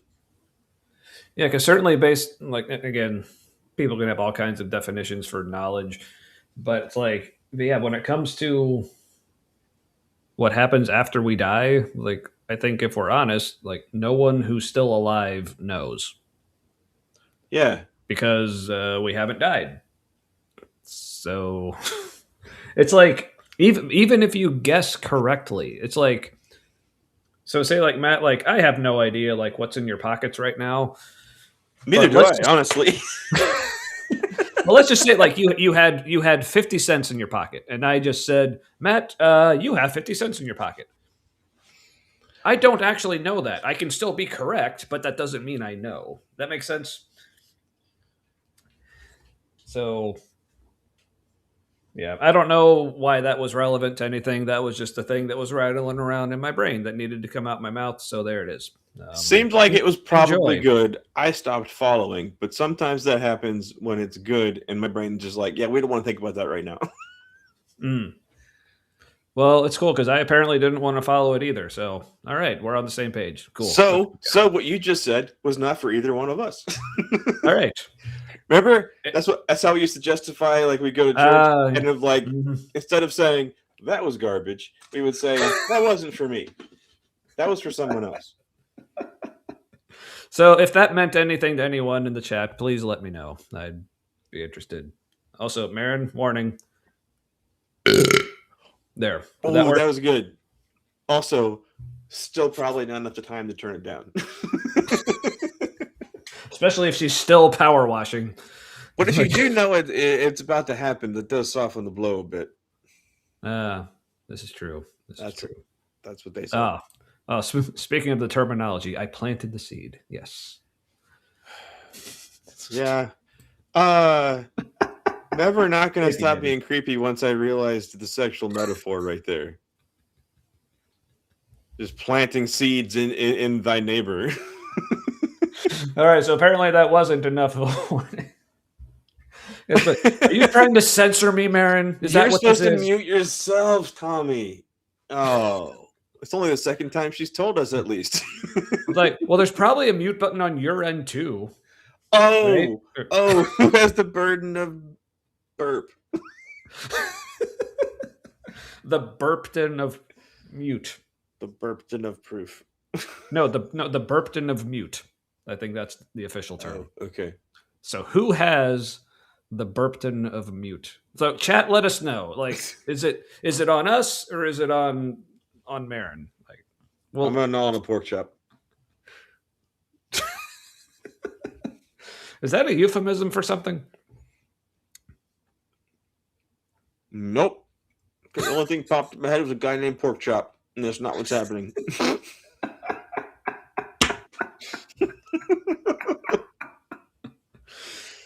Cool. Oh, apparently we got a read raid because we can get raids now. Awesome. What? Welcome. I'm assuming that's Mark Reed. Yes, Mark Reed Atheism. Awesome. Welcome everybody, and thank you, Mark, for raiding. We appreciate it. How did you do?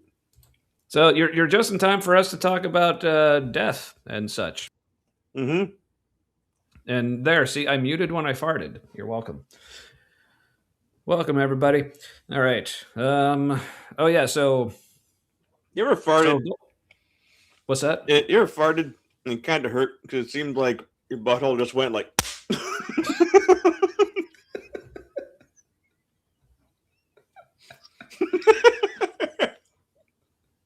I love that this is maybe somebody's first impression of our show. I know, it's perfect.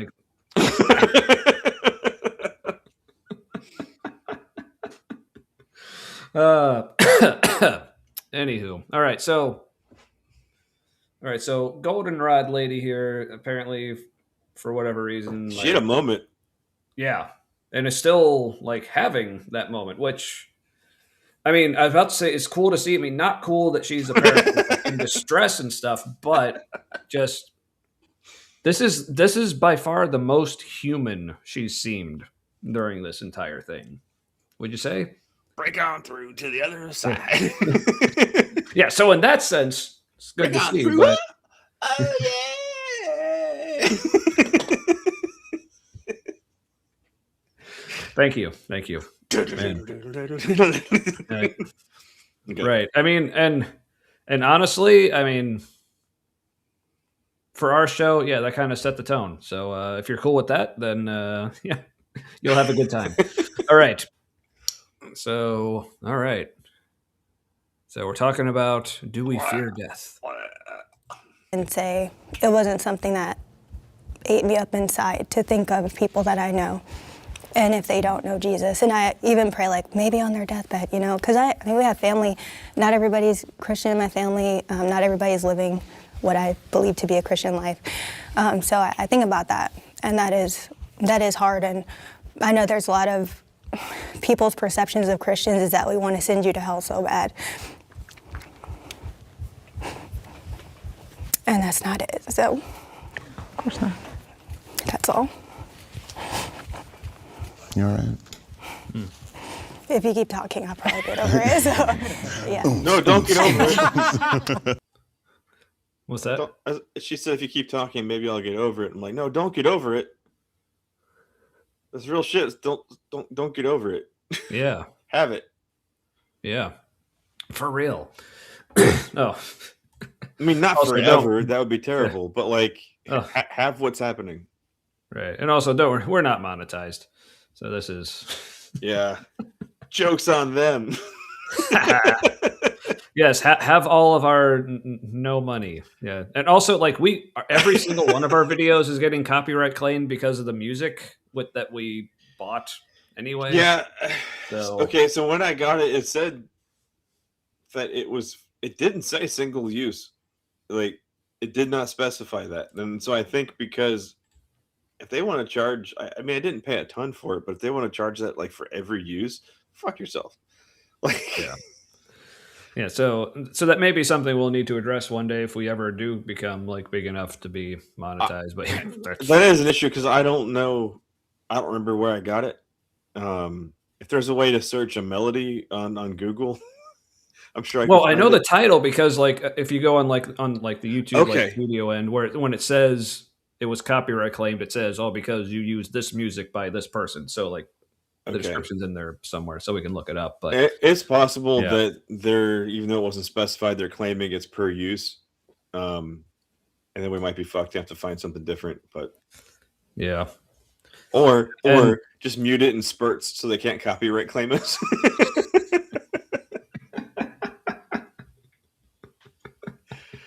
yeah, or yeah, Just pick out like every fifth note.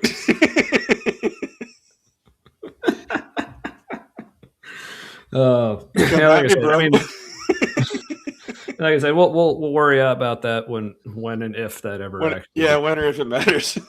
Yeah. So it's part of me is like I almost don't want to have to put in the amount of effort that it would take for this channel to actually be that big. No, because then you have to jump through all the hoops. Like Yeah. the more money you're making them, the more they feel they deserve to beat you up. Right. With the, Yeah, because with the also algorithm. like the way we do the show now, like this is the only way we know how to do this. So it's like I don't want to do it. It would all fall apart if we try to do something different. Yeah. So, but hey, I mean, honestly, like where it is right now, like I'm loving this. Like, yeah, we don't have like the hugest audience, but by and large, like vast majority of the people who do show up are like incredibly awesome, and It's it's a cool to good just- little community. Yeah. Like met actual Mhm. friends here. Yeah. Yeah. So, yeah, but I mean, obviously, feel free tell your friends if you enjoy, because like that's the thing. Like We met some good people and also Kip.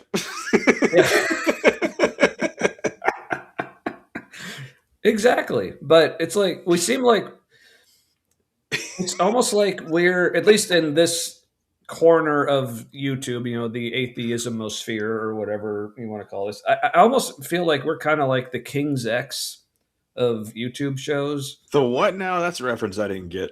But it's a band, but that's actually part of the point. This band called King's X. That's actually one of the ways they're known is known by as all my prepositions are fucked. That's one of the ways they're known as being they call them the greatest band you've never heard of, because like they never got big, but there's so many other musicians who know them, and they are so well respected by like everyone who actually has heard of them, but so many people haven't. See, Kip knows. So that's kind of how I feel. Like there's a Japanese punk band like that I came across like a full decade or more after they stopped doing anything. They were doing punk jazz essentially, and it was flipping amazing. It was just inside. Okay, you know, avant-garde jazz, where that's just kind of like nuts. Well, imagine if like avant-garde jazz was punk and was only just this side of melodic. Like it was super awesome. Nice. But it was so awesome it couldn't exist very long. Yeah. But how long did King's X do anything?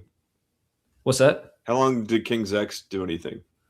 I mean, they started in the 80s, and they also like their most recent album was just a few years ago. So like they've just been. Oh wow, they really do fit that definition. Yeah, but their 1995 album Dogman might be still in my top 5 albums of all time. Like yes, it's Midori. Yeah. But yeah, Dogman, like seriously, like if you've never heard of King's X, look up their album Dogman. Like I said, it's a long album too. It's got probably like at least like 13, 14 or so songs on it, and they're all really good. Like every single one. It also includes a cover of Manic Depression by Jimi Hendrix, which is fantastic. But yes, the vocalist and lead vocalist and bass player, because it's a 3-piece and like they all do vocals at some point. But yeah, the main vocalist Doug, awesome bass player and awesome singer too. Like dude is amazing. But someone has now seconded the request for the play button.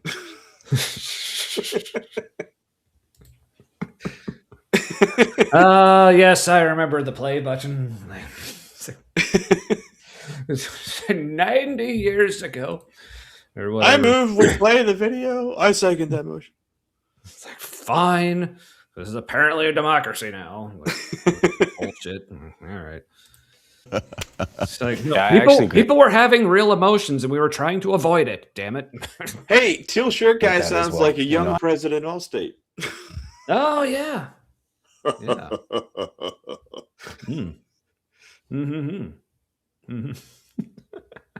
I see it now. Yeah.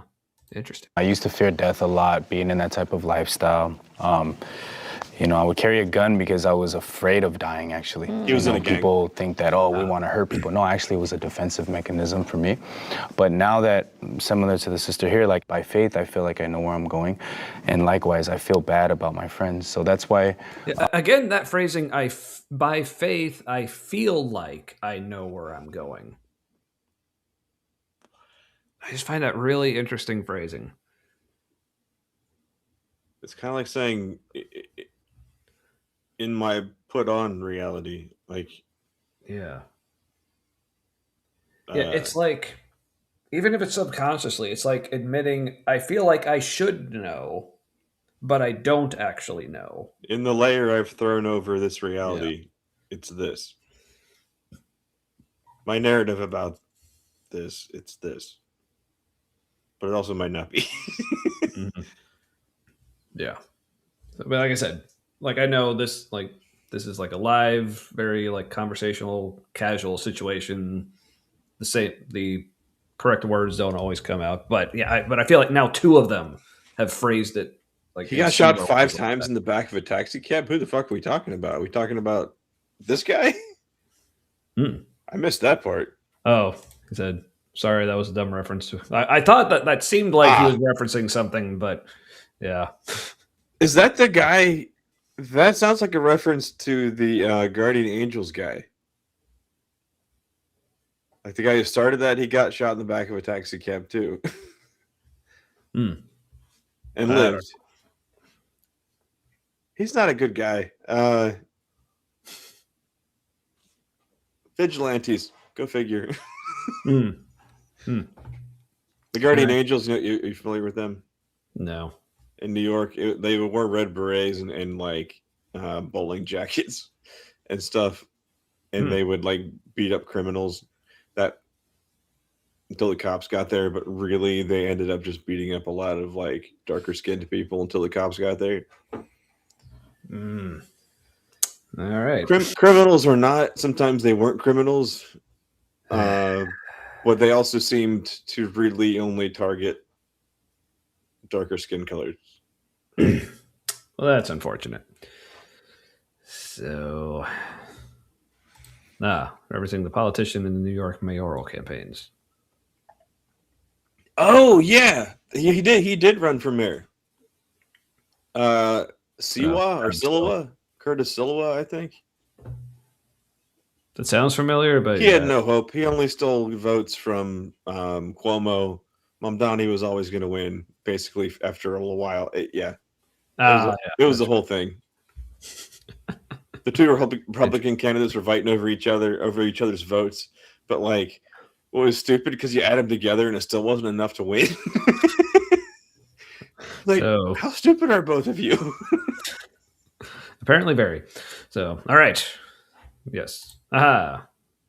You got it, Matt. Good job. He's a character. He tells a good story, that guy. All right. Here we go. Some of the people in my gang are actually my family members, my brother, my uncles. But for me, luckily, I kind of keep my faith in God and allow God to save a person because, like, we're all here, right? I can't change how you think. I can't change how you. I can only, speak. And then from my experience, and if you guys accept it, you accept it, So, yeah, I'm happy with that. Yeah. It's like, yeah, I'm fine with like you going to hell if you don't agree with me. Yeah, that's cool. Again, like He feels like he had a subtle non sequitur there. Like his conclusion didn't really match how he led into it. It tears me up, but I'm fine with it. That's kind of how. That was a little jarring. Yeah, it's like okay, because that whole like, well, here's what I think. If you agree or not, that's cool. Like that works for just general like life philosophy type stuff. But when you think you have the truth, and that includes like the fate of your eternal soul, like yeah, that this is true. I mean, if anything, if anything, this is just the third rail. That's all this is. If we're on the rails, we found them accidentally. Yeah. And again, probably only the third one. But yeah, this whole idea of if you don't believe, like, yeah, again, that's fine if it's just general life philosophy, like whatever kind of stuff. But when it's you think you have the answers and like the truth about the fate of your eternal soul, like how can you go to but you can agree or not, that's fine. I go, fuck you too then, I guess. You can't really mean one of those. Right. So, which again, I tend to think, and again, this is coming from my experience from being this, type of person. It's like, honestly, I think what it really is deep down, like if I had to guess, because honestly, I don't want to say like they definitely are this way or whatever, because I can't psychoanalyze these people. But if I had to guess because like the only two options are either they just don't believe it or they don't actually care about you. I would tend to say, for the most part, if they were really honest with themselves, if they really look deep into themselves, they probably don't actually believe this. But that's just me. Yeah. Isn't it a big... I'm kind of trying to remember back also. Remember how... Shoot, did you ever listen to the Supertones? Yeah, a little bit. I was never really into ska, but I remember them being Yeah, a thing. they had one song where something about like I don't remember the exact verse to the song.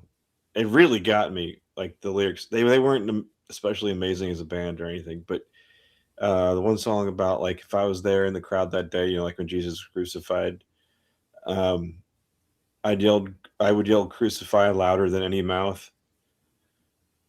And then they like repeat that line, and then they say crucify, yai, yai, yai. I remember that song. I was like,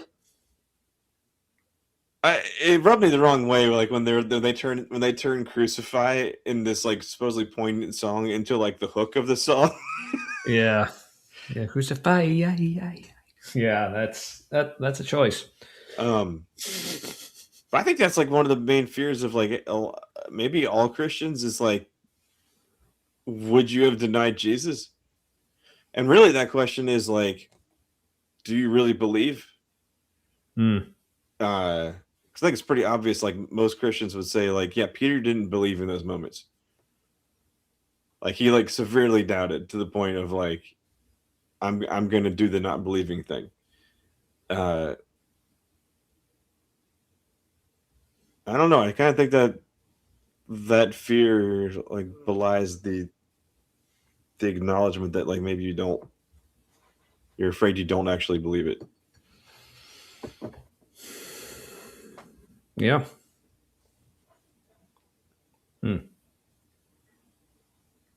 Yeah.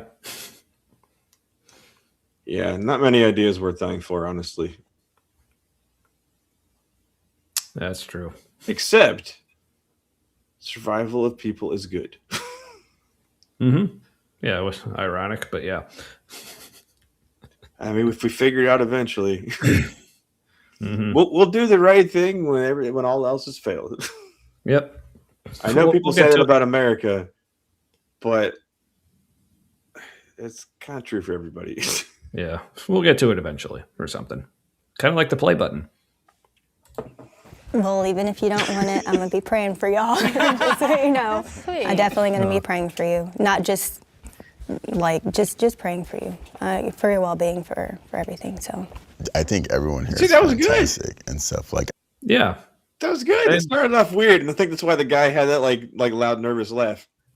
He's like, I don't know, probably for lots of reasons. First of all, that's perfect. Like that's so on brand. And oh no, is this that offensive thing where like, are you actually gonna, or is this actually heartfelt? But I think she unchristianed her prayer a little bit there. Just your general well-being. It's a weird way to say your Christian well-being. Yeah. Right. Interesting. So she's cracking Pastor Saber. Or actually, it looks like gay buff dude is going to try to save her now. Pastor Chesticles, save her. Honestly, I would prefer this guy to try to save her than the other two choices. Yeah, he looks like his muscles work. Yeah, honestly, like my hope, like probably the best possible scenario I could possibly hope for in this whole thing was that she becomes a little more like him. I feel like that's the best I can hope for. But that would probably be pretty good. So this was a poignant comment. Whatever people have done would have done leading up to World War II, they're doing it right now. That's kind of the fucking those people. A lot of people are still alive, and or like those children of those people are still alive. And the issue is, I think, like as a species, we've advanced too quickly, and there is too old a generation alive for this many changes. And so we've got a bunch of old people who normally would be like one generation or more removed from this amount of change that's happened. Like I mean, for the better, like a lot of it, queer rights and all that stuff, super better than it used to be. Also, like it happened really fast, like faster than the olds are used to. And so, like, whenever something changes that fast, it was almost always bad. Because like something changed drastically for World War II, super bad. Like Holocaust, super bad.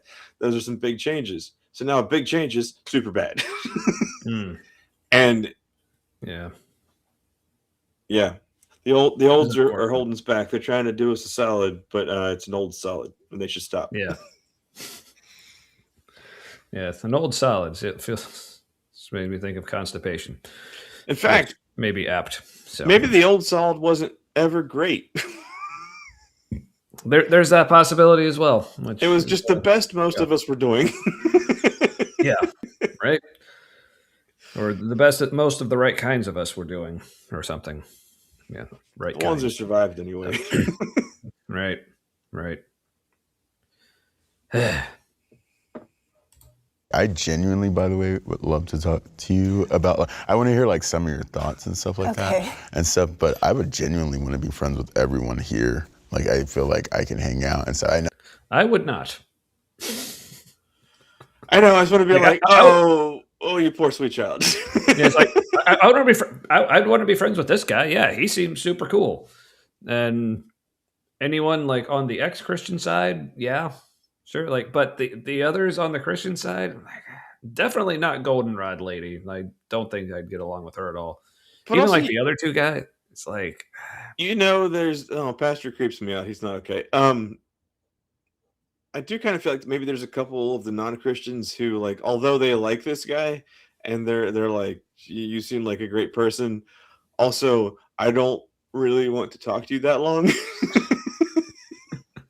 You know what I mean? Like, we see things very differently. Maybe that's just me. Like, trying. Yeah. He seems great. Like, also, pretty sure we have like very different amounts of reality we see. And it could get difficult to find a place where we actually can like really relate to each other. Because I also kind of feel like maybe this guy would say, I don't think there's any racism in America. Or just something where it's like, how even...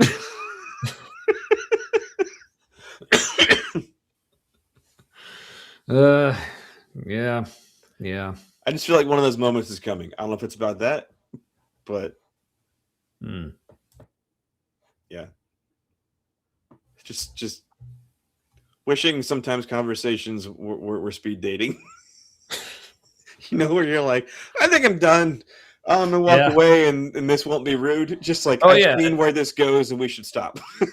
I mean, for this and for so many reasons, just as an autistic and like introverted person, like honestly, that's one of the reasons I've avoided like starting conversations with so many people in so many situations, because it's not that I just don't want to talk to them. It's just because I know this conversation is just going to get to a point where I'm done and just want to walk away, but that's not socially acceptable. But yeah, I wish it was more just to say, this was nice, I'm done, and then just leave.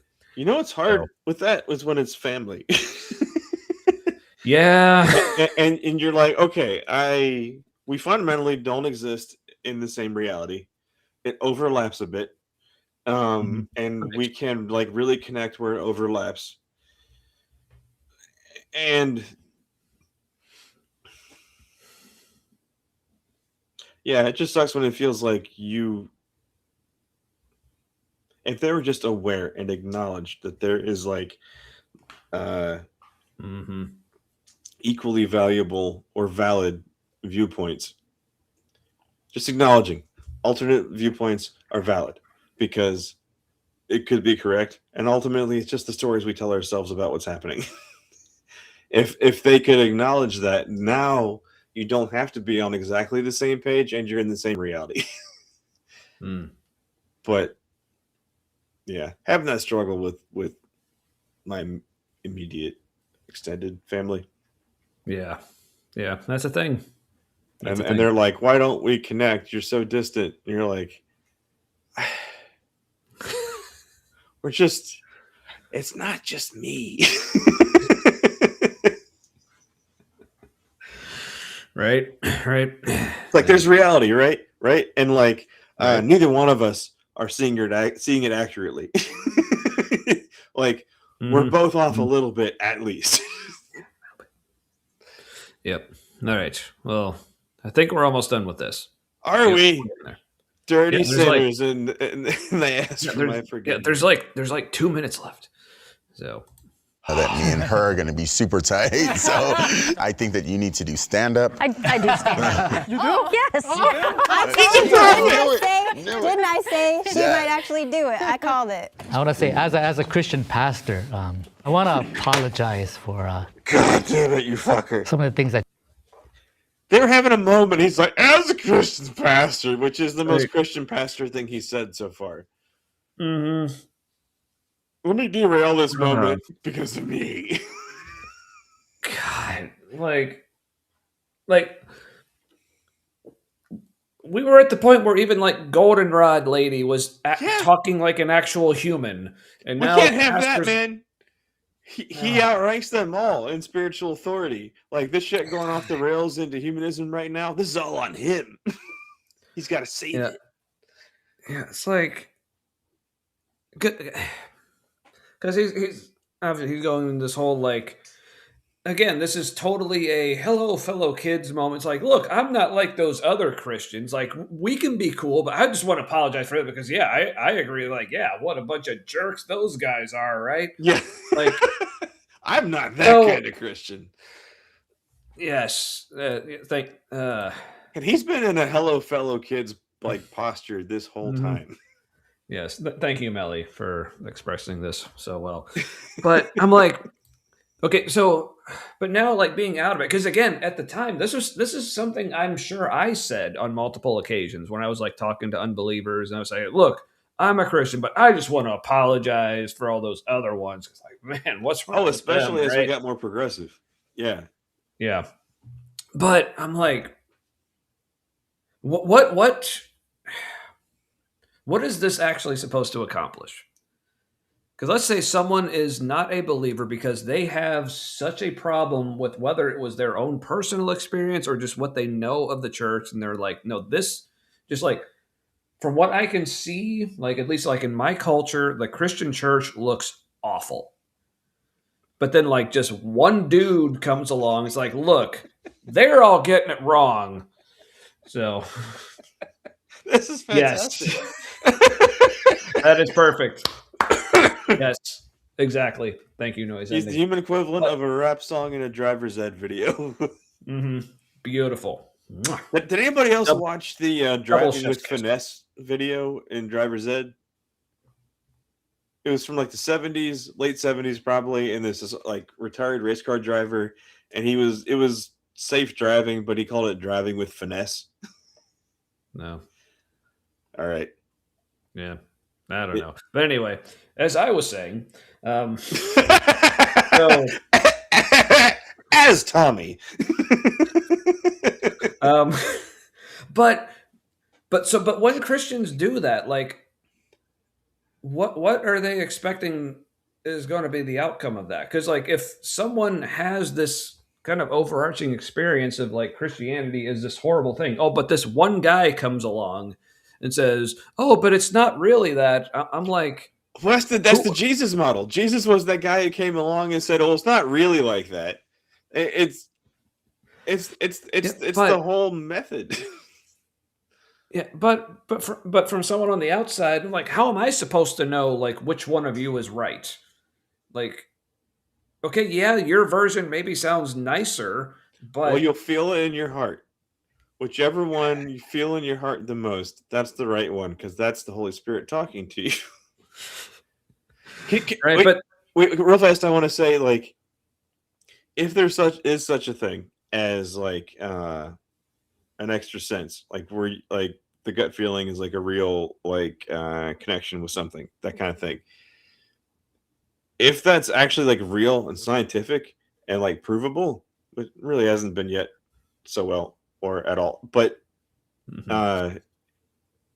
if that's a real thing that can happen, like we can connect with something, even if it's just an awareness of everything that's happening. Giving it a name that isn't that is like one of the most heinous things.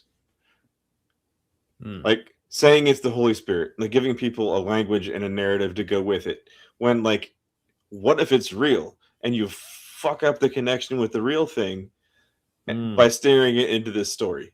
Yeah, and then like because of all the baggage that's attached to it, you get like the completely wrong idea about it. Yeah. Yeah, and so now you're not really able to connect with it, or it's just filtered through this story now. That's something that really pisses me off. Like if some of the Holy Spirit like feelings and like sensations and like getting ideas about people, if that was more than picking up on nonverbals and who the fuck knows, maybe even pheromones in the air, like that we aren't consciously aware our nose is picking up, like if it's beyond all that stuff and it's something else, like these fuckers are like messing up a connection with like the whole real deal with some of the counterfeit. That really pisses me off. Yeah. Yeah. It's total like misdirection and distraction, whatever. Yeah. Oh yeah, for real. But okay, but so back to like Pastor Cool Dude here. Because this is something else. Well, hold on real fast. Sorry. Hypatia, I can't contemplate a real supernatural thing. But I wouldn't call at that point though, I wouldn't call it supernatural. I would call it like extra natural, like something we're not connected to yet, and maybe we evolve into being more aware of that. Like, yeah, in my view, that would just be additional natural that we're not aware of right now. Yeah. Yeah, just a natural thing. Like, I mean, just like so many things that we now understand used to be considered supernatural. Where we're just like, no, that's just wind. It's this other thing. Yeah, but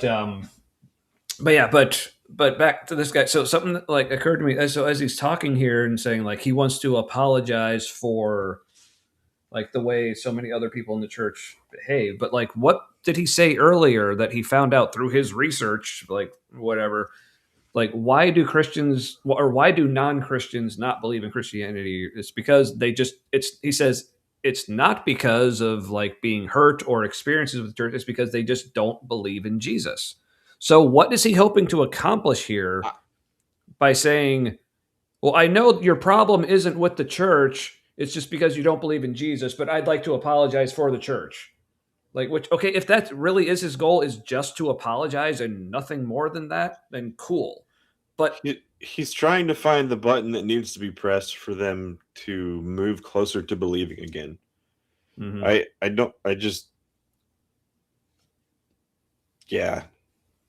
Yeah. So again, like, because again, if his goal with this little thing he's going on now is to try to draw people in, is like, again, like, okay, I don't care how nice Christians are or how nice Christianity sounds. Like, I want to know what's real. Like, again, going back to my experience, like having cancer, it's like, yeah, the news that I had cancer did not feel good. Like, it was not nice. I didn't like it, but I'm glad I found out because it was the truth. It was reality. And from there, I could move forward and be like, okay, now what do we do? But like, if someone would have just come to me and said like, yeah, I know like your last PET scan that you had, like it showed like tumors like literally everywhere, like all throughout your body. But hey, I just want to tell you, you don't actually have cancer. Doesn't that feel better? I'd be like, well, I mean, it'll feel fine until I feel terrible. Yeah. like when there's no choice. Yeah, especially if he would be like, I just want to apologize to all those other doctors who keep telling you that you have cancer. It's like, yeah, like I don't fucking care, dude. But, okay. So in response to a couple of comments, like, yeah, like I don't believe our consciousness can live past brain death currently. Like based on like available information, I don't think that's possible. But like also at the same time, there's an experience that like people perceive it that way, and that doesn't mean that is what's happening. But I think that's interesting that people perceive that to happen. Again, not saying I think that means it's real. I'm just saying, like, it's interesting to me that, like, a perception of something can be very different than what we can prove is happening. And so, like, if you live with that perspective on what's happening, to you that is what's happening, but like externally measurably it's not. Right. Yeah. So I don't believe in souls Right. either. However, if Yeah, science were me to neither. prove that we have souls in some way, I'd be like, okay, cool. Yeah. Yeah. It's like I said, like, I'm not against the idea of like souls or a god or the supernatural. It's just I am completely unconvinced that any of that is real. So until I am, I'm just gonna live as if they aren't. Yeah. So far, it's worked. Those ideas are really fun though. Like some of the best fantasy like literature or sci-fi stuff explores that kind of stuff. So I don't know. Human brains like it. Yeah, for some reason. But yeah, it's all very fascinating stuff. But yeah, when it comes to how I'm actually going to live my life and what I'm building my sense of reality on, it's like, yeah, no, thank you. But Yeah. interesting, Best for sure. not to. Yes, follow the science as best we can. Yes, I know, right?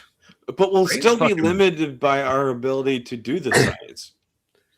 Yeah, like but our it's ability to benefits. test and measure things. Yeah. And so, like, even doing science, like, it's one of the great things about science is there's always more to learn. We'll probably never really know everything. Like this whole like pursuit of the theory of everything. I don't know if that can happen. Yeah.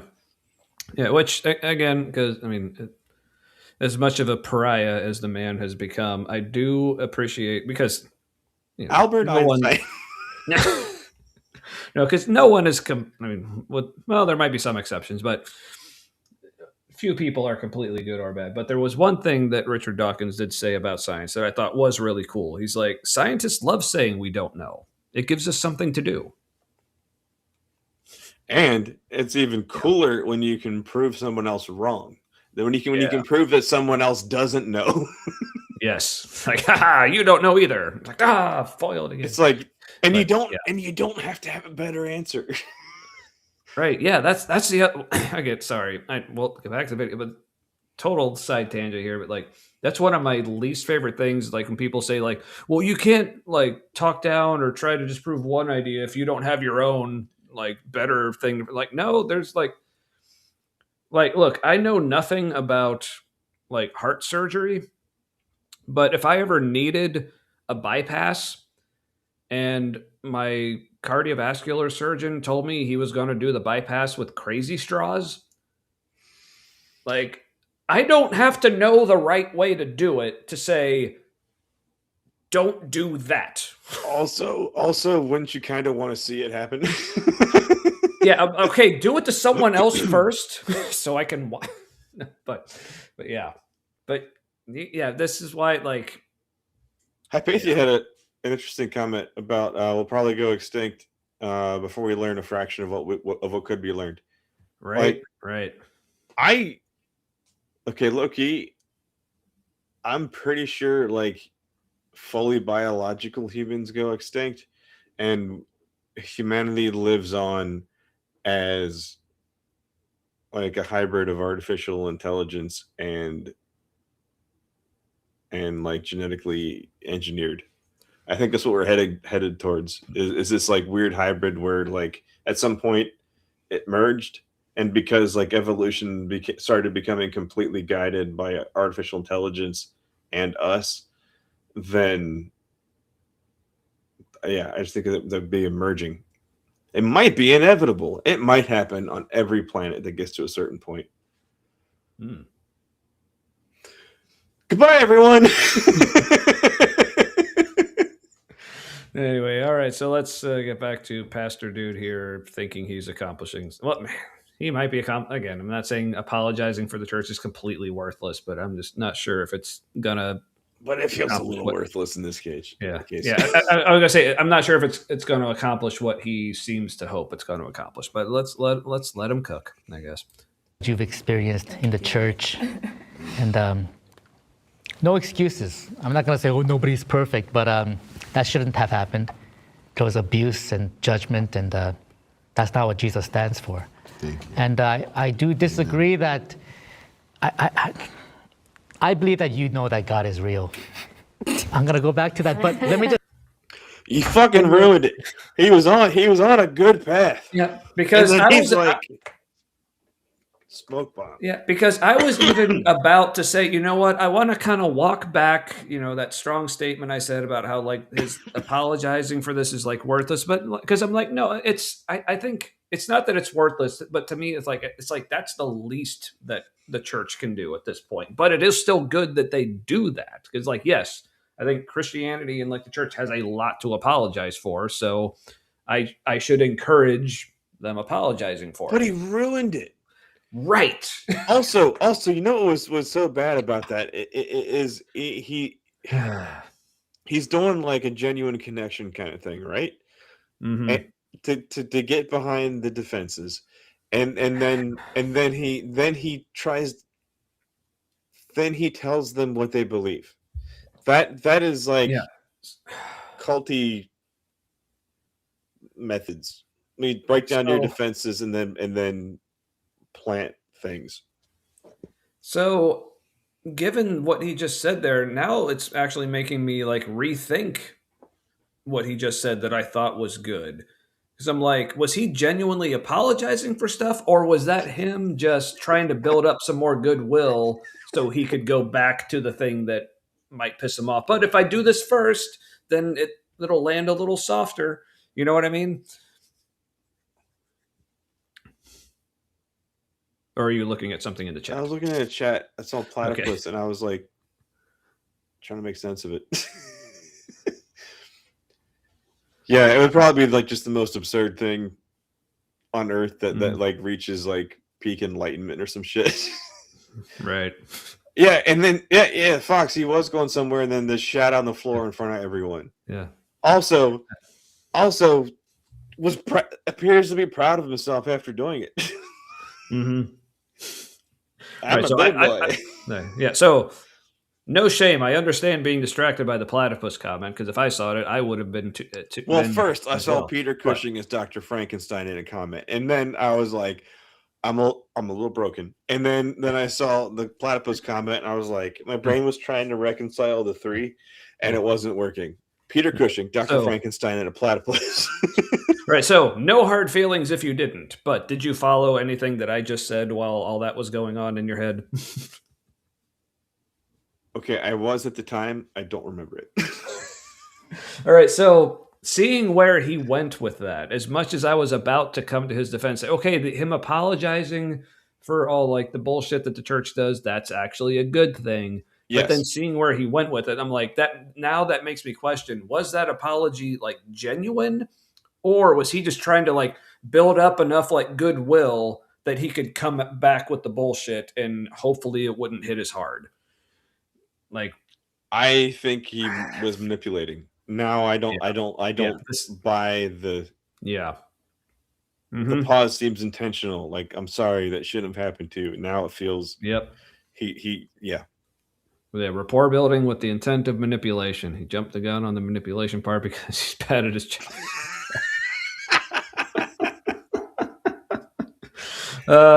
Thank you, Fox. Yeah, he is. It's just no transition. All right, so let's watch him continue to crash this plane right into the mountain. I like all the one like the variation of the expressions on the people who like heard him say that. Just on the non-Christian side was amusing. Mm-hmm. Yes. All right. I believe that you know that God is real. I'm going to go back to that, but let me just say, you know what? I'm not convinced, bro. I do wish the best for you. And you as well. Yes, the same. I don't think you're going to get me. And also with you. It's like, dude, you should have just skipped the whole, I still think, like, just go from apology, I wish the best for you. That's all you needed to fucking say. Also, wasn't he kind of stealing Goldenrod's thunder a little bit there? Because that was her sentiment, and hers felt more genuine. And then he retreats, and he's just like, "Well, I do wish the best for you." Yeah, it's like, man. And then Comedy Girl responds like, "Yeah, but no, seriously, I actually do." That's kind of like when she was saying for you too. Like it was kind of like, here's what a genuine comment sounds like. All right. And Kelly is off work. Oh, excellent. Haha. Good for you. Remember band camp? Like the intro day, they're like, "You're off.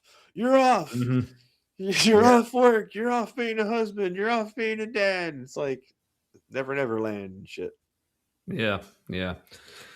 So, which felt good. Also, oh yeah, at the time for sure. 5 stages of brainwashing weekend. Right. God. Anyway, all right, we're almost done, and I really need to pee. So. Okay. Me again, don't do. I got a don't little you dare. teary-eyed because like I didn't have like good father figures, so that was really nice. Oh You're God, wonderful. You still don't have good father figures. You can do better, Mel. You can do better. I mean, ruin your moment. You still don't. He's not a good father figure. Your perspective of father figures is further off than you thought. You can raise that bar. But all right. Teal shirt is your dad. Yes, you two, please, like get along, talk more. The It'll be good for the both creepy uncle. No, I really appreciate that you all came, with your belief, but not proselytizing or forcing as other people do. I Pastor did. like and would love that that can spread out in a way that everyone can let everyone practice their way of being a good human being. Goldenrod and the things are nodded. private, to be kept private. Yeah, like did she have a change of heart there? I think she's broken now. Wow. Am I sensing a face turn? Maybe. Look, if she doesn't, I don't know if her relative or somebody close to her has already died, or she's anticipating them dying and they don't believe. But that's the kind of thing that'll make you deconstruct. That because for her that seems irreconcilable. Yeah, like hopefully that would. Yeah. Either that or she's completely lost. The Lord will give her over to her sin. Yes, the Dark Lord will give her over to her bullshit or something. Yeah.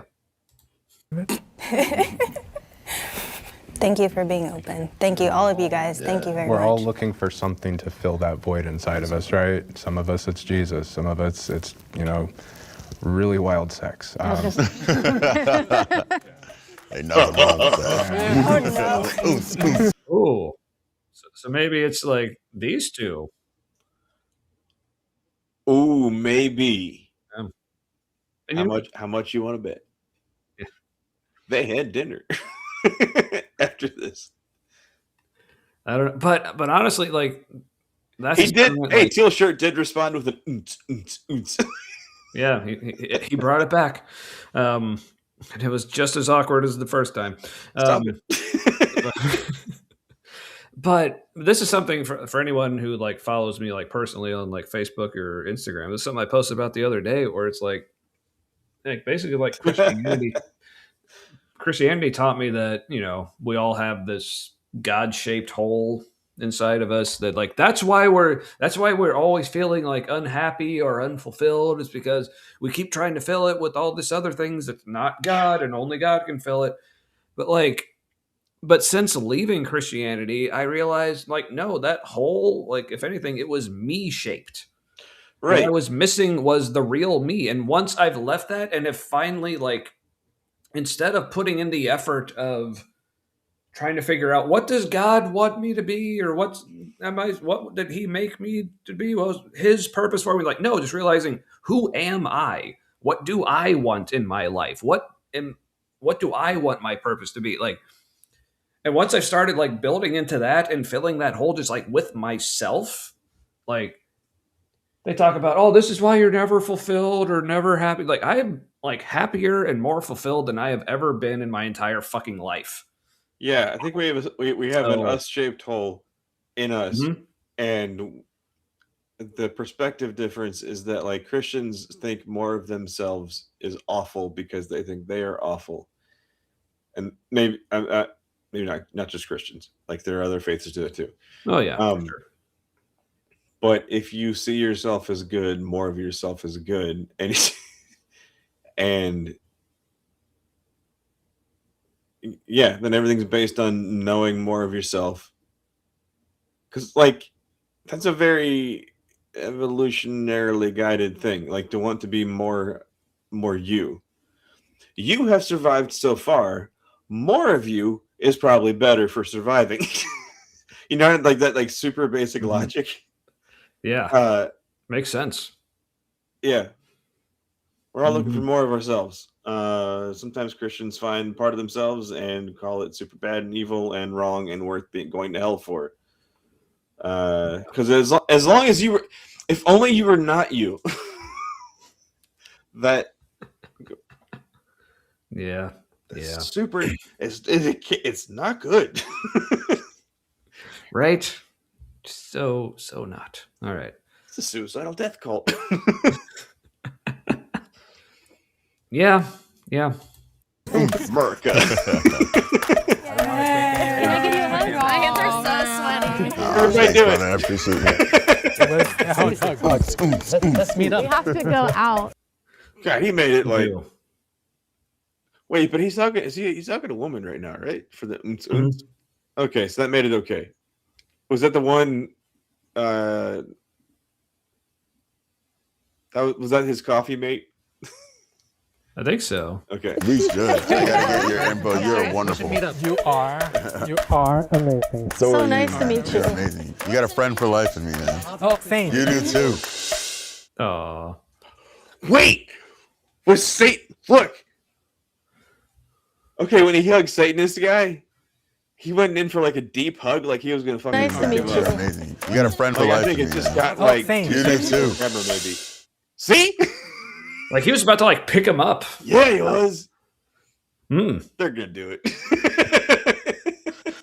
You know what? Good for them. Good for them. That was fun. Yeah. Yeah, survival rate's 100% so far. Yeah. Like- I mean, or as I like to say, like my plan is to live forever. So far, so good. Also, that's kind of where religion came from. They're like, this has worked so far, must be good, must be holy. And Mm-hmm. the longer you can rationalize it, the more it survives the whole like Catholic tradition thing. Like it survived scrutiny this long, must be good. Mm-hmm. Yep. Nope. Yes.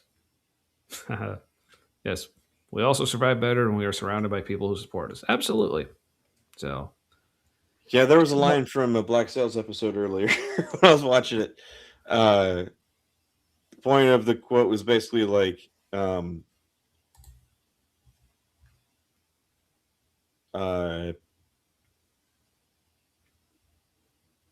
the concept none of us survive if all of us don't survive. Like that's like that was the best way to manage things, like that mindset. And I had that before too. Several times from smoking weed. Had that idea. It helps. Yeah. And yeah, like I think that's the it. one time I successfully got high, I had some awesome ideas for sure. Involved a giant eyeball. Yes, it did. But Wait, somebody's yeah, laughing at Satanist. but yeah, but seriously, if anyone wants to like get high and have some revelations about life, look up the video "Chrysalis" by Mepharash. I still need to watch that. Yeah. And also, the song itself is fucking amazing too. I absolutely love it. But anyway, yeah, Chrysalis by Mepharash or I don't know how to pronounce it. It's Mephorash. I know it's from the fuller phrase Shemha Mepharash, but yeah, it's like an old like Hebrew thing. Anyway, look it up. It's awesome.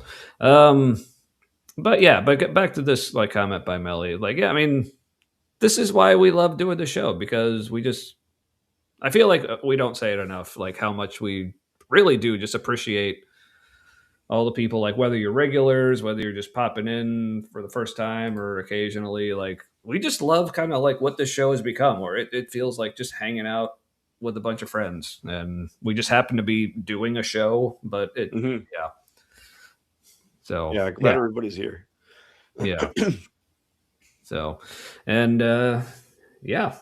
Hey, I just realized, all right, resources aren't scarce anymore on Earth. Yeah. And way too many of us are acting like they are. Mm-hmm. Yeah. So like, and it might be the end of us. Like literally, it's unnecessary. Mm-hmm. Yeah, because like one way I've heard, like, because people talk about things like, oh, we're like overpopulation or whatever. It's like, no, the problem isn't that there's too many of us. The problem is resource allocation. Because fun fact, you could, and I looked this up and I did the actual math on it. You can fit every single person in the world alive right now inside the state of Texas. And not even super tight. Like everyone would have like at least like 100 square feet.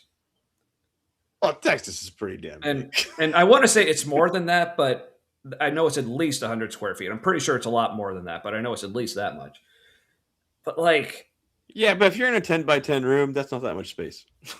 Right, but I'm just saying, but just to put that in perspective, like, but just think about how much other world there is. Like, bottom line, like, we have enough space.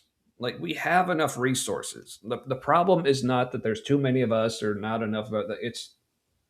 It's just that too few of us have too much. That's the problem. And think they don't have enough. Right. So anyway, but like that's how people be though. Like I think there's a big evolutionary change happening where we're realizing a lot of the stuff we did to get here doesn't work anymore and is now bad. Like at scale, bad. Getting here, smaller scale, it worked. It was fine. Didn't cause that much harm. But now, yeah. Mm-hmm. We're on this. Yeah. All right. Well, but yeah, this was a good video. So again, thanks to Matt for finding and recommending this video. That was me. You're welcome. Yeah. It lasted for 2 whole episodes. That was good. So now I got to think of something for next week. Damn it. I'm trying to find. By the way, if anybody, I looked for videos where it was I was looking for people trying to convince former Christians to be Christians again because I felt like I hadn't seen enough of that. This was like the closest I was able to come. So if anybody is aware of anything else, yes, it seems like not that many people are tackling that. It seems like they're writing off former Christians, but it's really interesting to watch. Yeah. So if anyone has anything here, I'll put our email address up. Send it to us, or if you follow us on Facebook, you can message us there. We are on Discord, but like I'm not part of like any servers, or basically just there so people can find us and message us. Basically, that's all I barely know how Discord works. Yeah, same here. Like I literally have only used it because like that's how Kip wanted to message with us for when we were getting ready for being on his show a couple weekends ago. But we're there, so if people want to message us through there, that's cool too. Or this is probably the best way to get a hold of us. So yeah, we'll just leave that up there. So yeah, if anyone has any leads on any videos like that, what Matt was talking about, like Christians trying to convince former Christians to come back, that we think that'd be a super fun thing to talk about. Or if you just have anything else that you think would be interesting to watch us watch and react to and talk about, that's or cool. So if anybody wants to talk to us and, yes, and try to convince us to be Christians again, cool. We won't be okay, we'll still be absurd and maybe pretend assholes, but no, I'll only genuinely be an asshole if you are also genuinely being an asshole, and that's a promise. Look, because you will know for sure if we're being assholes on purpose. It will not feel good. I don't. I'm a different person when I do it. You'll know. Oh, and thank you. I mean, wouldn't want you to do something you don't want to do there, Kip. No, just you be you. All right. Well, thank you for being here with us, because honestly, this would be hard to do without the rest of you as well. So, Dude, man, when I watched the whole thing straight through, it was a lot. By the end, I was like, when's my therapy appointment? and funny you should mention this. So again, like Hypatia, again, I think you're at least relatively new here. But yeah, we are, for some reason, like I said, we're by no means like super popular, but definitely a lot more than we were a year ago. So, but yeah, if people are new to the channel, want to see more, like learn more about us, if they actually go to our YouTube page, if you're following us there, we have some playlists. There's one, it's just called our favorites. So it includes like our very first episode, so you get a little more of our background. It's just a couple other ones we enjoyed, some different conversations we had. It also includes like I did a solo episode, like it'll be 2 years ago this summer, just going like much more in depth into my story. Matt still needs to do his at some point, but like every time we've planned for him to do a solo episode, he like ended up in the hospital or something like that. And so yeah, then we just didn't try anymore. Yeah, but I mean, obviously, Matt, like if you ever want to do it again, yeah, it's totally fine. But also, we conveniently enough will also be, like we mentioned at the start, and I mentioned before, we'll each be on with Neil, the 604 Atheist, this July. So Matt will at least have his chance to go in more depth in his personal story on the 18th, I think is when yours is, and I'm on the 11th the previous week.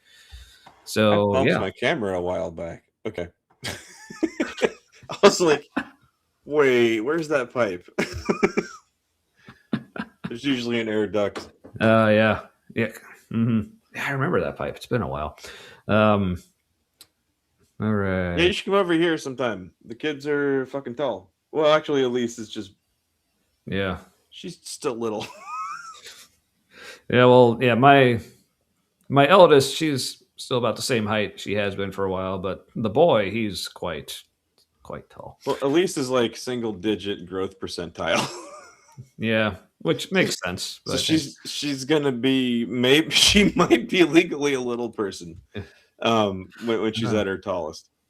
Oh, also thank you, Noise Ending, for going back and watch that. Yeah, when we were on with Kip and Nitty. Oh wow! But the Scripture Saturday. Yeah, thanks for going back and actually watching that. Yeah, that's. I mean, if it's good enough for Kip, so. Yeah. Ooh, but here's something from a G Word. If you're looking for random content ideas, would love to have a discussion with former Christians. Thoughts on Through This Fire Across from Peter Balkan album. Not familiar with that at all, but potential there perhaps. Cool. Well, maybe here, I'll just put this back up real quick. Email that to us, because I guarantee I am not going to remember that. It kind of reminds me of Hellblade. Like the feel of those words reminds me of what I played in Hellblade so far. Oh yeah, Hellblade, one of my favorite video games of all time. But yeah, Through This, yeah, man. Yeah, see, that's what you need to do. You need to finish that game so we can finally like fully discuss it. So, ooh, yeah, yeah. So, the now disgraced Egyptologist. Are you talking about that one guy? Yeah, David Falk. The 9 hours, and ghosts apparently don't have feet. It's like he's a polymath. God, you just need seconds to size that guy up as not a serious person. Seconds. All right. He's like, yes, he's like, this is awesome. If Patton Oswalt was way less self-aware. It's that kind of not vibe. entertaining. Yeah. All right. All right. Well, I don't need to pee any less than I did a while ago. So, but yeah, to wrap up, yeah. So it's been fun being on a lot of other people's shows, but we currently don't have any other um, bookings, I guess, until July. So if anyone else wants to have us on, because like obviously at this point, I mean, you're doing us a favor. I mean, we're not doing you any favors or whatever. But no, yes, for anyone who did watch Budget Scripture Saturday a couple Saturdays ago when we were on, I did, and also I was the only one who proved this. So I mean, ball's still in the rest of y'all's court. What is? Oh, I've got like one really thick curl on the left side of my head right now. It's like a horn. What the hell is?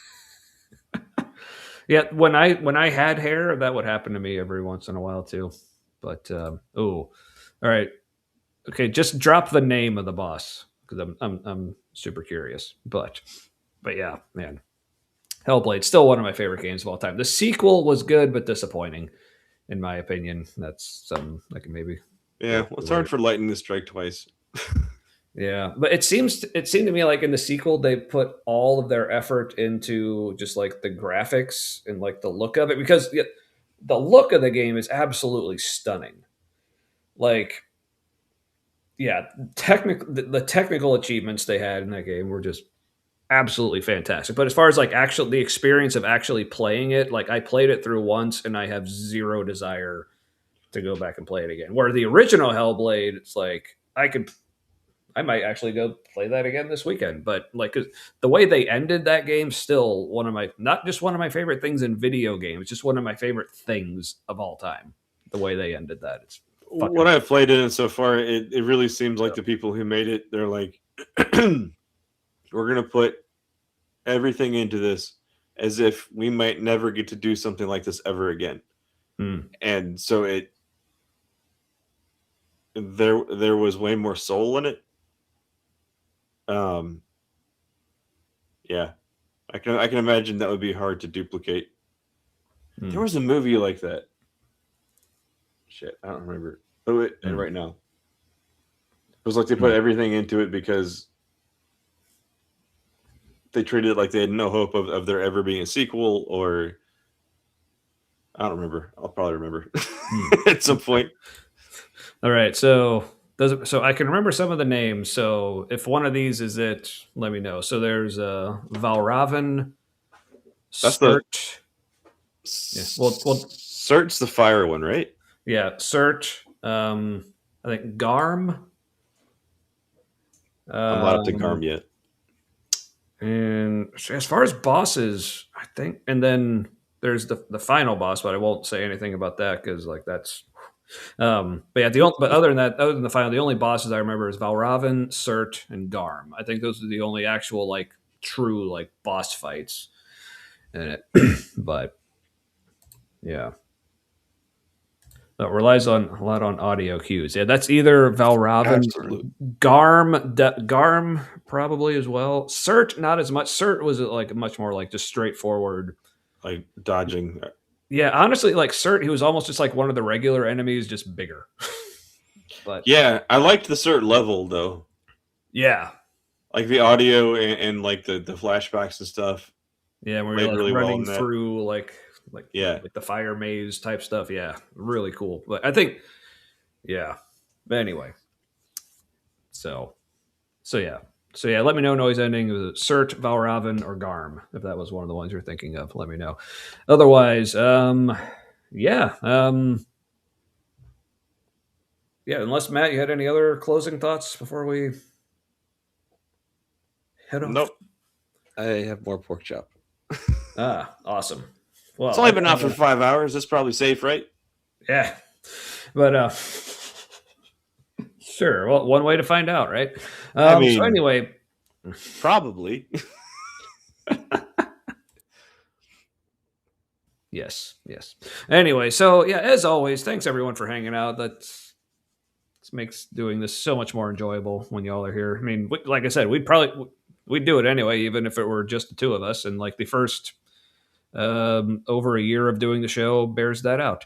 So, but yeah, like I said, as far as upcoming things, like I said, we'll be on with Neil the 604 Atheist in July. Till then, if anyone else wants to have us on their show, or we're also open to having people on here. That's something we haven't done in a long time. Feel like we should do a lot more of. If anyone's wanting to go to the Ark Encounter protest, we're both intending to go to that. That's coming up in July 12th. I think that's a Sunday. Maybe talked into going to NanoCon if I can come up with the money, or if someone wants to help me out with ways to lessen the expense. But I just had a great idea. Ooh, what's that? For the Ark Encounter, I hope protest. If it's not very windy, we could bop around like an inflatable penis beach ball. That's a really funny thing to watch. I've seen it at a concert before. All right, well, if you can find one. But if it's super windy, it would have to be on a string. That might make it better, actually. So if you can, like, it's so so windy, just have you're to like, hold it. No, if it's so windy, but you have it on a string, so you're like flying it like a kite. That'd be crazy. All right, so this needs to happen, people. All right, well, I need to pee, but as always, thank you all so much for being here. And I guess because I have to do the YouTube things, like, hey, if you enjoyed this, chances are someone else might enjoy this too. Because like I said, like, the algorithm definitely hates us. So not many people end up finding us, but the people who do find us seem to like it. So DH has never been here till the end before. It also means DH is having a hell of a time falling asleep. Yes.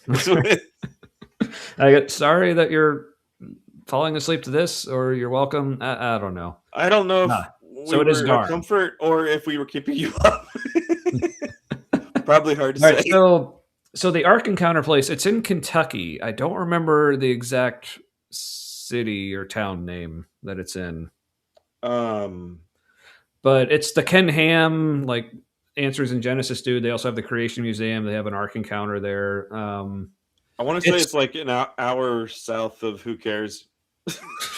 Well, it's actually it's less than 40 minutes from here. And I know, but it feels like it's very far away. Right. Really... Oh, yeah. Feels like it, definitely. Yeah. So we're in Cincinnati, and it's like, yeah, not too far from here, but okay. That makes sense. Yeah, definitely keep that in mind. Keep yourself safe. That's definitely more important. But yeah. It is a valid concern. There is a chance you don't leave.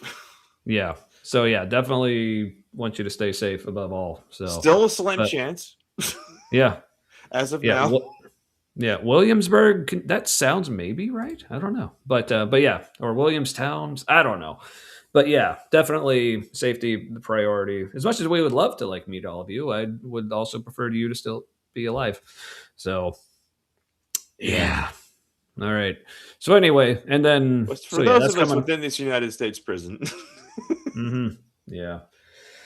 All right. Well, I think that's it from me. So, well, all I've got is may your things and stuff be forever with your people. Good enough.